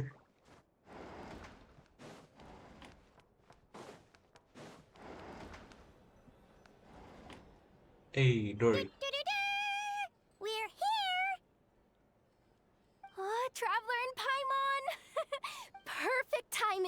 We were literally just saying how there's no way we're holding this victory feast without you any longer, and we would have postponed it till tomorrow. Where's Nefer and How are you Varkan feeling and today?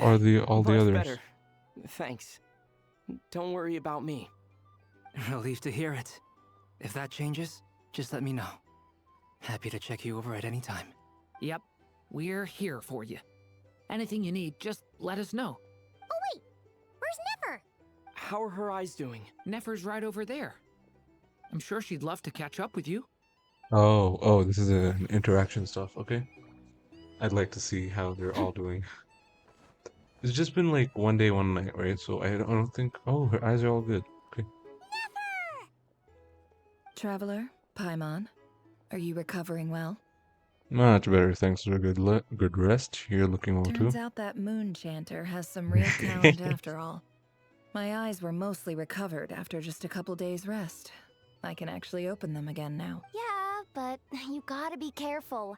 Lauma says not to strain your eyes while they're still healing. Yes, thank you. I'm well aware. Yehoda, could I borrow you for a moment? I could do with an extra pair of hands. Oh, sure. Coming. Did you hear that? I gotta go help Lauma for a second. You guys chat among yourselves. I'll grab us some drinks on the way back. Paimon, you still like 'em sweet? Why did she sound so excited to help Naoma out? Make it extra sweet, cause Paimon's earned it. For hiding? Sure thing. That's not. I wish Traveler was more snarky, because I wanted to say for hiding. What's on your mind? The Raker of Solnari. Kind of a snake, don't you think? More of a wolf in my No, mind. definitely a snake. A poisonous one who spewed his venomous hatred everywhere. Fair. Anyone who seeks revenge out of hatred for other people has become a snake. That's something my dad used to say. I guess he didn't like seeing people go down the path of vengeance. Perhaps. I'm sure it sounds like a very wise and open-hearted perspective to your ears. But me? I think hatred is a perfectly justifiable emotion. What else is left when everything you depended on in life gets stripped away? Something's gotta fuel that drive to keep on living. When I look at your life, I can see a lot of things you can depend on, like maybe that friend of yours from academia, you could have depended on her. Or maybe Lauma, or maybe now Flynn's or Varka. If you're worried about me, you can nip that in the bud. It's just... Oh, shoot. Sorry about that. I suddenly feel like I was wrong to call my father a liar. He was just a fool. That's why the academia turned their back on him. And why the other tribes ganged up on him. Hold on, sorry. If you're worried about me, you can nip that in the bud. I'm not someone who gets stuck in the past. She says this and then she immediately goes on talking about her father. Oh, father. How much better things could have been if you were a skilled liar. Look at the Ibis King. Thoth is a fiendishly cunning liar. And yet, strangely, he feels more like a father to me than my real dad ever was. He's never brought it up, but I'd bet he feels the same way. Why else would he give me the power to perceive the truth, while at the same time training me in the art of deception? Sadly, I've never heard the Ibis King's voice. What's he actually like? Well, King Deshret banished him to Aru, which is essentially a prison, and posed 3 questions to him. He promised that he'd have his freedom if he could find the answers. His response was to take on a physical form and approach me, hoping that I could become his envoy and search for one of the answers on his behalf. Did he really think I'd fall for that? He's stuck there. He can't make me return what he gave to me. Sounds like he was nice enough to you. You definitely sound like father and daughter. Yeah, they So do. that's enough for you to decide he's nice, is it? No, probably not, but like... He's a prisoner, and he was scared. So he decided to perform some good deeds to win people's approval. I'm recording, right? I'm recording. Sorry. He lives in fear because he's a deceiver. How is Rerir any different? You can't work as a spy your whole life and expect a happy ending. It's Fair. preposterous. Yet I can't say I don't understand it. Liars live in the darkness of their own making. But it's still human nature to want to go on living. They say that a liar's soul is the most worthless thing in the world. What do you think? Good question. Oh, really? Well, it takes a very kind person to find compassion even for liars. If you ask me, the soul of a liar really is worth nothing. Because all they care about is themselves.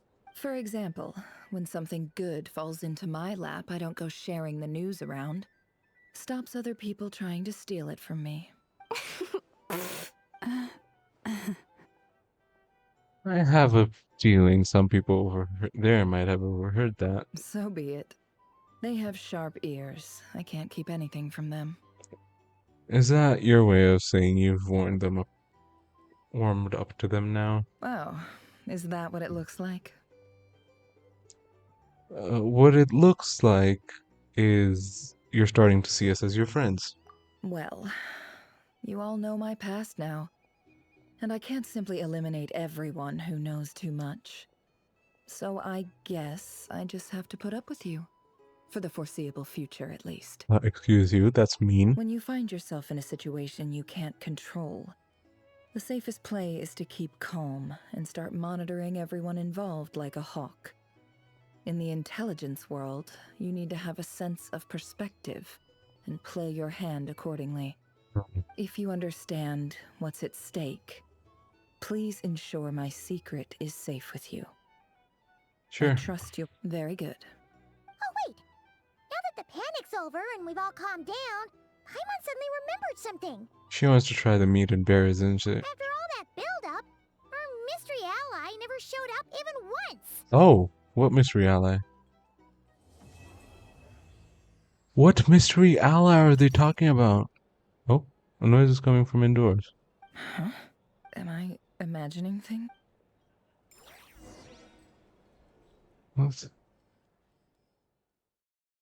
What's happening?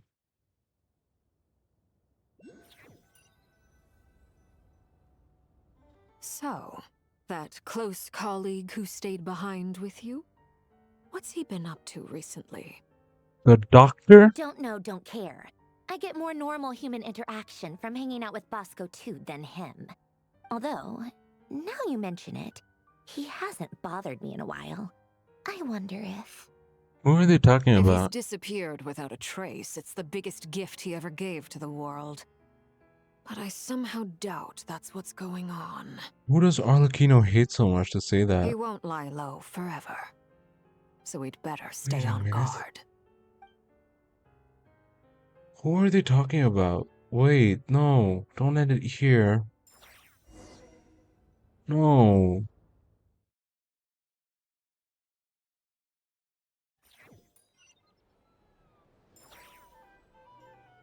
Oh, okay. Wait, no. Stop. Who was that? Who's our mystery ally, Nefer? Ah, Lord Sangama Bay. How lovely to see you. I must thank you for the device you provided. It was an enormous help. Would I be right in thinking that it was developed by the Academia? Why come and ask me when you clearly know already? I mostly came to thank you. That's more like it. A little gratitude goes a long way with Lord Sangama Bay. Play your cards right, and you might even stand a chance of becoming my long-term supplier. The chance to work with such a kind and charitable investor as yourself would be a great honor for the Curatorium. Huh? Charitable? Who said anything about charity? First time hearing about it. Let's see. The first plot of land you purchased in Krai, your desert interests. Stop! What do you think you're doing? Exposing my investment history! It's nothing to hide from. They're all perfectly legitimate investments. And some of the land you purchased was with the intent of building a sanctuary? Yes, I heard about that too. How did you... You're a curious case, Lord Sangamabe. You don't like people finding out about your good deeds, do you? But I'm afraid no matter how hard you try to keep things under wraps, where there's a will, there's a way. You did it for Sumeru, didn't you? It was empty land that was gonna go to waste otherwise. I figured if I built something there, it might at least get some use in an emergency. Disasters are capricious things. They strike without any warning. I've lost family to a disaster before, and I don't want to lose any friends or business partners if I can help it. My elder sister used to dream of finding a sanctuary. Somewhere with plenty of food, water, and medicine. Where everyone could live happy lives. It was something I looked into, but after discussing things with the Dendro Archon, I decided on a more effective strategy.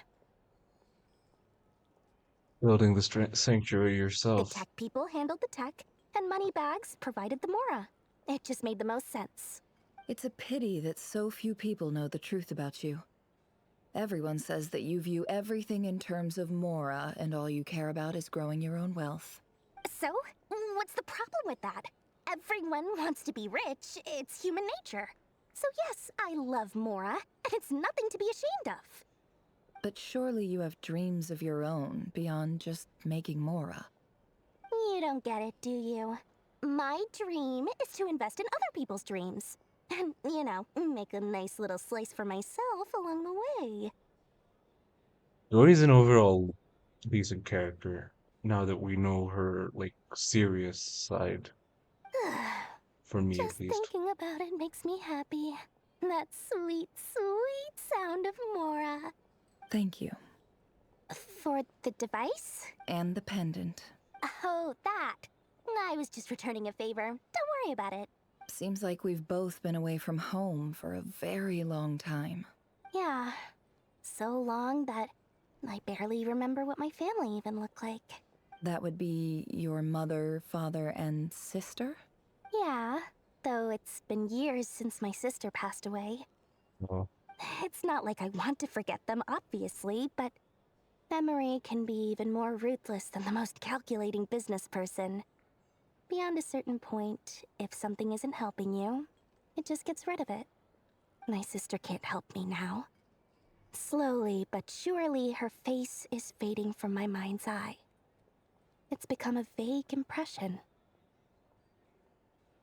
Not everything will fade. When loved ones pass away, the beautiful memories are the ones that last the longest. Yeah, that's true. If you ask me, that's the one silver lining in all of it. Well, that, plus, I'm sure that life is much better now than it was back then. Oh, absolutely. I have tons of Mora, a big beautiful house, business is booming, and I'm as happy as can be. You've got a lot going for you too. Boss of the Curatorium of Secrets? I'm sure there's plenty of Mora to be made in that line of work. I appreciate the vote of confidence.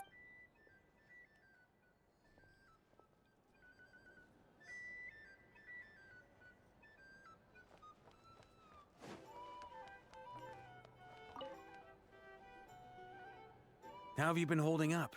Any adverse reactions? If you start to take a turn for the worse, make sure you tell me right away. You don't need to worry about me, Grandmaster. I'm fine. I mean, I barely did anything, so... What? You're too humble, young man. You played an indispensable role in the battle for Krai. We can't thank you enough for your support. Sometimes, when people praise you, it's because you deserve it.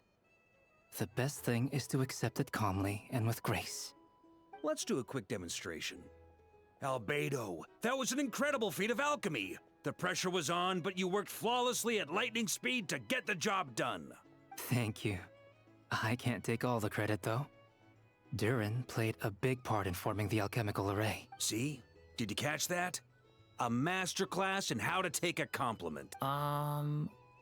Okay, yeah. I did work pretty hard to help prepare for the battle. No point denying that. Hey, you guys! Seriously, great work, everyone. You all outdo yourselves. Hey, look who's bounced back. Looking good, Traveler. Seems like you've recovered. You won't need to take any more medication.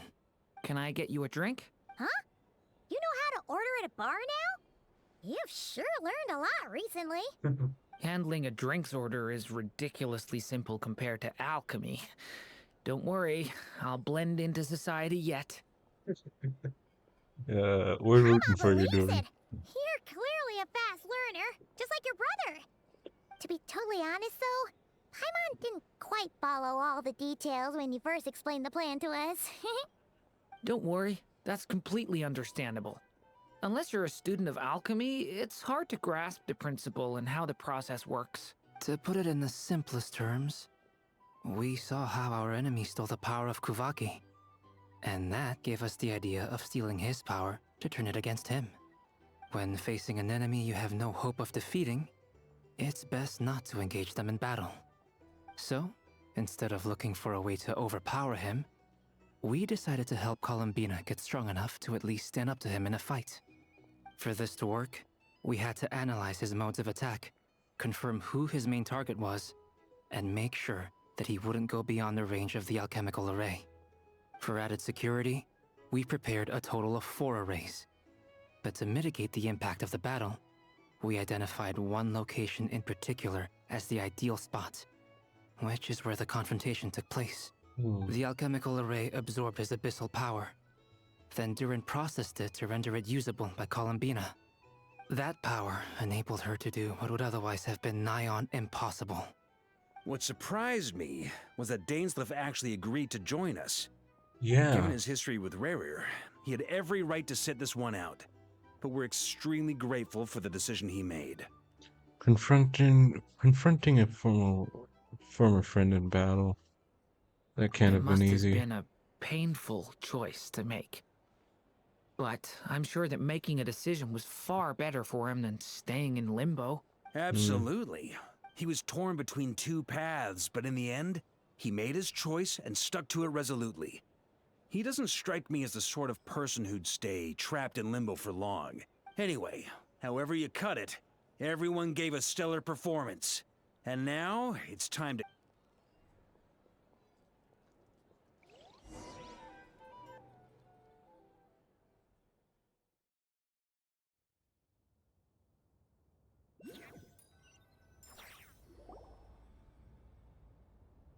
Oh, it's Columbina. That's the only reason you're here. Okay.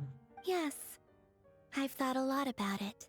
And I've realized that you, me, and Arlecchino should be friends. Cute. I think this is very important. So I felt I had to come and tell you.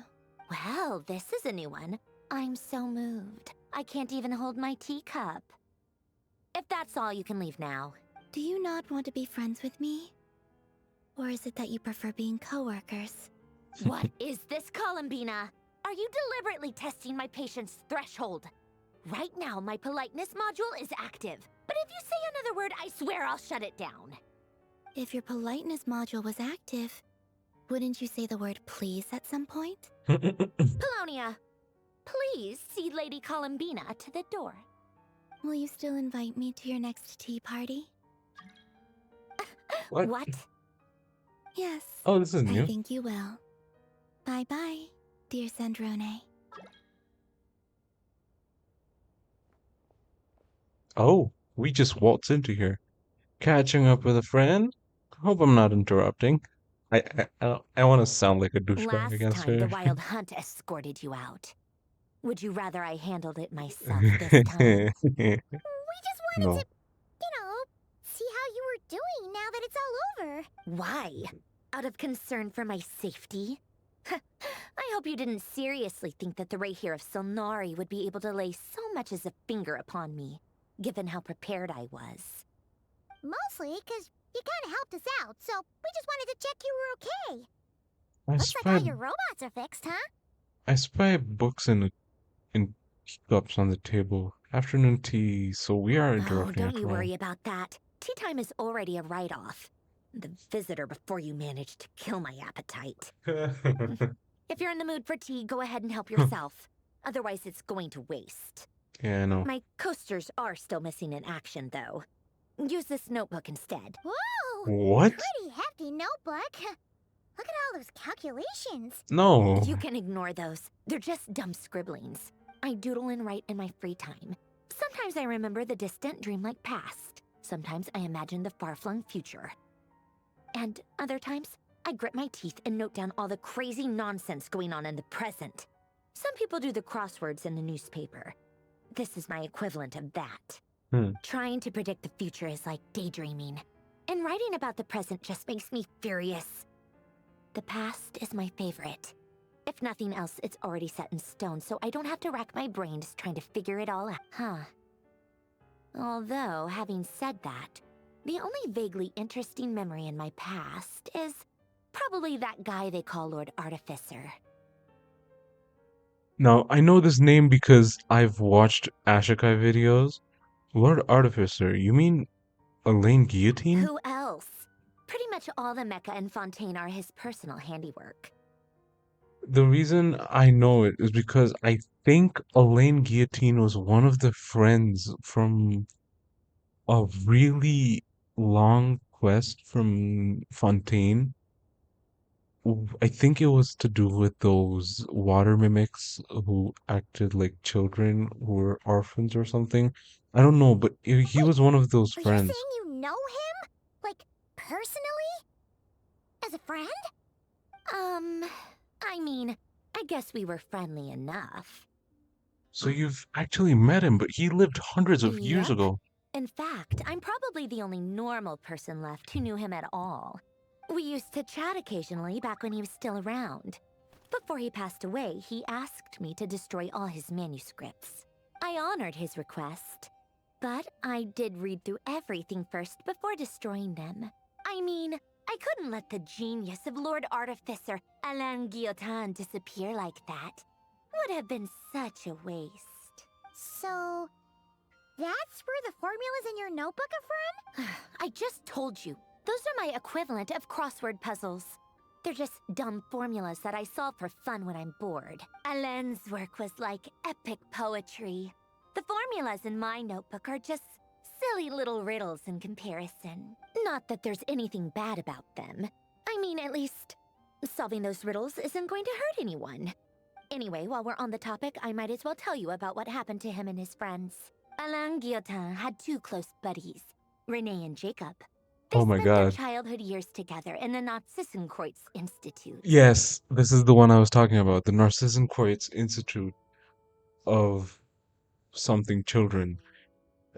Um,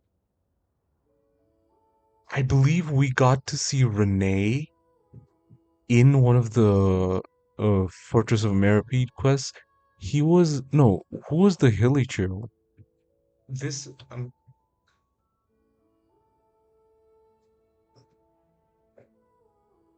okay, so okay, hold on. I'm confused. I remember every single person, right?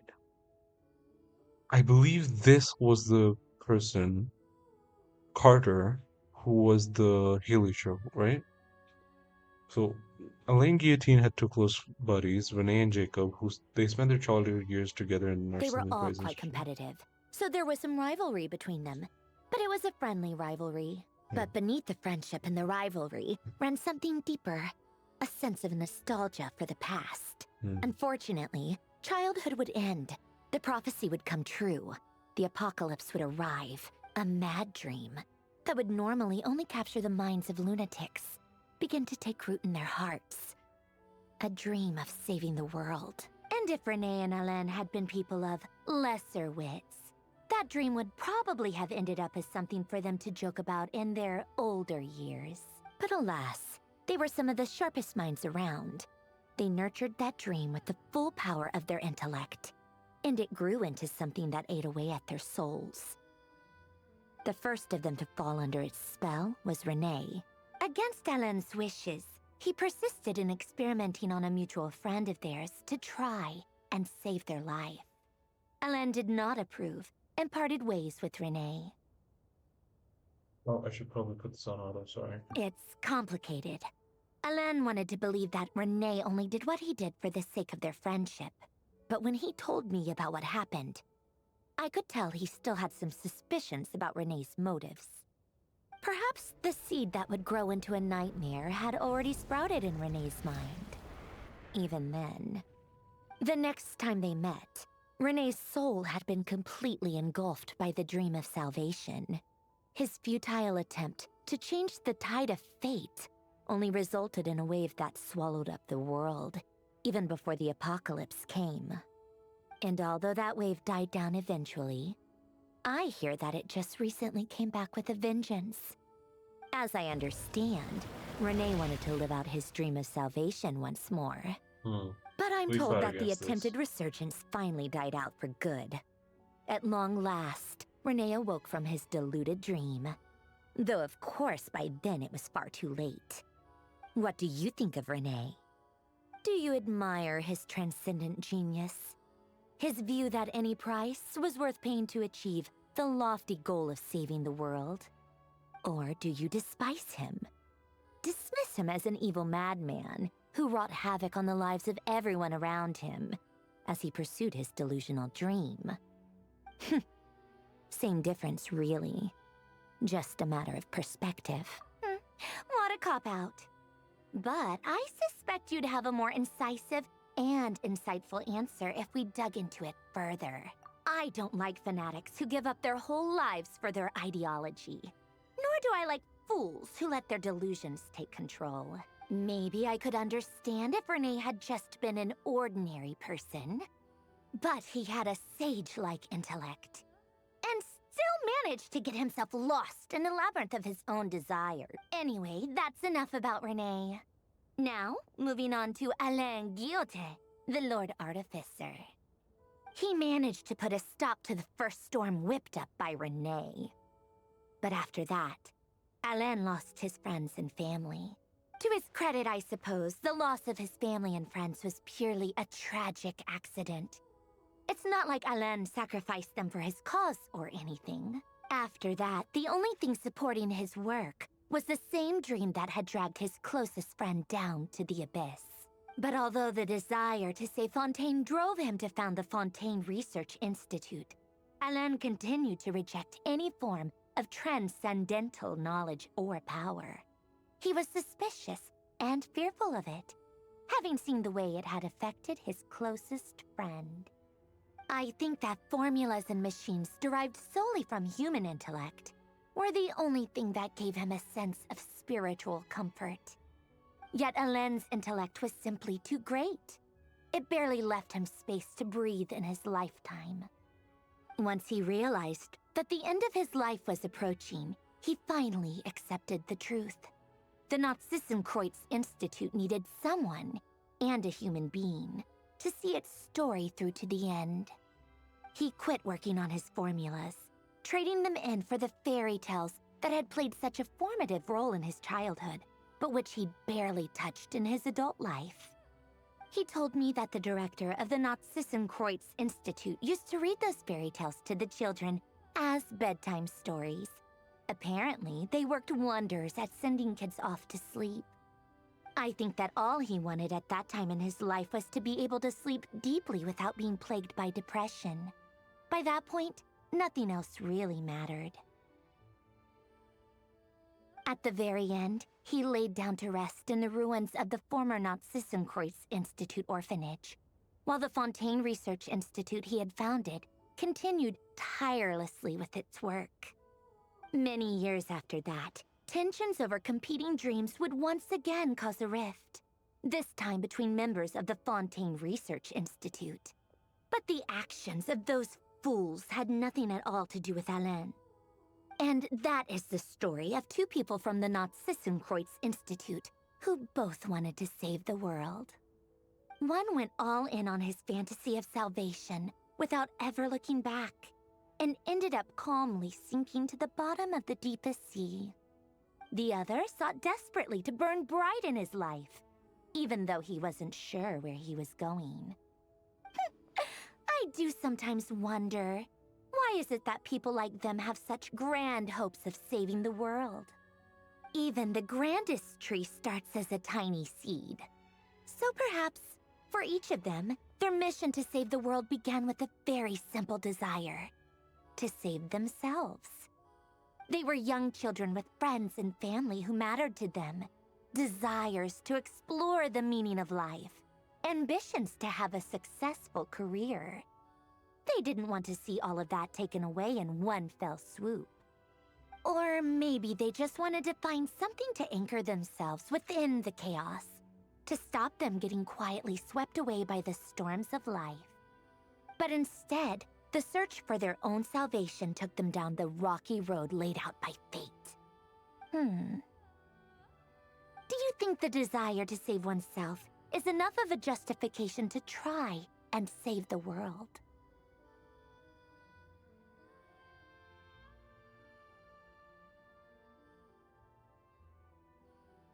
Well, do you think you have the desire to save oneself? Do you think the desire to save oneself is enough of a justification to try and save the world? No, I don't Sensible think so. answer. Glad to know you've got your head screwed on straight. Anan would Excuse disagree, you? though. I My head is... asked him the same question back when he was in his prime, putting all of his energy into his work. Excuse you, I have my head screwed on straight better than you do, lady. Yes, it's enough. No elaboration, just a quick, short answer before getting right back to his work. He was always that way. All right, tea time's over. I owe Arlecchino a favor for telling me these stories. I'll have to bring a whole sack of gifts the next time I visit the House of the Hearth. I'm gonna go tinker with Polonia now. You guys can do whatever you want, as long as it doesn't involve interrupting me. Polonia, exit hibernation mode. Begin diagnostics. Oh. Is that it? I heard the quest end thing. Oh, no, I think... Oh. Oh my god, I actually completed the quest. Damn. Okay. So that is that. Oh, and also that. Oh, and also that. Okay, there we go. Let's go to here. Here, trying our secrets to report. Real quick, let me turn on my music.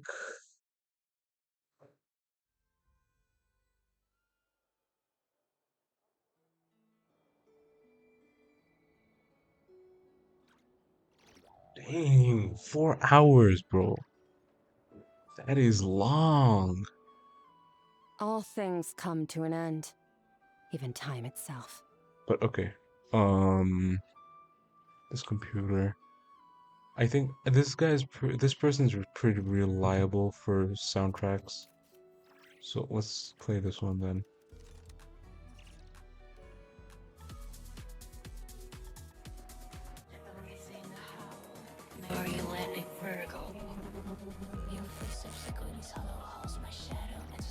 Oh, this is shadow bearing thingy. No, not that. Hold on. Where is it? Analogy for fall, is it? Faded Night, right. So, let's go to Nefer's office.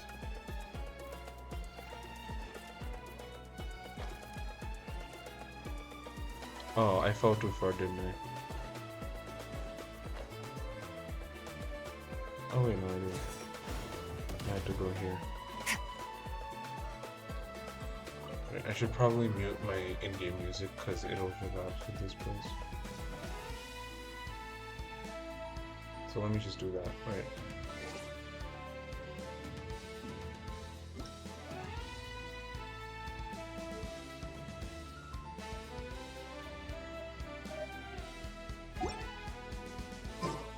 Oh, hold on.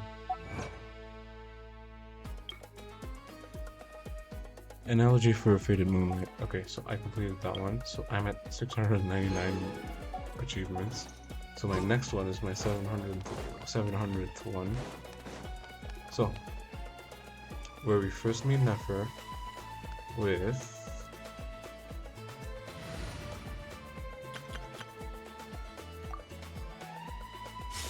me and Aino on the team. So let's go ahead and pull. So we have a total of, let me just check, right? Purchase of primos, 3 pulls. Okay. I could get one more, right? But let's restart the theme.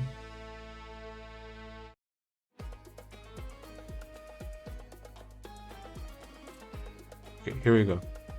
First pull.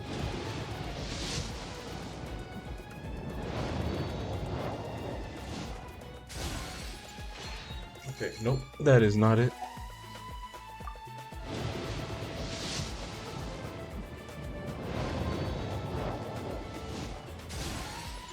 Nope. Okay, the last 2 pulls, I'm gonna close my ears now. Like, I'm gonna take off my headphone. Come on, come on, come on, come on. Never come home. Come on. No. Oh, Kenshin, you absolute tease. Okay. What's that? 5, okay. I have 5 star glitter now, so I could get one more pull. But I can also get one here. Come on, Nefer, come on. Okay, no, it's not it. Okay, I have one more pull here. Okay, so let's change that. This resets in 5 days, 21 minutes. Come home, Nefer.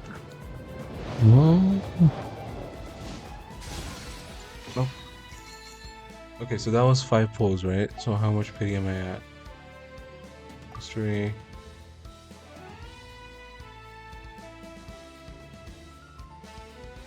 This was at 4:30 in the afternoon. So it hasn't recorded a single pull I've done.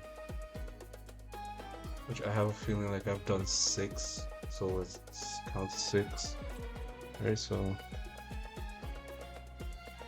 that's 30, 35, 40, 45, 50, 55, 60, 65, 70, 75. Oh, okay, so we're at 74 plus the 5 we did now. That's, you know what? I might just have one quest that I can oh so easily do.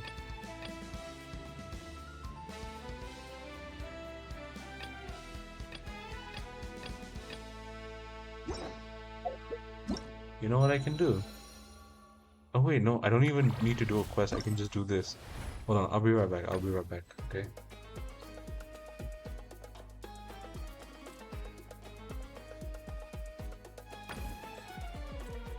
Oh, oops. Oh, okay.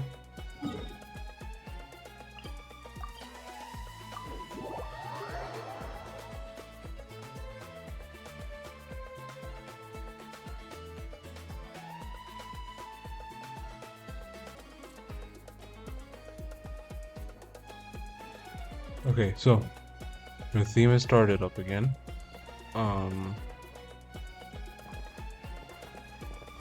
It was right here, right? Let's see how much pity I'm at.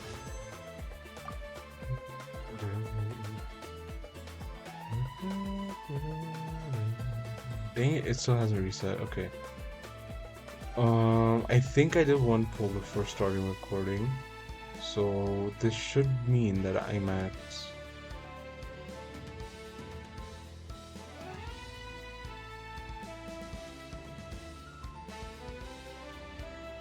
Oh, stop. Yeah, I'm at, so this is 70, right? Then we have 74, and then I did what? 6 pulls maybe? 7. Oh wait, no, 5 or 6 pulls, I believe. So let's hope this is the only pull that I need to do to get her. 3, 2, 1, go.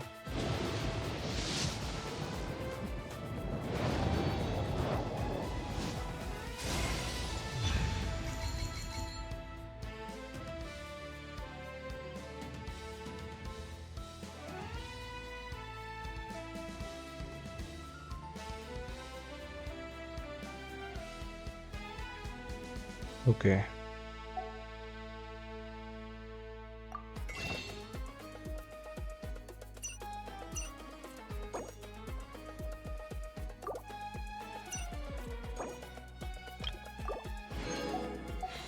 It was bound to happen, honestly.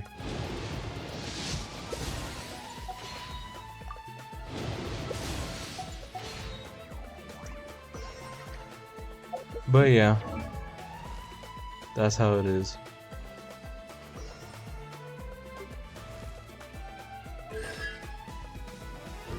I now have C4D Luke.